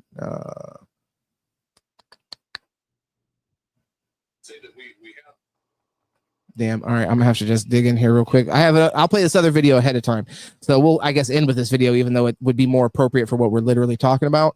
I'm good. I'm not in a rush. Well, it's all good, because also I don't want to like leave the people, like we got 8 people watch right now, so I don't want people to just have to watch me try to find this video in my laptop. So I'll play this other video and then I'll find it real quick. But so Sandor here says America and more, so Israel are who will be responsible for Armageddon. The ICJ, and he also said, by the way, the UN special reporter get a job is to investigate what is happening. Her report led to her being sanctioned. So yeah, that's the her job right there. Yeah, that's the story that I heard about specifically. You had mentioned maybe more people even, or at least it sounded like more people in the UN, but that specific story I remember hearing about. Fucking holy shit! She did her job, and they literally okay. He said Trump is also raising tariffs again because a bunch of countries are going to recognize the state of Palestine. America and more so Israel. Yeah. And I agree with that, but I totally agree with this. So as an American, I'm not afraid of confronting head on our complicity in this situation. I think Sandor is right. I do think it's more Israel because they're outright the aggressor, but I think that you can't talk about this issue without including the American support. The ICJ prosecutors are being sanctioned for the charges they raised. Where's the moral high ground? And I think the ICJ, they were the ones that brought charges to investigate genocide and said that is plausible genocide, I believe. Correct me if I'm wrong, Sandor. Unfortunately, the damage is too far along now. International rule of law is dead thanks to America. The UN had been proven toothless thanks to America. It was the same with the League of Nations. And I agree with this, and I think this is one of the worst kind of fallout. So obviously, like, there's been a arrest out for Bibi Netanyahu, and America. He came to visit America. We completely disregarded that. So I agree with Sandor. I think through this process, there's been kind of like an unveiling that international law doesn't apply to people that are basically the most powerful in the room. Like, you can't enforce international law against America because they're not going to allow it. Like, they're literally not going to allow it, which is crazy. Sandor says, and the failure of the League of Nations led to World War II. That guy was in no way an ally. And then he said ICJ charged Bibi. You can call the next big one the Great American War. Okay, I like that, brother. Yeah, Wiggy, stamp it. He's going hard. Yeah, Wiggy with the branding. The people that charge them are being sanctioned and threatened with blackmail. Yeah, whenever it kicks off, brother, and we're talking about, just know I'll slip that in the title just for you. When I make the title about how I'm gonna go ahead and move to Sri Lanka. Espionage and blackmail. I'm like, so guys, this is the last time you're gonna see me. I'm going to Sri Lanka. So see ya, I guess. So let's go ahead here. This is Tucker Carlson. I don't know who he has on his podcast exactly because I didn't watch the long form version of it. I might, though, because this is a very interesting conversation, I will say. And I did enjoy Tucker's conversation with Anna Kasparian recently. So he's had some, I think, good faith conversations. Like the Napoleonic Wars were called the Great French War by its veterans. Yeah, brother. I mean, we might be there. We might be some of the veterans. Me, you, and Deuce here, Wiggy, and then Sandor. You get to chill in fucking New Zealand and just not be involved. Hopefully, I hope that for you. I hope that for you, brother. And since you, wow, that was terrible, right? something about how this man's voice sounds. There's just something that's kind of like nails on the chalkboard a little bit, but it's Yeah, okay. Tucker's voice is a little hard to listen to. I'm glad he doesn't talk a lot. I think he True. got some feedback and he like stopped talking as much on these.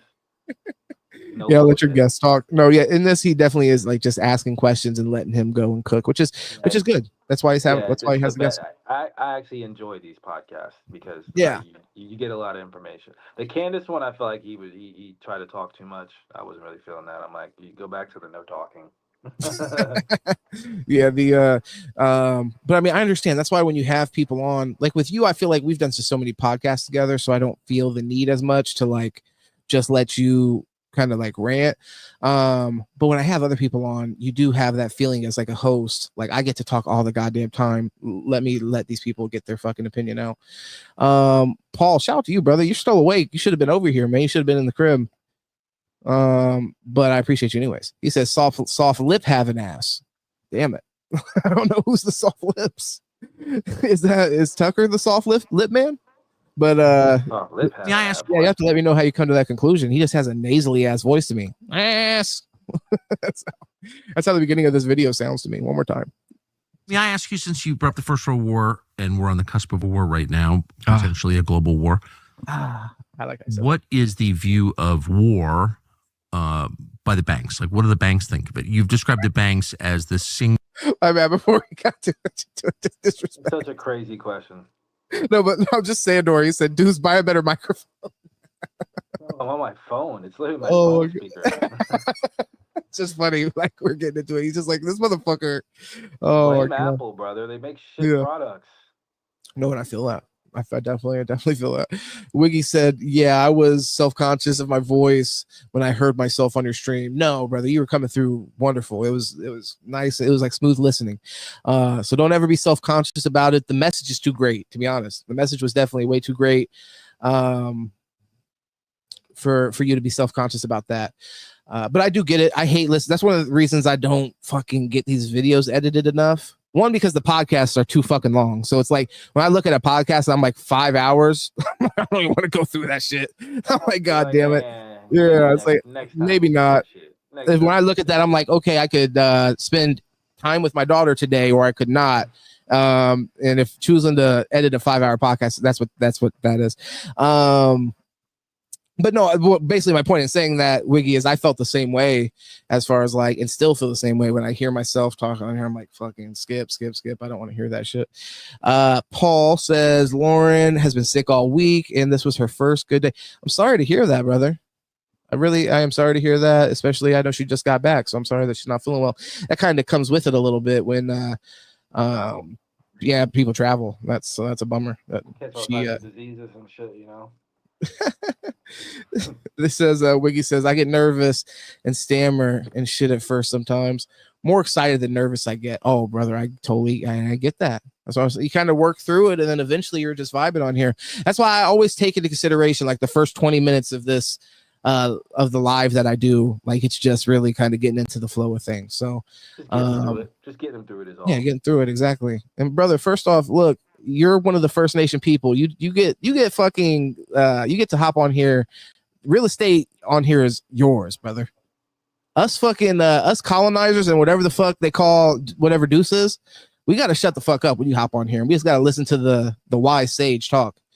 So Sandor says, Wiggy, you sound fine. Yeah, absolutely, sound good. And then also he said you look like Dave Grohl. In here got some whoop ass boy walking in this room like that, boy. He said you look like pistol wasn't on me. He said Wiggy looks like Dave Grohl. I don't know if you know who Dave Grohl is, but I mean I don't know if I'm seeing the resemblance, but he's gonna have to remind me. Yeah, he's Foo Fighters, and also Nirvana. But Dave Grohl's a man, and also Wiggy's a man. I wouldn't be surprised if Wiggy was Dave Grohl. That's the next fucking thing. But I didn't hear the question. You said he asked this a crazy question, so I got to rewind it. Sorry, boys, we got to hear Tucker ask this question again. But I will start. And I saw you, by the way. Paul said Tucker has soft lips like a bitch. It's just an interesting insult because it almost sounds like you might want to kiss him. Just being honest, you know, it got a little weird there. But at the same time, Paul, maybe that's how you assert your dominance over another man. If you and Tucker faced off, you just fuck him. You'd fuck him and then do his interview. Just sit there with your wet underwear, staring at him. All right, let's get into the video. Tucker Carlson, got dark. guy talking about Germany. Guy talking about Germany. Let's get. We're on the cusp of a war right now, potentially a global war. What is the view of war by the banks? Like, what do the banks think of it? You've described the banks as the single greatest control mechanism of human behavior in a society, I think. Particularly the central banks, because they have the bigger the bank, the more the power, but their power extends beyond just like their relations with other banks. Their power like determines a lot of what happens in your country. Yeah. And they're not under the control of voters, right? So it's an extra democratic institution, which happens to be the most powerful, which is like crazy. I'd love to know how that happened, but how do they feel about war? Well, central banking and warfare are very closely linked. As I said, I mean, the modern major bank, the first modern major bank and central bank was the Bank of England, of course. And in the very act of parliament, the law founding it, it says this institution and mechanism, because they didn't want resistance. They don't mention Bank of England. What we're doing here is establishing the Bank of England. They kept that secret. We're doing a new mechanism by these investors to raise and lend a lot of money to the government, namely by establishing a company. Will be allowed to establish a company, that's the Bank of England, in order for what? In order to wage war. It was in order to make war. So they're closely linked. And of course, if you look at the its founding document, it says that. Exactly, the Act of Parliament establishing the Bank of England, it said... What was that? So we have banks to create wars. I mean, to fund them. Yeah. And it's kind of like they... I think he's saying that they use that as like kind of like a predatory. Oh, by the way, Sandor says, "Who controls the banks?" I feel like he's begging the question, isn't he? Like when he's sitting here describing all this, he's kind of like saying everything but that. Tell us, brother. I'm racking my brain. Yeah, Tucker's. I think Tucker's sitting here the whole time though. That's the question he's waiting to ask. He's gonna get through all this like long-winded explanation. And he's gonna be like, "Okay, yeah, but so what size of hat does the banker wear?" Sandor says, "Give me control of a nation's money supply, and I care not who writes its laws." M. Rothschild. Damn. Yeah. Sandor is like, yeah. Sandor is like, get the fuck off this stream right now. You go learn about the Rothschilds, boy. Let's go. We need to hear about the Rothschilds. That maybe we need to just do a whole stream exposing the Rothschilds and see if we make it. If we wake up the next morning. I mean, we'll die of like a gas leak, and we all know. Oh, bro, gas leak, brother. They have fucking heart attack guns. Once I saw they have a gun that can fucking initiate a heart attack, I'm like, well, what the fuck? Then they can do anything, you know? Yeah, at that point, what the fuck is going on? Like, yeah, exactly, I mean, it's over. But at the same time, they couldn't get Castro. That's one thing we have to respect. Just aim a gun at me, and my fucking heart explodes. That's how easy it is. Like, Jesus Christ. Yeah, no, thank you. But let's go ahead and get back. The purpose is to make war. Do you know why the Federal Reserve was established? And there was a rush to establish it for 1914. The year the First World War started. Exactly. It destroyed Europe. Yeah. And again, it was done with subterfuge. I mean, you know, they're gathering everyone. Yes. On the 23rd of December, 1913, when nobody was there. And then also introducing income tax. That's also at the Bank of England. It was established together in the same act. They fucked everything up the same day. Right before Jesus was born, too. That's crazy. Yeah, the fact that they did all this on God's Day, they December 23rd, yeah. They should all burn in hell, man. Jesus Christ. No, literally. Everybody was off for the fucking like, holidays. Fuck everybody's Christmas tomorrow, by the way. Everybody's Christmas, all those kids, yeah, no toys. Well, they just didn't know. Well, yeah, I guess you're right. Yeah, the next day they're like, hey, fucking income tax. Instantly broke. Calling for establishing new taxes. Why?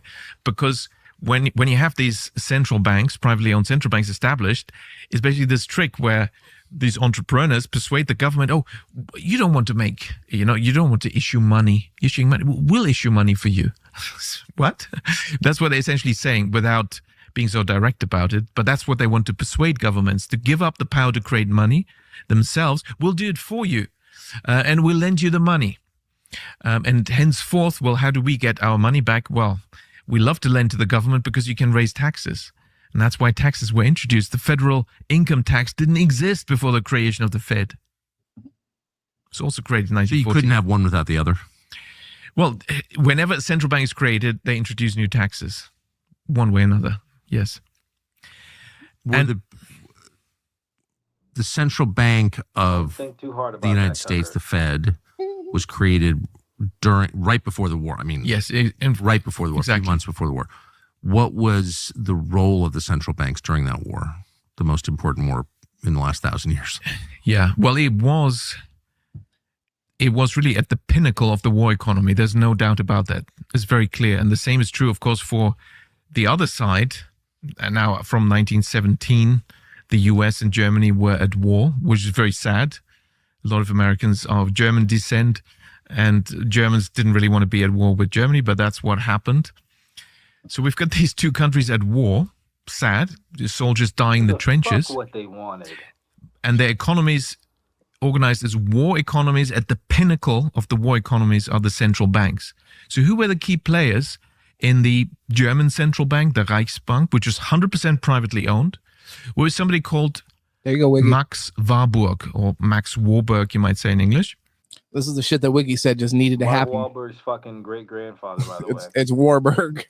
But yeah, Wiggy, if you're still in the chat, man, this is where you got to hop in here as SS man, come through as the great SS man, and let the Ubermensch let us know, brother, because this is what he's talking about. He's talking about those goddamn private banks and who were they owned by, and who was Warburg at the pinnacle.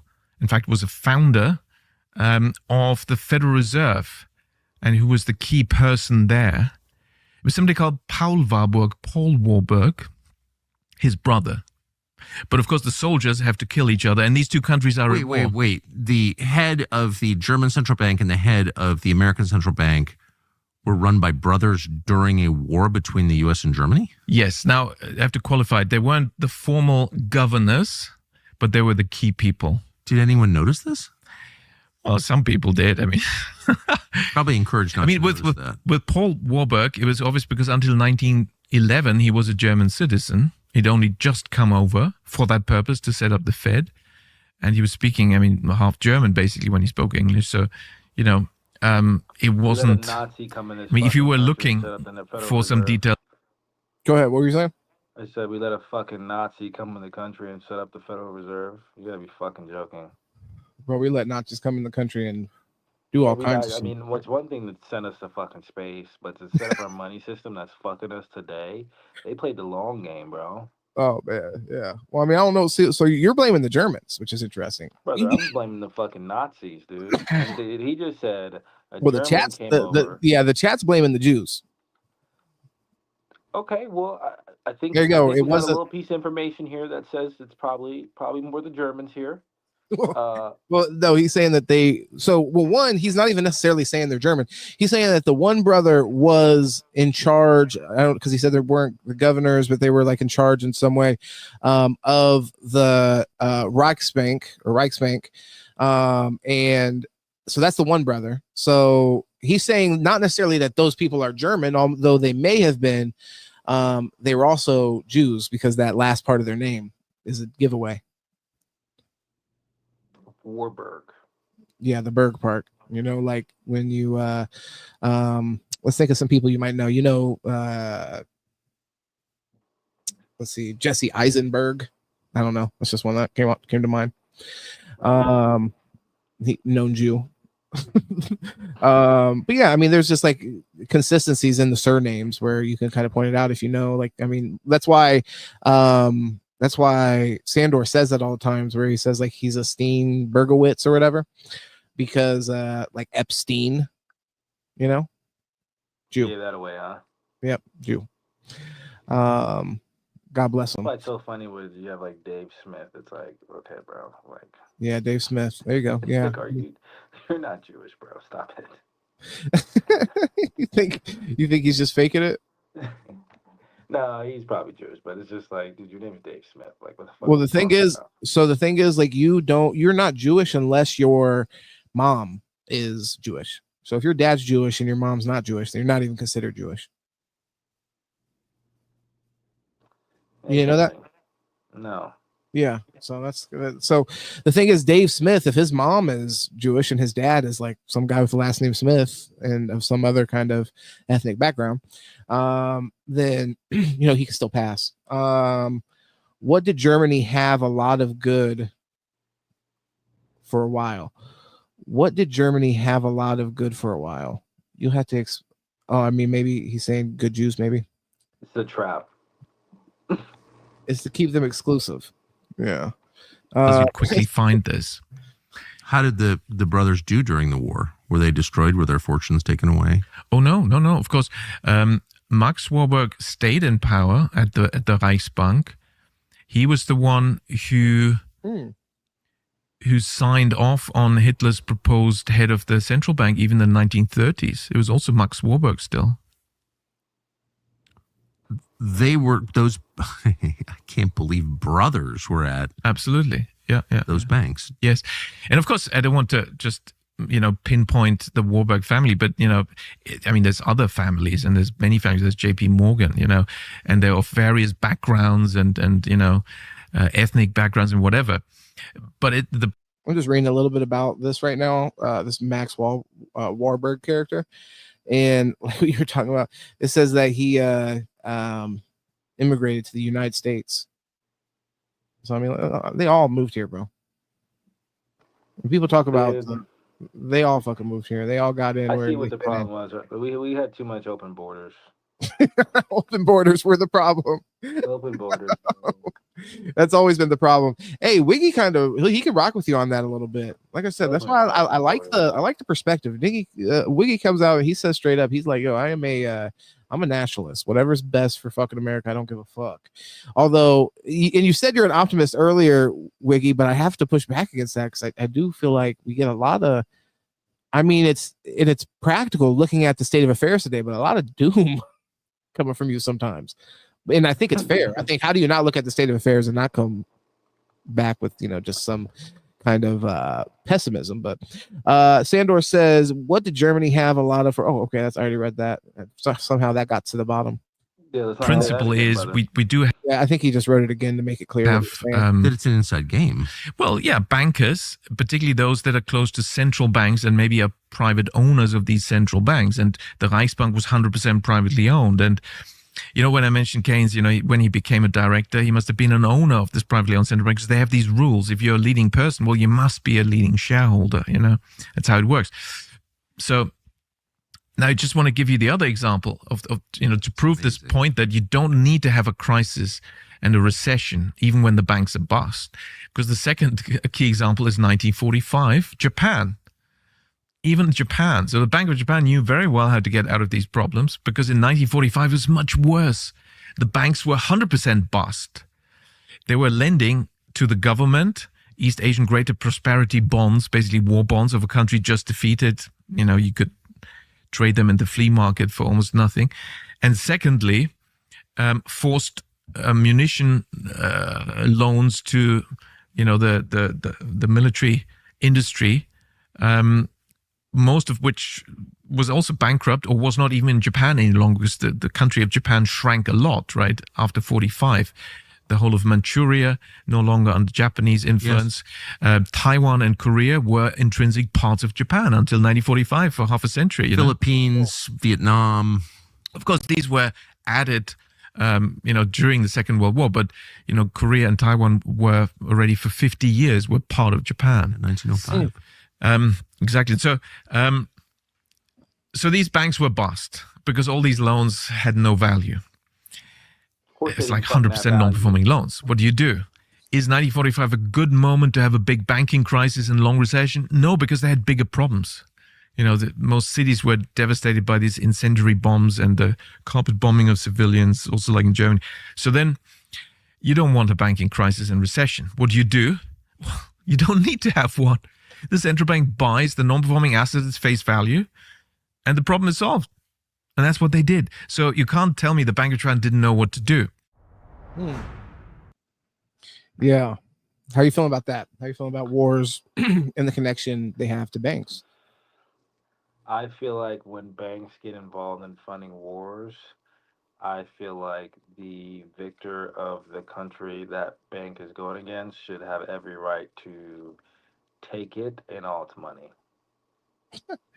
I think that it's kind of funny because you're talking about industries that should work for the country specifically, and it does seem like allowing a private banking industry could easily be kind of allowing the money to become a weapon that's kind of used against the population, in a way I think is because they're using that population's money in any way to even go and fund that war, right?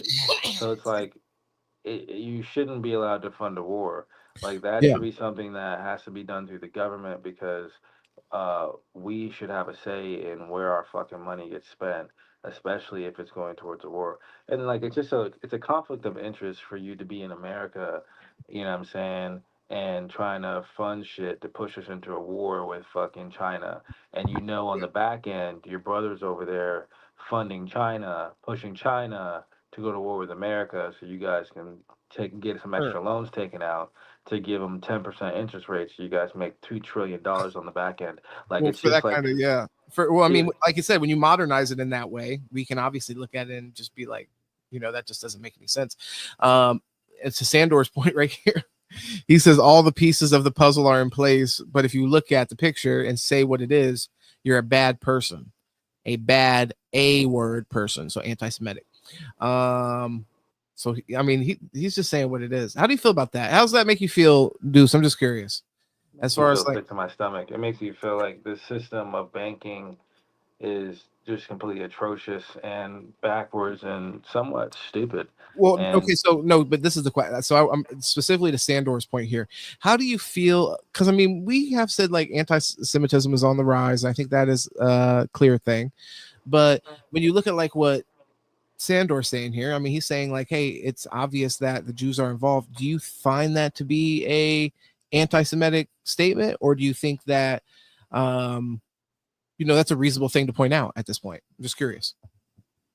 It just depends. I mean, I would have to. I don't know. Like, so what is he saying? Is he saying that like who controls the money, Deuce? Say it. That's what he said. The banks. Who are the banks? The tellers, brother. The tellers. No, blame it on the fucking tellers. Holy shit. White Jesus said in the word, it's censored again. Great Satan. Jesus, dude. Yeah. White Jesus has been trying to get that word in all night. Jeez, I wonder what word they're trying to say if it starts with a J as well. But yeah, White Jesus, I don't know what's going on. I'm not sure what you're trying to say. I'm reading every comment that I'm seeing from you, brother. Trust me on that. I'm trying to get the word out with you. We're side by side trying to get the word out. So yeah, he says who controls the money, Deuce, and then he says and the banks control the governments. Yeah, I mean that's one thing. Like with what I'm saying, it does seem like a private banking system, and obviously how important currency is to a country. It just seems like it's adversarial to the country's best interest, to be honest. To allow that to, and I know that we're kind of like tiptoeing here, Wiggy, like kind of like around what you were talking about earlier, and like seizing the private banks. But I do think that when you look at that kind of industry, it is something that is built not necessarily to just benefit the. I mean, I'm not going to say you can't have them private, but when they get to that size to where they can go and fund a fucking war or fund your enemy, yeah, that's a fucking problem. Like, we should probably rein that in a little bit. You know what I'm saying? Like, it's just, I think, like, people, and I'm not all for, like, regulating everything. I don't want the government doing everything, but at some point, like, the government has to set some boundaries for some of this shit. Like, if you fund a war that is not an American fucking war, and your bank is headquartered in America, yeah, that's a problem. Well, I mean, but even when they're like leveraging America's desire to go to war and using that as like a way to predatorily prey on the country itself. Well, here Sandor says here, because he's talking about the banks. He says, "What did Jesus have a problem with?" He said, "Jewelry." What do banks do? Jewelry. So I think the technical term is usury, and that's like high interest loans. Which is an interesting thing, by the way. Like, for example, this is just random, but so Jews, I believe they have access. If you go to like a quote unquote Jewish bank, you have access, like basically Jews, it's against their religion to charge other Jews interest. And I don't know if it's no interest at all, but yeah, I have to look that up specifically because I don't want to be wrong on that. Sounds fucking nice. Would love that on my That sounds fucking nice. house. No, it does sound nice. Let me look this up real quick. So their mortgage, they ain't got no fucking interest? Get special interest. Free loans. Yeah, let me just look interest-free loans. Billionaires in these fucking countries. Okay, so right here I put, do Jews get interest-free loans? It says yes, Jewish individuals can receive interest-free loans through various organizations within their community. Key aspects: biblical foundation. The practice is rooted in the Torah, which prohibits charging interest on loans to fellow Jews, especially those in need. So I mean, yeah. So what I said. And then purpose: these loans are designed to offer financial assistance with dignity, enabling individuals and families to become or remain self-sufficient rather than relying on handouts. So yeah, and like what Sandor was talking Basically, about here. They don't want to give nobody money, so like, we're not gonna charge you extra, so go make your own fucking money. Well, no, but they're saying you take this money though. At the same time, they're saying we'll give you a loan for you to pay back at no interest. So it's like, you know, and that is based off them being Jewish. So here, just because I have these, so I have the short video. Oh, this is two short videos real quick. One super short, but this is the one I felt like I needed to show you, just to, I guess this will encapsulate. I think that this is going to be a good one to end. But this is a podcast in Israel. This is, I think the podcast is called Two Jewish Boys. I tell you that because I want, you know, if anybody wants to go find it and tell them go fuck themselves, go for it. Otherwise, I really don't supporting this podcast at all. And you're going to see why here in a second. I do want to note these are just two gentlemen from Israel. This doesn't necessarily mean that it's indicative of the view in general in Israel, but I just thought it was important, like seeing a kind of eye in on like a conversation similar to what we're having here, and considering how different it is, I think is kind of eye-opening. So I'll go ahead and show you right here. Doing it to appease the. It's because we're looking for international legitimacy. Mhm. No one actually gives a shit. Zero people in Israel. If you go up to them and you're like, do you care if this baby in Gaza gets polio? They'll be like, I don't fucking just. Yeah, Riv Oppenheimer would care. Yeah, okay. There'll be like 20 people who care, and they're all wearing Meretz shirts. Like, fuck them. But seriously, nobody would give a shit. They'd be like, leave me alone, man. I'm trying to like buy Eat shit ice cream for Shabbat. Like, Yeah. fuck off. I don't care about this Gazan kid with polio. Also, as long as they're in their Nakba state in their tents, you know, and we're living still, like, you know, if you put aside the news, day to day is okay. Yesterday we went to a concert. Yeah. In Elkon Park. We had lots of fun, me and my girlfriend. Shalom Chanoch. We danced. And it was amazing. And you can't help but think, like, it's nice to know that you're dancing in a concert while hundreds of thousands of Gazans are, you know, homeless, like sitting in a tent and eating. Makes it even better. Yeah, more enjoyable concert. If only they put the live video footage feed of Gaza. Like, but seriously, you guys, like that. That's what people don't understand. Look, like, I know that you guys might be appalled by this, some of the listeners, but seriously, this is how Israelis feel. And you might think that Eitan Weinstein and Naor, who like refuses to kind of back me up on it publicly. I'm from the UN. Yeah, he's the UN. But you might think I'm extreme. But I have conversations with lots of people, coworkers, friends. People enjoy knowing that they are suffering. No, also it's very prominent on Twitter. Hamas. You could just tell he was lying there at the end, dog. This is what What do you think he's lying about? He's talking and he's not even looking at it. He's looking down to the right, looking down to the right, looking down to the right every time. So you think he's lying? You think people don't feel that way? No, bro, when he said, "Oh, I talk to people all the time that feel that way," he was fucking lying. Okay, well, fair enough. Like Fair enough. because what he's trying to make it seem like the majority of people in Israel support everything that's going on, where we know for a fact they didn't support the shit before October 7th even happened. Yeah, Then but October 7th happened, gave him a little buffer. Then about 3 months later, everybody in Israel was back to the, okay, now you're a scumbag. yeah, I feel you on that. But honestly, so I think that like polls actually represent that there's a lot of support for let's just look one up out of curiosity, because I don't know, I won't necessarily say that people feel so callous about it, like what he's saying, like where he's like, fuck them, I'm glad that they're suffering. But I think like there probably is more than a majority that would like want them gone and don't want them to be their neighbors anymore. So it effectively, where they might not have the kind of like, may not take the personal enjoyment that sick fuck took from it. Like, just like I said, when you hear them talking about it, and I also, like you, I hesitate to apply that to like the nation as a whole, but just the way, the crassness in which they're talking about, deriving some kind of like joy from, and not even terrorists, like they're outright saying like Palestinians, they're saying children,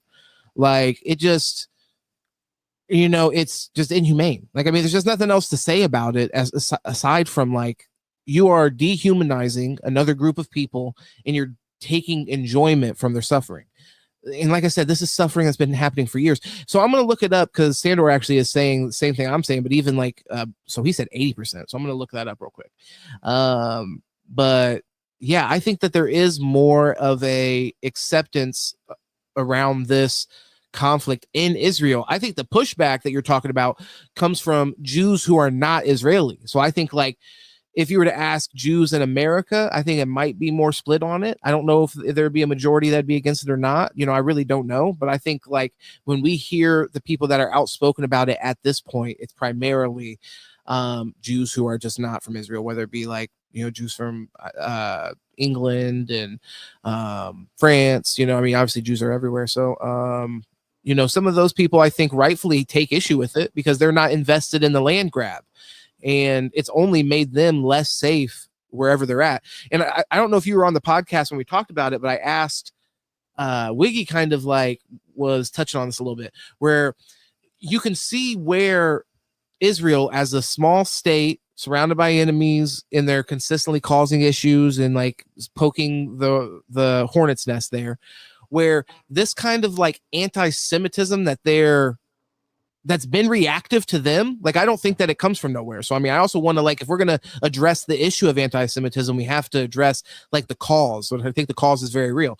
But I could see how just real quick, I could see how they benefit by making the rest of the world an unsafe place for Jews. So then they push them to come to Israel. That's the whole point of Israel, is they want it to be a place for Jews to come and settle as a homeland. That's why dual citizenship is so common with Israelis, because, they have whatever their nation is that they were born in. And then if you're a Jew, you can go to Israel. That's the whole point of it being an ethno state. But yeah, if you had anything to say about that. And I seen it's saying I can't really find much, but it says some thank you. You looked it up. Some posts on X suggest around like 82%, but it says it's not really a lot of data out there to really kind of gauge it. Yeah. Which it makes sense. They're not even letting press really do their job. So yeah, that's the problem with Israel, bro. It's like the lack of information, and it's all done on purpose. Definitely. The secrecy, the lack of information that's out there. You know what I'm saying? The lack of investigation that they allow to be done. It's all, calculated. And, it's just sad because we support it as the United States of America. We allow them to get away with that shit. We allow them to disrespect presidents. We allow them to kill presidents, allegedly. Blackmail. So, and blackmail presidents. They blackmailed. And we know 100% they blackmail presidents. Definitely, we know that. And honestly, we know about Bill Clinton, right? We know about them with Bill Clinton, and we know about them stealing the nuclear weapons. It's just like that's something that we can't outright say right now. Would have came here and he would have never left. I promise. Yeah. He would have never left. Well, I mean, his kids in this country right now living. Yeah, so it's like that's crazy. Well, I how I feel about kids. I'm not gonna fuck with his kids, but him. I mean, he's a grown ass man. He's a grown ass man now. Fuck him. And he's sitting here. I can't punish him for the crimes of his father. Bro, he's openly supporting though. He's sitting here saying, like I said, he was the one. I'll have to That find. don't mean I can't pay a couple thugs some day to go handle that real quick. But I'm just saying, and I'm saying, Something like you know that. I don't you know. can handle that, Yeah, brother. I don't know. We get definitely. You So set a couple Sandor, hookers. You know that. Sandor, You know the devil works. You set a couple hookers through, have them boys leave it we unlocked. have to find some good Jewish whores to send through. Sandor says 80% of the country is behind it. He said there are polls. Polls have been done. And then he said, when they say people are mad at BB, it's because of the hostages, nothing to do with the genocide. Deuce, it's not hard to find. There are channels on YouTube where a Jewish man goes around Israel asking them questions. Watch it. He said, watch Abby Martin, old stuff, where she does the same thing. They don't hide it.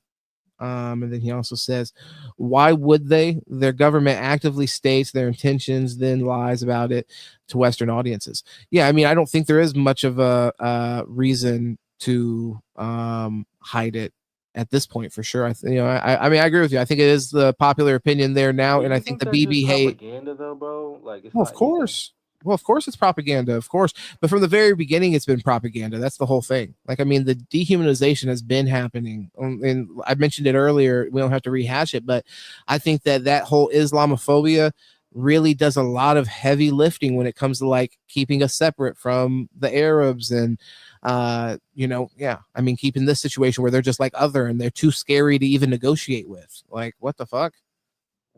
I just don't buy that at this point. I mean, I'm young enough to where I never really bought that, to be honest, but I know that the generation before us, after 9/11, they were fear mongered into that. And and I'm sure you do know how, Muslim Americans were treated in this country around that time. I mean, they were treated like absolute dog shit. You had people getting beat up. I used to work with a guy who was Muslim, and he used to tell me all like the most fucked up stories, bro, of him just getting like where he started going.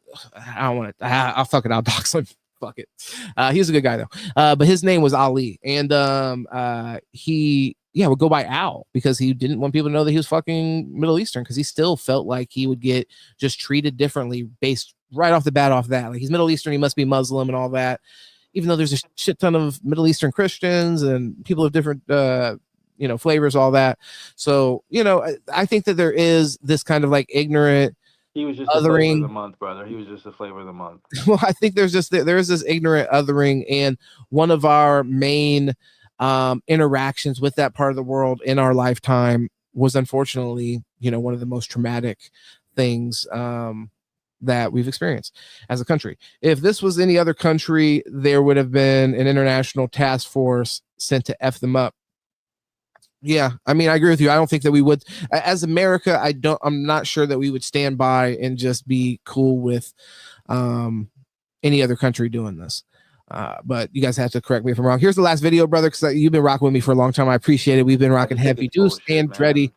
Go find my man Deuce Andretti on Twitter if he's there still. I don't know what the fuck happened with that. No, brother, I got hacked, guys. Hey, go report my page to Twitter. Tell them I got hacked. The fucking Norwegians, they got Did you me. not get hacked? And this is just a way that you could just say whatever the fuck you want on your Twitter now? Just No, like, I'm hacked. I don't know who the fuck that is saying all that racist shit. No, bro, I try to log in on my shit, and it's like, your password has changed, and it's like, damn, reset your password, and then I go to the email. It's not even my email. I'm like, this is great. I hate to see all that. Those years of grinding on exactly. there for this pussy motherfucker to come in and take my shit. No, bro, and you were prolific on there. You were actually really like just from like just watching you, as like somebody that's just one of your followers, you were really like starting to heat up. I feel like you were getting in those groups, telling them how you felt. Fucking 30 and 50 likes on it and shit. Yeah. And I'm like just commenting on little funny videos and stuff. And all of a sudden now, and I was still getting likes too. I got a like as I was on a space. I saw I got a like, and then it said I was in a space talking, and then it kicked me out. It kicked you out. He said, "Fuck that." So Norway. I log back in when I went. Norway has your account now. Yeah, some dude. I don't even, bro, and it's crazy. It won't even show me the email. I'm like, I'm like, this janky ass Twitter shit. This motherfucker fired all the customer service like a dumbass. Yeah, that hurt. That hurt. It's like, oh, we'll email you back in a few days. I'm like, a few days? Sandor said you didn't want to open your eyes. Shame. Do you feel like honestly, I think Deuce is on our side on this, to be honest with you. Sandor, I'm really like, I'm like, Because my thing is, I don't want to group everybody in, you know what I'm saying? But at the end of the day, like, you got to call a spade at the end of the day. And, like, Yeah. if you support, like, if you're saying, like, because in all reality, dude, if a lot of people in Israel do feel the same way those guys in the video felt. Like, Mhm. to me, that was a little disgusting because you're Sure. dehumanizing people at that point, and it's like you're really just you're just being a piece of shit. And Like, also keep it you're in talking mind. about dancing and people are starving. Now, here's the problem I have with that because those same people will want me to turn around and go think about fucking 20, 30 years ago when fucking Adolf was running around fucking Longer killing than that. everybody in Europe. You know what Longer I'm than saying? that, almost 100 years. Well, but that's what I'm saying though. So Yeah. it's like, but you want people to be sympathetic to that though. So it's like you Exactly. can't have it both ways, bro. Mhm. If you want people to give you sympathy, you need to give it to others the same way. Mm. You can't just be like, oh, well, we're oppressed people, and then just go around like that's why black people get sympathy. Black people kill each other. They don't kill other people. It sounds Well, fucked up, but it's the truth. well. And we really don't get sympathy, right? But No, still. well, I mean, and also you guys it's a good also thought in my kill head. others. It was good to think we do. You guys also kill others. Let's be clear. Oh, but yeah, no, I feel you. I do feel you on that. Sandor said, and oh, by the way, he said Deuce is standing at the door, too afraid to step through. You're just too afraid to step into that door and just say it's the Jews. Talk about Sandor trying to see me go down with haunted ghosts and shit or demons. Like, what are you? No, Sandor wants you to just say the J word. Go ahead and say just tell us what size hat they have on. That's all we're asking. Oh, Jesus Christ. Sandor also said, and that is why they're worse. Anti-Semitism. Oh, hey, listen. So yeah, this is interesting because we're bringing it full circle. Sandor, respect to you, brother. You get another sentence. You get another one of those, brother. He's worse though. I'm trying to. Well, because remember earlier, worse than the Holocaust. He was making the case that what's going on in Gaza is worse than the Holocaust, and I was like, I don't know. Yeah, I mean, yeah. Well, I don't know if I am ready to say it's not quite as that, many but I get it. people. Well, actually, I do think it's as many people. I think it's 500,000. So, with today's calculations, I think that's probably pretty similar. This is funny as fuck. He said 15% of the wizards cast 90% of the spells. Jesus Do you understand what he's saying with that? Jesus Christ, brother. That's some deep shit. No, you're fucking silly. He's saying so 15% is supposed to represent the amount of black people. And he's saying the amount of violent crime that they're responsible for is what that's supposed to be referencing, just so you know. That's what I'm saying. He said the numbers don't mostly black people, though. That's the thing. It's well, I mean, but killing mostly. I mean, either way. Hey, this is probably once again, like I said, I'm a liberal graper now. So at the end of the day, I don't know. You could have here This is the new conversation that I'm about. And I want to talk about I want to start talking about IQs as well now. He said I'm strictly talking about Harry Potter. Yeah, that's funny. No, I mean I'm with you loud and clear, Sandor. We're locked in, brother. So actually I have two, but they're both very short videos. This is just to laugh at Paul. Paul, if you're still on here, I want you to see this, brother. Barkley was on the council, and Tua Tagovailoa. Showing his face again. This motherfucker just talked over every bit of what you're supposed to be listening to. Okay, listen, brother. I need you to listen to this so you can make fun of it. Brother. I just saw JD showing up next to Trump again, like a good wife. You know what I'm saying? I'm surprised. That's true. I see JD there, but mainly I see Triple H. Sandor peeped Triple H on the left hand side. Juan Barkley was on the council. Listen to this. And Tua Tagovailoa.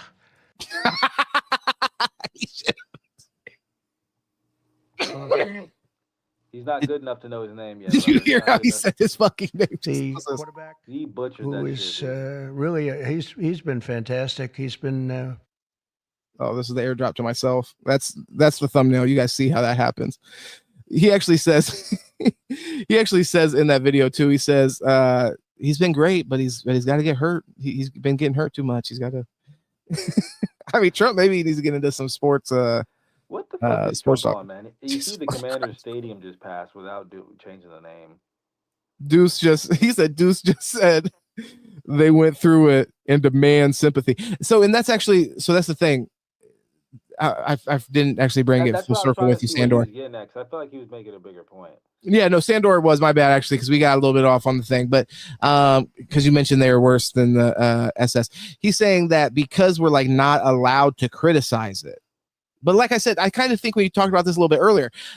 One thing I'll say, in Germany, I don't think they would have just let you openly criticize the Nazis without, putting you in check. So I think we're just experiencing it from the other side because we're the bad guys, because we're the bad guys of the scenario, and we're involved. We are implicated in the genocide. We're enabling it. So it's like, we're experiencing the censorship this time from this angle. Whereas, and then he said, Jesus fucking Christ, bro. Yeah, I mean, just I don't know if that was in reference to us or Trump, but either way, accurate. But I do think that's a fair point, and that's an interesting point. And I think for us, I think that is one of the main differences between, like, an experience that an American would have had in the 1940s, resisting or talking out against the SS or the Nazis, and then compared to how limited we are and how we can speak about Israel. I mean, honestly, if you talk about Israel on the internet and shit, I have definitely experienced blackballing. I mean, you remember Deuce, because we were making content together at the time. There was a point where we had like 6 months straight, we didn't have any videos that would ever crack more than like 20 views, and that was from the very beginning of me doing the podcast. I would at least have 1 or 2 videos a month do like 10x the views. So I mean, there is a point where you get deboosted in the algorithm, and they just qualify. And I mean, their qualification for it is just that what you're talking about is too edgy, and it's not what is it? It's not sponsor friendly. Well, they say it's not sponsor friendly. Now, when they say that, Sandor would say, who are the sponsors? What size hats do they wear? Peloton. Well, yeah, there you go. Possibly. Sandor says Israel actively states in Twitter what they want to do. Their soldiers post TikToks. Germany lied and and hid it behind doors. Yeah, I see you right there. Thank you, brother. Their soldiers posted on their war crimes on TikTok. Yeah, I mean, you're totally right. I mean, and I was going to show that video, but we already know that doctors have talked about going to Palestine and seeing corpses of children with their fucking genitals shot. Just crazy shit, using kids as fucking target practice, and just really, really sick and depraved shit. So I do think, like, when we watch that, and I'm with you, I see that the two Jewish boys podcast or whatever the fuck it's called, I see that, and I do, part of me like just does not want to believe that there's a society that is this sick and has this much of like genocidal brain rot. But you do have to look at the things that are happening on the ground, and I think we have to be careful not to like project our American altruism onto them. At least I'll say that's what I try to come from, that standpoint where I try to not cause harm, and I would like for, so it's like, I think that we can't project that we have those kind of intentions and values, so therefore those values must be consistent in Israeli society. It just may not be the case. Sandor says, and if you try to make a video about it, what happens? Yeah, I mean, can you type the name of that country and the things they're doing without it being censored? Yeah, I mean, shit. There's that. But okay, go ahead. That's the interesting part, though, in totality, when you look at it, just like big picture. Like, yeah, there is an issue with this, and I feel like the only thing that the way that they're handling going about it is just bringing more attention to it, and eventually, like, the privileges and the grace that they were given to do a lot of the heinous things they do, or feel the way they feel, that will just be taken away. Like, because the thing is too is like, for these people to put out these podcasts like this and say, "Oh, this is just how Israelis feel. Like, we don't even like Muslims. We don't even like Gazans, right?" It's like, it's how all Israelis feel. We feel like they're all fucking infidels and they all should be genocided. It's like, bro, y'all are surrounded by Muslims. You probably shouldn't be posting this shit. And you already know that your shit can be touched. You already know someone can reach right over that fucking golden dome you're talking about and touch you right on the fucking, poke you right in the fucking forehead. So why would you even do, like, to me, it's stupid. The second thing is it's disgusting. Mm-hmm. But I'm going to give them the benefit of the doubt and say a majority of the people in that country don't feel that way. But if that is the case, then yeah, no, I don't have no sympathy for people that don't give a fuck about others. You know what I'm saying? Like, it's just can't do it. Like, if you show me you don't care about, yeah, but what about the numbers that you saw? You don't think like those don't say anything to you? Like you're saying, because I feel what you're saying, and maybe what you're so I'm willing to concede this, that there probably isn't 80% of the people in Israel that are gonna like be as gleeful as these guys are about it. Like think it's a fucking based ass thing that they're doing this. Like but a lot of there probably is a majority of people that say, hey, this is a means to an end. They're savages. We need them to fuck out of here, by any means. And whatever my government's able to do that, I'll turn a blind eye and I'm okay with it. Though, I do not feel like not necessarily to the extent of them like I don't give a fuck, haha. It's great that they're starting, but percentage of people that listen to what Netanyahu posts on their news, on the Al Jazeera, or whatever the fuck their news shit is. You know what I'm saying? And yeah, I do think whatever he posts on there, like, hey, the Ayatollahs are sending more people over next year if you don't vote me back in. You know what I'm saying? Or whatever the case is, like 100%. I feel like he propagandizes his own people anyway. Like you see what he said on the Nelk Boys. Oh, you guys censor podcasts? It's like, motherfucker, you guys censor podcasts? And I hate their fucking Israeli accents. Their accents piss me off. I just feel like it's fake. It's fake. I'm like, bro, your family's from fucking goddamn Ukraine. It's just, that's just my whole thing. It's like, oh, you guys censor podcasts? It's like, hold on, bro. Like, what are you talking about? Yeah, like, you censor it, bro. It's you. You censor shit. Yeah. You have the ADL come and censor people shit all the time. What are you talking about? Well, like, and we were talking about yesterday, BDS laws where they're making it where you can't boycott or divest or sanction Israel, or else that's anti-Semite or anti-Semitism. It's like you motherfuckers chose to make yourself a ethno state. We didn't. Just so basically we can't do anything to you because you're an ethno state, which is already like something that is kind of anti-humanity in a way. And here Sandor says, just because I'm about to wrap it up, brother, because I know we're rocking, but if we don't wrap it up, then we can just keep going for another 5 hours. So I just know that we have to wrap it up. Sandor says, can you type the name of the country in the things they're doing without being censored? Sandor also says, if you want to know who controls you, look to who you can't criticize. And that is a quote from Voltaire. And this one right here, he's going hard at you, Deuce. But I think it's out of love, but I'm not sure. He says, Deuce, you dumb motherfucker. They don't care. They're better than us, homeboys. They have impunity. Wake the fuck up, bro. How are you getting fucked through the censors? I'm curious. Jesus couldn't say whatever the fuck he wanted to say, but he said the motherfucker first. Yeah, but here he said fuck, so it's just like I don't mind, but I'm just wondering how you got that through the censors, brother. Good job. And then he says they live in a relative utopia at the expense of the Western world.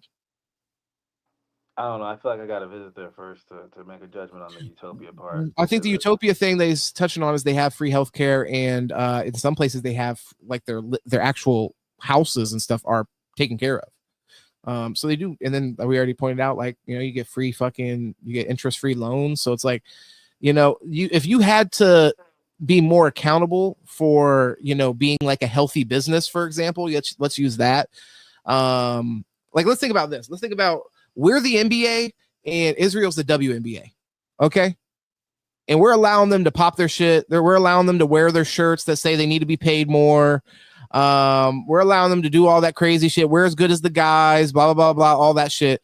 And meanwhile, knowing goddamn well that they're not even a profitable fucking organization and they keep on making it, they're making the sport worse.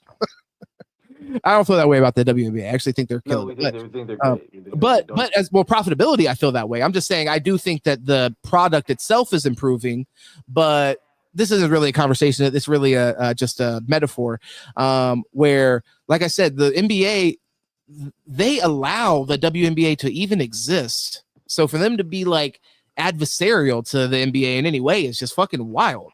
Like, and even now you're talking hot shit as you're somewhat developed Israel or WNBA, but it's like you motherfuckers are still not profitable, not even close.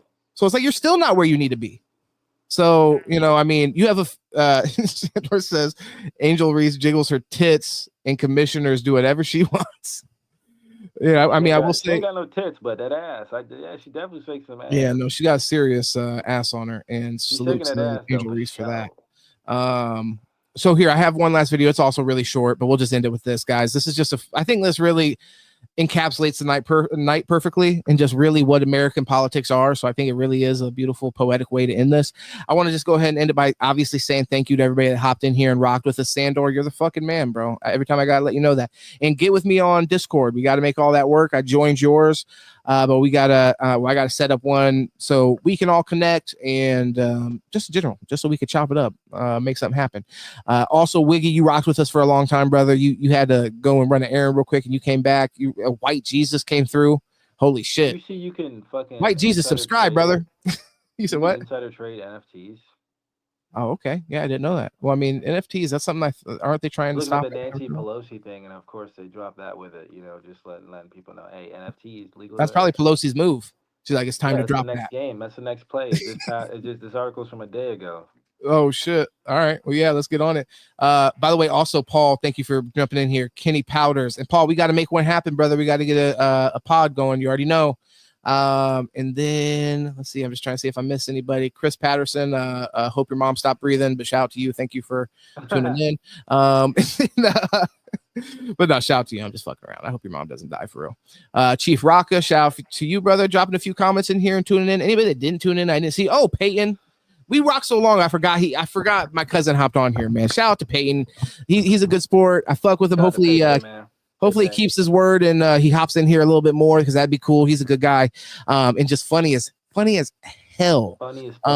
Low key was like tiptoeing on Zionism though. He's like October 7th. Like you're killing dudes. Me and him, we're not all there yet, brother. We're not there yet. Yeah, exactly. You're killing. Sandor's killing dudes, but then at the same time, you had fucking Peyton in here talking about, but October 7th. Hold on, 2 years ago there was this fucking crazy thing that happened. Like, all right, bro. That was hilarious. When he said that, I'm like, oh, that was crazy. That was doesn't crazy. Work anymore, brother. You got to use something else. No, yeah, you got to update. You got to update on something. That one Israeli died several weeks ago. Yeah, remember they raped that one girl that never happened. Exactly. Actually, hey. He said I had to go out. He was making me. Oh no! I hate to hear that. We want you to rock. Just give him a hard time. He wanted me to get on the squad. Huh? Yeah, he wanted us to. Hey, Sandor, if ever we have a guest on here or I'm pissing you off, you're not gonna hurt my feelings, brother. You can get in here and you can let us know that you don't agree with us or whatever the situation is. But I understand also. I'm glad you didn't agree. No, but I understand you if you just have to get off. You need to step away. You don't want to fucking listen to some Zionist pig. But no, listen. Talk. Hey, but at the same time, look, I think we might have radicalized him before he hopped off, and now I think he's a SS soldier. From henceforth, we will refer to them as the WNBA. That might be the way for us to get around it. We might have nailed it, Sandor. We might have stumbled on something. The WNBA might get you fucking flagged too. That's true. They might flag us as well for being fucking misogynist. They'll flag you first. They're so damn sensitive. Yeah, the thing is, they have no power. I think I might have more money than the WNBA. To be honest. The NBA, brother. Don't it's true.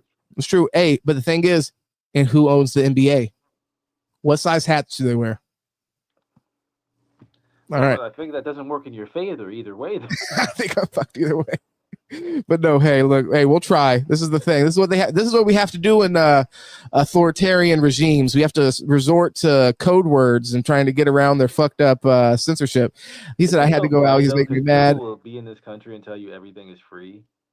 Oh, bro, yeah, exactly. No, that's a crazy. Now we realize how stupid we must have sounded saying that all those years. And then countries, it's funny because other countries knew. Other countries always knew, and whenever they make fun of Americans, they'd be like, "Oh, fucking freedom! I'm so fucking free!" Like, you fucking idiots. And then here we are, just now waking up. We've been under the same fucking rule of thumb all these other fucks are. We just live a better life. That's all. By the way, hey, all good, Sandor. But like I said, hey, seriously though, if you ever are getting pissed off, you're not going to offend me tearing into one of my friends or somebody that I meet on the internet that hops on here or whatever. Because like I said, legitimately, I do want the chat as much as I can allow it to be, free kind of discourse. I will. And unfortunately, we know that YouTube has their own plans with that, but I like the good back and forth. I mean, Wiggy was getting in here, he was throwing some fire. I get off here every time and I have a little bit to actually think about and be like, I don't know, were we on the wrong side in World War II? I don't know, were we? Oh my God. Just for the record, YouTube, remember what I said on that. I felt like, hey, the Allies, That's me. I'm like the allies. I'm happy we went and saved them. Fuck. Yeah, we were not with the Axis powers. No, I wish we would have got the Jews out of there sooner if it was up to me. Shit. And gave them their hats back. I wish we would have waited for Russia to be invaded first and then go in. We should have went in before that. Hey, the Sandor also says if you want free stuff, go play the NBA. Yeah, unfortunately, I'm not qualified to play in the WNBA. If you feel what I'm saying. Yeah, I don't have a vagina or a small hat. If you dig what I'm saying on that WNBA. But yeah, so all right, this is the last video I have to play. Deuce Idrid. Yeah, make sure you share this. Anybody that is finding this piece, this little nugget of gold of 5 hours of nonstop anti-Semitism. And you got to spam happy birthday in the chat. Oh yeah, spam happy birthday in the chat if you see this. Of course, this is my birthday, so show some love. But if anything, share this with a person that could add to the conversation, that might be interested in hopping on, and just that might also share the content out there with more people that want to talk about politics, honestly. And also other shit. We talk about other shit, but it's so difficult to talk about, get on here and talk about fuck. I said this before, but like it feels gross to talk about like Micah Parsons demanded a trade, but then we're like, oh yeah, people are starving in Gaza, like I don't know. This motherfucker's asking for $139 million and there's people starving in Gaza. He's sitting here bitching. It's like, all right, bro. Deuce thinks America beat the Germans, doesn't he? That is what happens, bro. We came through and we won the war. What do you mean? Happy birthday, Sandor. Thank you, my brother. The Thank Russians you. beat the Germans, but hey, it's been a beautiful gift this month, or the last 3 weeks or whatever. Ain't that right, Sandor? The Russians beat the Germans. I know my history, bro. Don't do that. No, but I appreciate the happy birthday. It's been gift enough getting to meet you and Wiggy. You guys have been great, awesome people to have as far as like in the community and just adding to the conversation. So I appreciate you, brother. It's already been a great birthday sitting here kicking with you and Deuce for the first 3 hours of it. It's how it's supposed to be. Yeah, it was fun, man. You do it to yourself. Dedicate me. He's also trying to get me on the for sure. The ban train. She's trying to get me banned. I see him. Yeah, he's trying to get you in the Reich. He's trying to get you in the fucking Reich, brother. I'm trying to get you in one of those nice Hugo Boss uniforms. You feel what I'm saying? I'm not gonna lie, those threads were sick. You know what I mean? They knew how to do that. What's that one HBO movie, TV show? Headhunters. Oh yeah, Headhunters. I think that's Amazon. That actually was good. That was where they're hunting down the the Reich side of history. Holy shit. All right, yeah, if we stay on here anymore. Yes. What the fuck, Sandor? That's what I'm saying. We have some scientists in the chat. They sit there and they just like to play with the sensors. Some sensors. type of like fucking code that he put in or some shit. I don't know if that's fuck. What if Sandor is a secret small hat? I don't know. He's told me Sandor, as far as I know, is a South African colonizer. No, he said it was hot over there when he long fucking way to Texas, buddy. no, that's Wiggy. Wiggy's in Texas. Okay. Sandor is in New Zealand. Yeah, New Zealand. Yep. Hey, but brother, still, South Africa over to Norway. South Africa's not close. My fucking Twitter, that'd be nice. He said maybe I'm a Berg Steinowitz. That's what I was thinking. As far as I know, you're South African, but maybe a South African with one of those interesting last names. Nah, that gives you the keys to the. South African, he would probably be one of the SS's, to be honest with you. I mean that would be more consistent. But hey, here, I want to play this last video. So hey, Deuce, go check out Deuce on Twitter, but the Deuce is spelled incorrectly. If you find my Twitter, if he gets that back. If you find my Twitter, report it, please. Lots of Zios in South Africa. Oh, I believe that. I believe it. But that's a really. But you're a good egg, brother. That's the thing. Regardless, I don't give a fuck about. That's interesting. I would never thought that. Well, Africa, yeah. I mean, I guess. I mean, plus the South Africans, they are like it's like brother colonizers. You feel what I'm saying? Like that entire.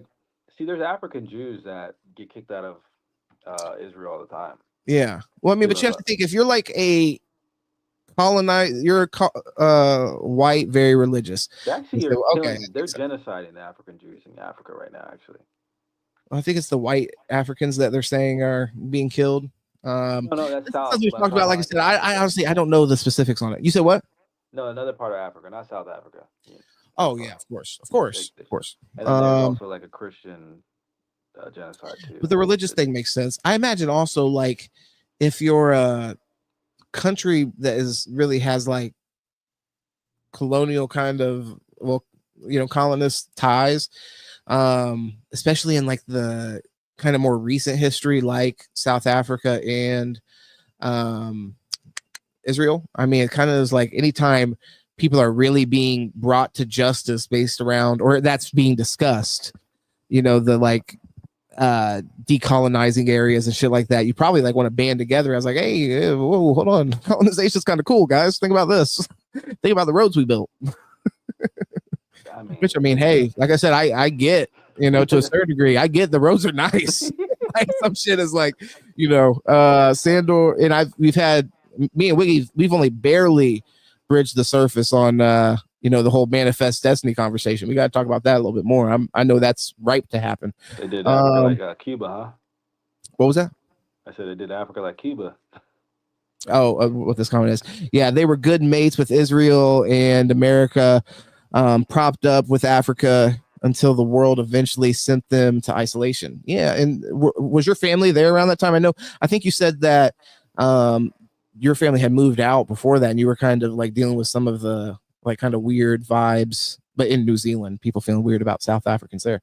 South Africa had the best quality of life for a while there. That's interesting. Yeah, I mean, shit. Sometimes the colonization is kind of lit. I mean, and I realize for me, I do get on that kick where I'm like, do we just let people just live there? Let's just go take over that shit. Let's just go take that shit. Look, to a certain degree, I'm like modernization. Is like, fuck it. Yeah, it's a thing. It's a thing. But either way, because this is a whole nother conversation I already feel myself falling into. So this is the last video I want to play. This is, like I said, Sit in Politic for me everywhere. Go find me, Sit in Politic, on all platforms. Sit in Politic. The main platforms would be Twitter and Instagram. Those are the ones that I pay attention to. The other ones I have a hard time keeping up with, but either way, lock in on me. Lock in with me there. I'm definitely the most active as far as like talking back and forth on Twitter. So Twitter's a good place to find me. The Norwegians haven't hacked me yet. So yeah, Sit in Politic, all platforms, just Sit in Politic. And like I said, for my birthday, if you could just share this video with somebody, that'd be great. We're trying to hit 1,000 subs. I have a theory that once I hit 1,000 subs, it's going to incentivize YouTube to show my videos more because they're going to actually have ads on them.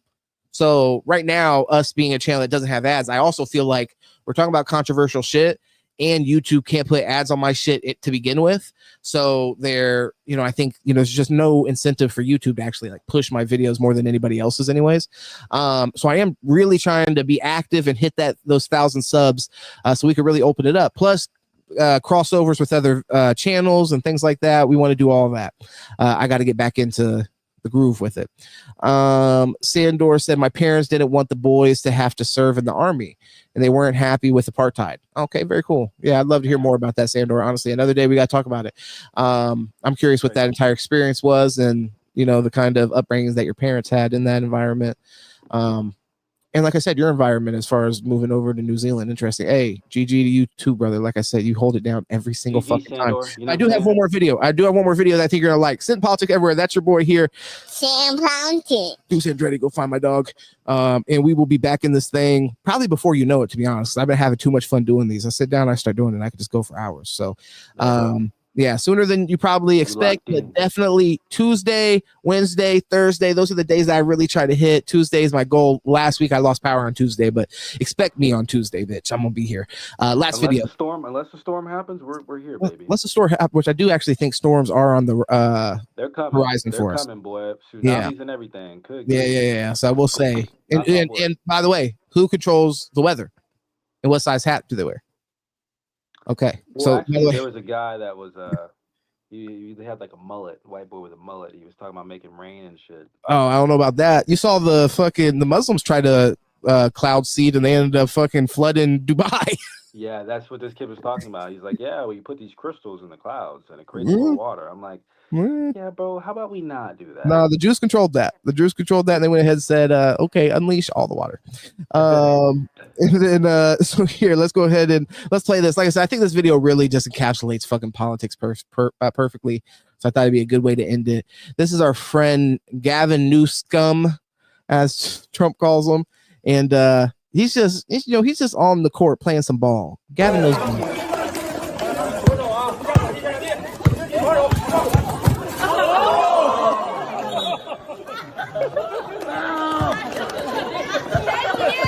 I got you.